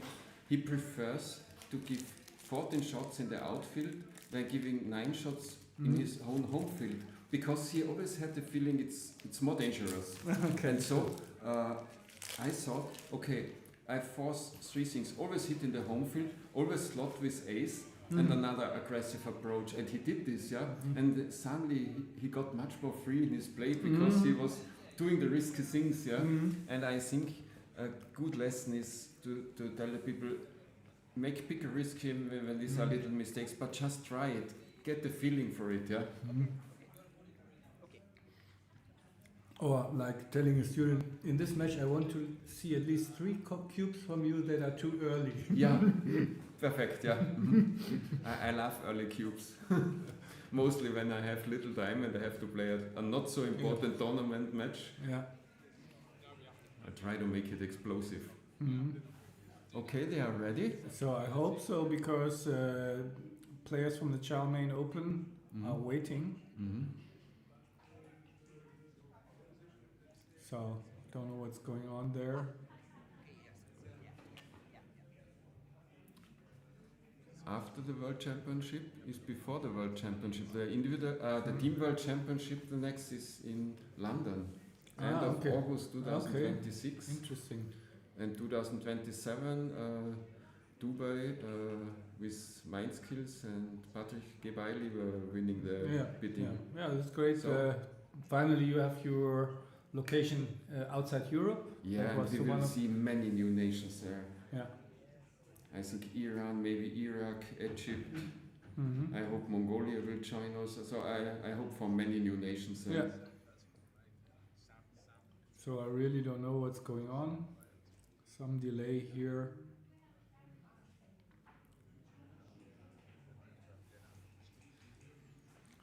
I mean, that's a bit too long. I mean, I don't like this. I mean, you should be strict. Okay, 5 minutes break or something, or should be something in the rules, because that can sometimes be annoying. I know people want to smoke cigarettes or do other things, but then you say, okay, break. Let's say 5 minutes or whatever. After 5 minutes, somebody's not on the board. The clock will be pressed and the clock is running, because that is a bit. It's also easier for the tournament organizer, because if they take like five cigarettes breaks, let's say, then the match takes so long and everybody has to wait. So I really think one could be a bit stricter. Of course, every tournament director, they have all their own rules in that regard, but I don't like this. But I think the breaks are even quite straightforward, yeah. I think in a 9-point match usually it's one break. Yeah, but that's fine. But this break is at least 10 minutes now. Yeah, and the second break should be just a 1 minute toilet break, something like this, just to get a drink or something. The thing is, you have to give equal breaks, because so one team decides to take a break, the other one should be at the right to have the same length. So that I would say restrict it to 5 minutes. If you want to take it longer, be my guest. Clock is pressed, and then also the guys that are sitting on the table are not stressed, because when my opponent's clock is running, I'm the most relaxed person in the world. This I really don't like. We are working now on our own WBIF server, and the main goal is that we have a server where tournament matches start, for example, in the evening, single elimination at 6, 7, 8 o'clock, and if you don't sit down at 6 o'clock, your clock starts to run. Yeah, that's how it's supposed to be. So there are no discussions, because at Heroes, I mean, I love the platform, but this is not possible, because the board doesn't pop up, the clock doesn't start to run, and then the players have 100 questions, But when we have such a server and we can play daily tournaments, I think that would be really great. Absolutely. Just the clock should be running. Yeah. I mean, in chess, they're much more strict in many things, and many people come from chess, so I think it's already, as the more and more we handle it as a mind sport, the stricter we could get partly. So this I don't like at all. Now that's, I mean, and I think looks like Gerd, they are a bit, I mean, it's Fred who's not coming, I think. Can we open this window? I feel no, it's not possible, So and this door is also locked. No, it's not locked. Because keeping that door open so that we can get some fresh air, because the oxygen levels in the room are not great in this small room.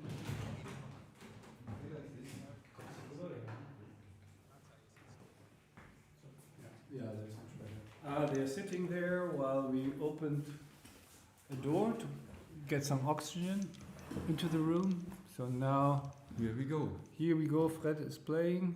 Maximum 5 games. Yeah.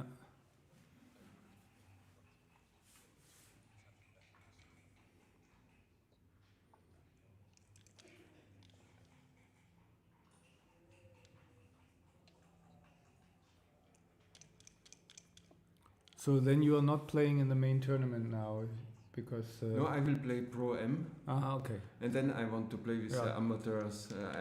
You know, at this festival, I really like the spirit with the amateur section. Well, and why the don't they rookies. hit? They have to hit. What are they doing? I mean, they overlooked just overlooked Again, the yeah. The second time, that was just amazing. Wow, that was really expensive. Wow. I mean, is it the pressure? I mean, that was just bizarre because it's just a natural opening situation. Yeah, he's readjusting his glasses. Maybe that's a good idea.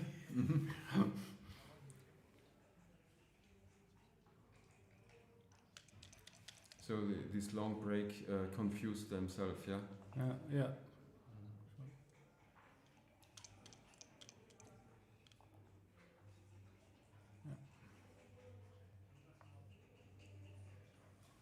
So you bring the checker down. Looks good. Are you sure the checker down? Because on the 11 point and the 5 point, it does nothing. But there is no better one. I don't like it particularly, but okay. But I thought the alternatives that it just looked a bit too stiff to play. 3-2. 3-2. You make the anchor or bring 2 checkers down, maybe even like.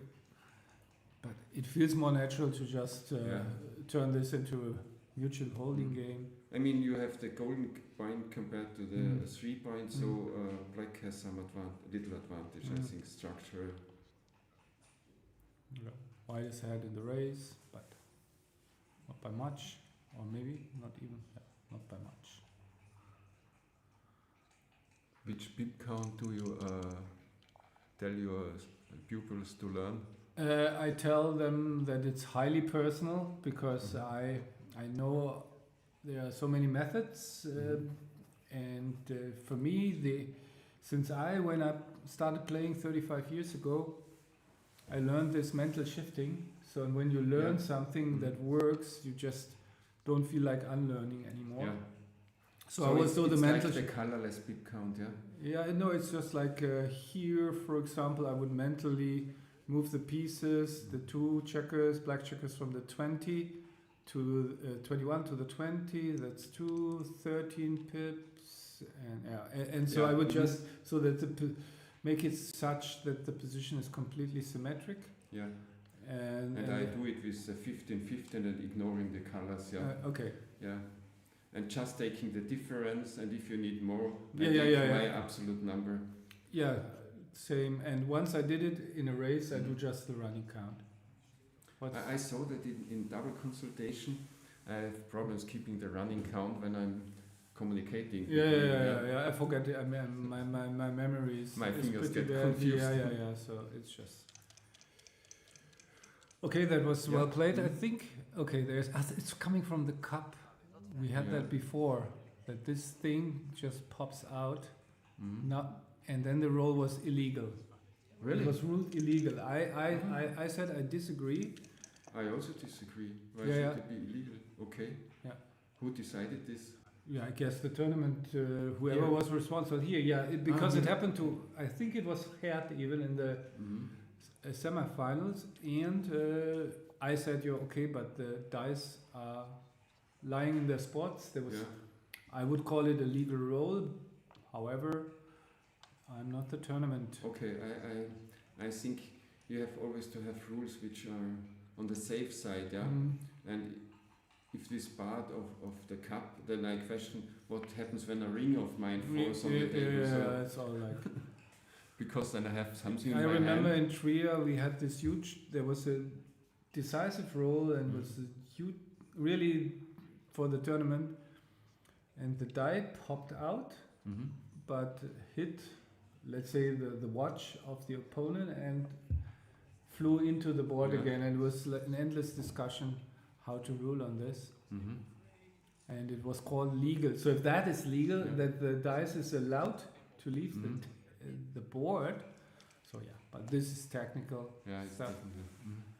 Now white is a bit in trouble, by the way, in this position. But he still can make a 4-point board, Yeah.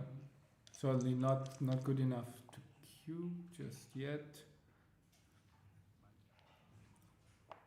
Yeah.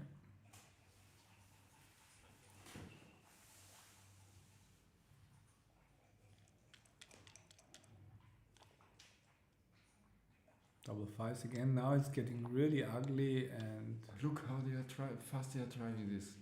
yeah, but yes, it's really. You could have also moved to the 3-point, yeah? Yeah, but then you have Killed the sixes, yeah?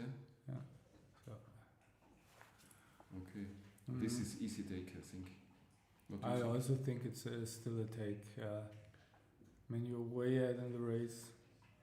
Because the point is just there is a 3-point gap on the black side, yeah? And if white rolls 6-4, yeah, he has a 4-point board also. And the big race lead. Yeah, I think even at the score, I like the cube, but would be surprised if this is a drop. I mean, again, pattern recognition, it looks so awkward. 5 dead checkers. Yeah, and it's very psychological when you make such a kind of horror roll, yeah, and your position gets so ugly, yeah. But just because it looks ugly, the home fields are still the same strengths, yeah. Even a bit better. White has a 3.5-point board. Yeah, yeah, take. nice So take. I think. I mean, maybe somebody will tell us. But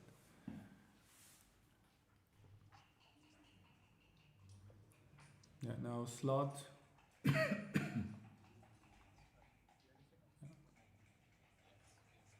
I mean, black's position isn't perfect either with the mate ace point. Yeah.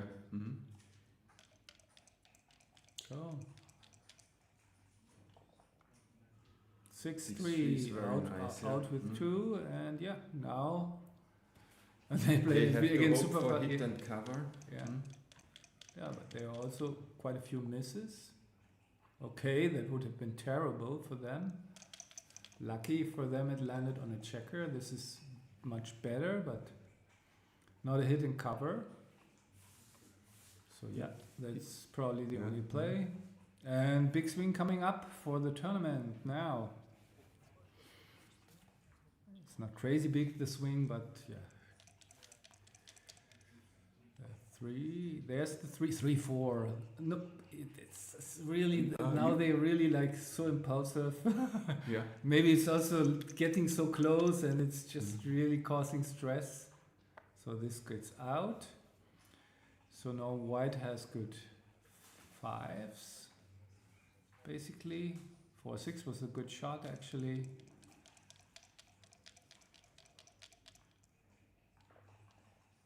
Five is there with the 3, not ideal. Yeah, yeah, it was an easy take, but also a good cube. So now again, big swing. Some 3s hit. It's a 5-3. Wow. Yeah, you have to hit this in the that one. Yes, you have to hit that one, of course. So. Of course it's a bit dangerous. I mean, any return for 1 is a return. Would you hit or not? I would not hit, I think. No, you hit, yeah. Yeah, you hit. I mean, you have to use 2, 3, 4, hit another checker. You have to, and you have nicely distributed 3s. I mean, you have to hit. I mean, just sweat it out. If you make the anchor, what you're gonna do next? Run from it, and you don't make an anchor which you don't want to have. You have to run anyhow. Yeah. This has no future. Yes, hit. Yeah, hit, and now it's really swingy. Nice hit on the clock also. Well, double hit, checker. Okay, for one, that's interesting because that hits loose in the inner board. And So we have another big swing coming up. I mean, yeah, has to hit loose in the inner board. They're still making sure they don't, but they for sure they will do this. Yeah, and a dance, and it could be over actually. Or a 4. 2, the 6 is not great. 1 checker home, 2s and 3s, yeah, okay. 2s have been duplicated. Yeah, that was really a bad roll. 2-1. Okay, hit 2 checkers probably. Or just play calm. It's also possible, yeah. Yeah, but you want to win a gammon here as well. I mean, with 3 checkers Okay, against yeah. the prime, Yeah. and you have the anchor, Yeah. the dead Mhm. checkers, hit 2, and go for the gammon, I guess. I like the moments when the comb play is the best, but not here, yeah. That's clearly best, I think. Yeah. Well done. So now they need to roll a 3. A deuce would be also giving them some chances. Nope, not 5-1. Okay, that's... Yeah, we see the disappointment on the face now. It's really gammonish. 3-4, so another chance to anchor. And Maybe 9 to builder. 5. Yeah, 9 to 5 is the correct. 4. Now the deuce is absolutely necessary to stay in the game. Nope. So we are close to seeing a winner here. So they hit now for sure, yeah? Yeah. Yeah, the And point. this, Yeah. they point for sure. Yeah. Yeah. You can see it in their faces. One side really looking confident and the other side really looking disappointed. Yeah, that was very swingy game.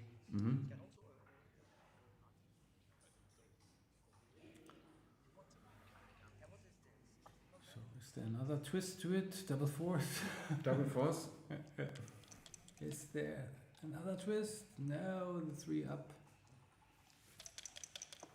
Within 9 rolls, there is 50% chance to roll it, I think. Okay. Maybe. Maybe.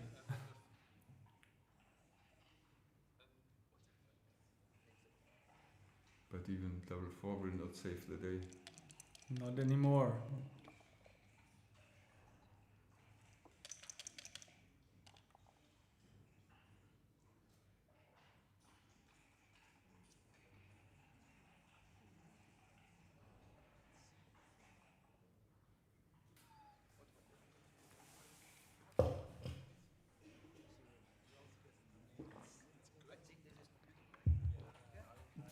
Now they're giving it again. Okay, at least a bit minimum excitement for us, but really minimum. Next try. Next try wasn't good enough. Yeah, but coming closer and that was a bit further away again. And double 4. No. 16 closers.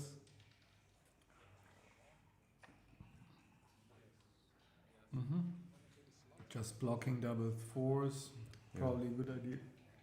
That's cool. Yeah. I like. I don't like this one. I think there's then, I mean, it's really hard to tell. Okay, it could be correct, but then it's double 4s again, and a bit more difficult. No. Oh well, but I said after 9 rolls, someone it's 100% that the double 4 has. It's incredible. It's crazy. On here. And in dance, of course. Oh, what a swing! What a swing! Now it's now, you know, they have to play on. Now, what are the faces saying? Yeah, they look kind of stunned. Oh, wow, this is just. Wow. I think they should, of course, continue playing for the gammon here with all the shots and just trying to pick up everything. Wow, this is just backgammon. It's just so. Of course, pick up everything. Maybe step out with the 3. Then there's no shots. Yeah. But it's still interesting when there's a double gap. Yeah, a lot can happen. Yeah, sure. But certainly that was almost over here. Now it's again almost over, just the other way around. It's just incredible. But this is just like so difficult. I mean, Gert is really frustrated now. Dan is also. I mean, victory was just in their hands. And in the final of a world I think when you championship, see like 4 Japanese playing, like cultural-wise, you never would see all these emotions. Like here, you can really tell. Which is also nice because it's a human component. Their faces and their facial expressions and. But I say it's not over now. No, it's not. It can't be. I mean, there needs to be another twist. So they shouldn't give double fours. I mean, they learned that from the opposition. Yeah. They give double fives. They give double fives. So now we have 4-6. That is already the anchor gives more of a chance. So should probably play the 4 in. That can't be bad. And they don't want to give double fives. Yes. They give double 5 and double 4 now. Yeah. No, they give both. Yeah. Right, so that was bad. Or not bad, I mean... this should work. This works. Yeah. It's forced and it works. It was a quite perfect roll now, yeah? Yeah, actually, yeah. Now it's really... No checker off. Wow, so now there's a chance for the twist. 11.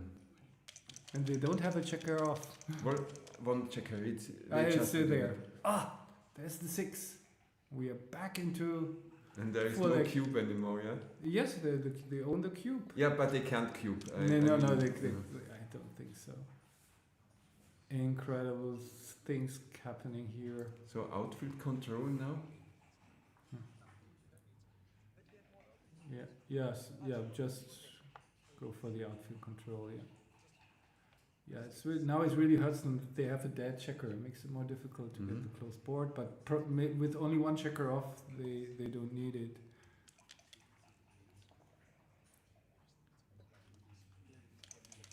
So what's your plan now? You try to block double 4 somehow? Yeah, for now I want to achieve outfield control first, spread them all out for sure. Go to the midpoint, yeah? Yeah, one to the mid. I would put one to the mid.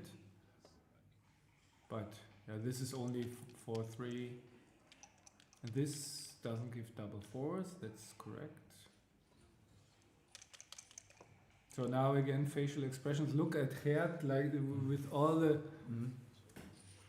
much more powerful, and it's just between humans. That's nice about live play. I mean, you don't see that online, all the emotion.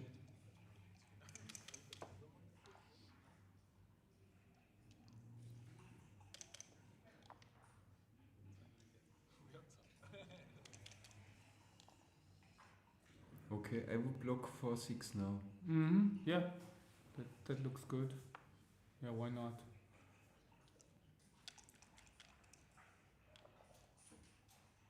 4-3 is forced.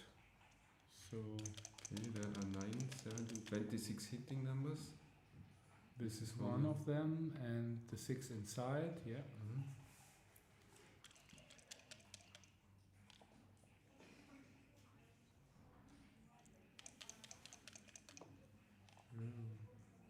Double 6 not bad. I mean, you don't, with only one checker off, you don't need the 4-point necessarily. I mean, now if they hop up, this is okay. That was a good move.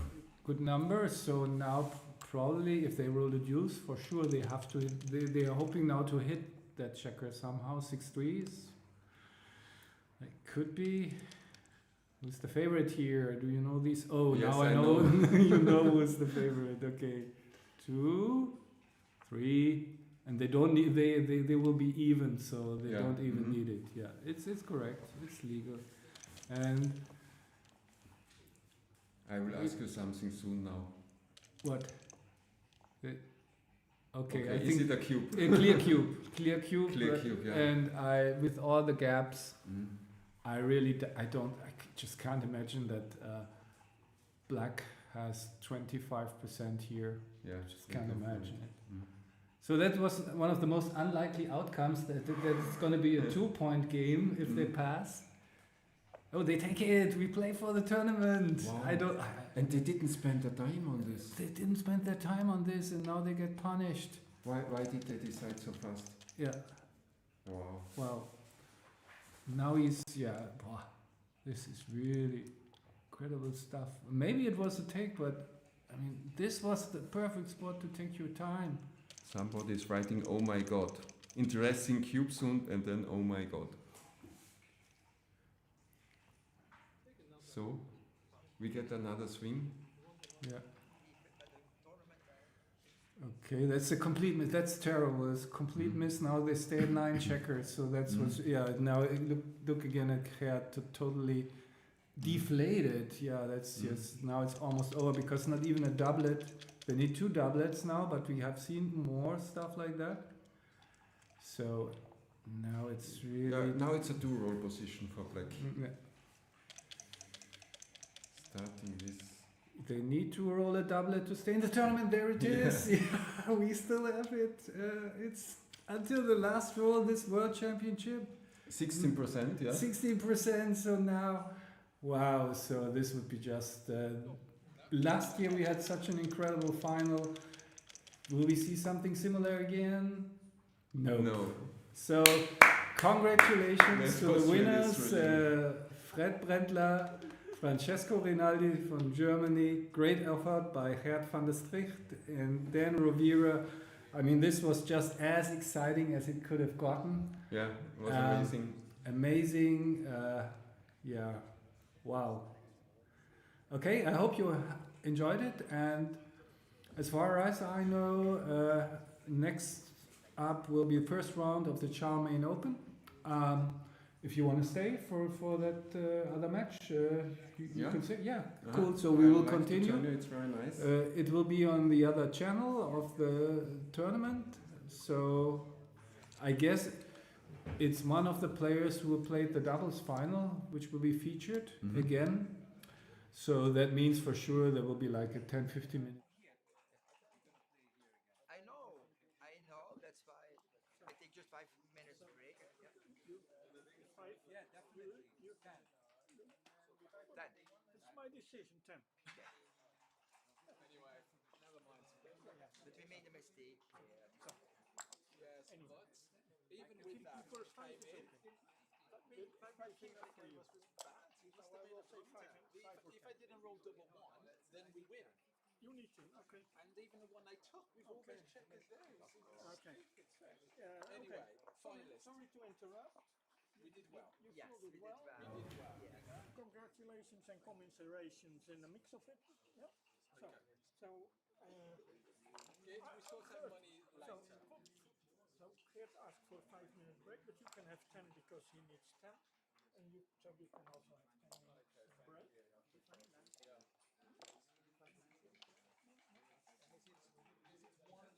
then dinner.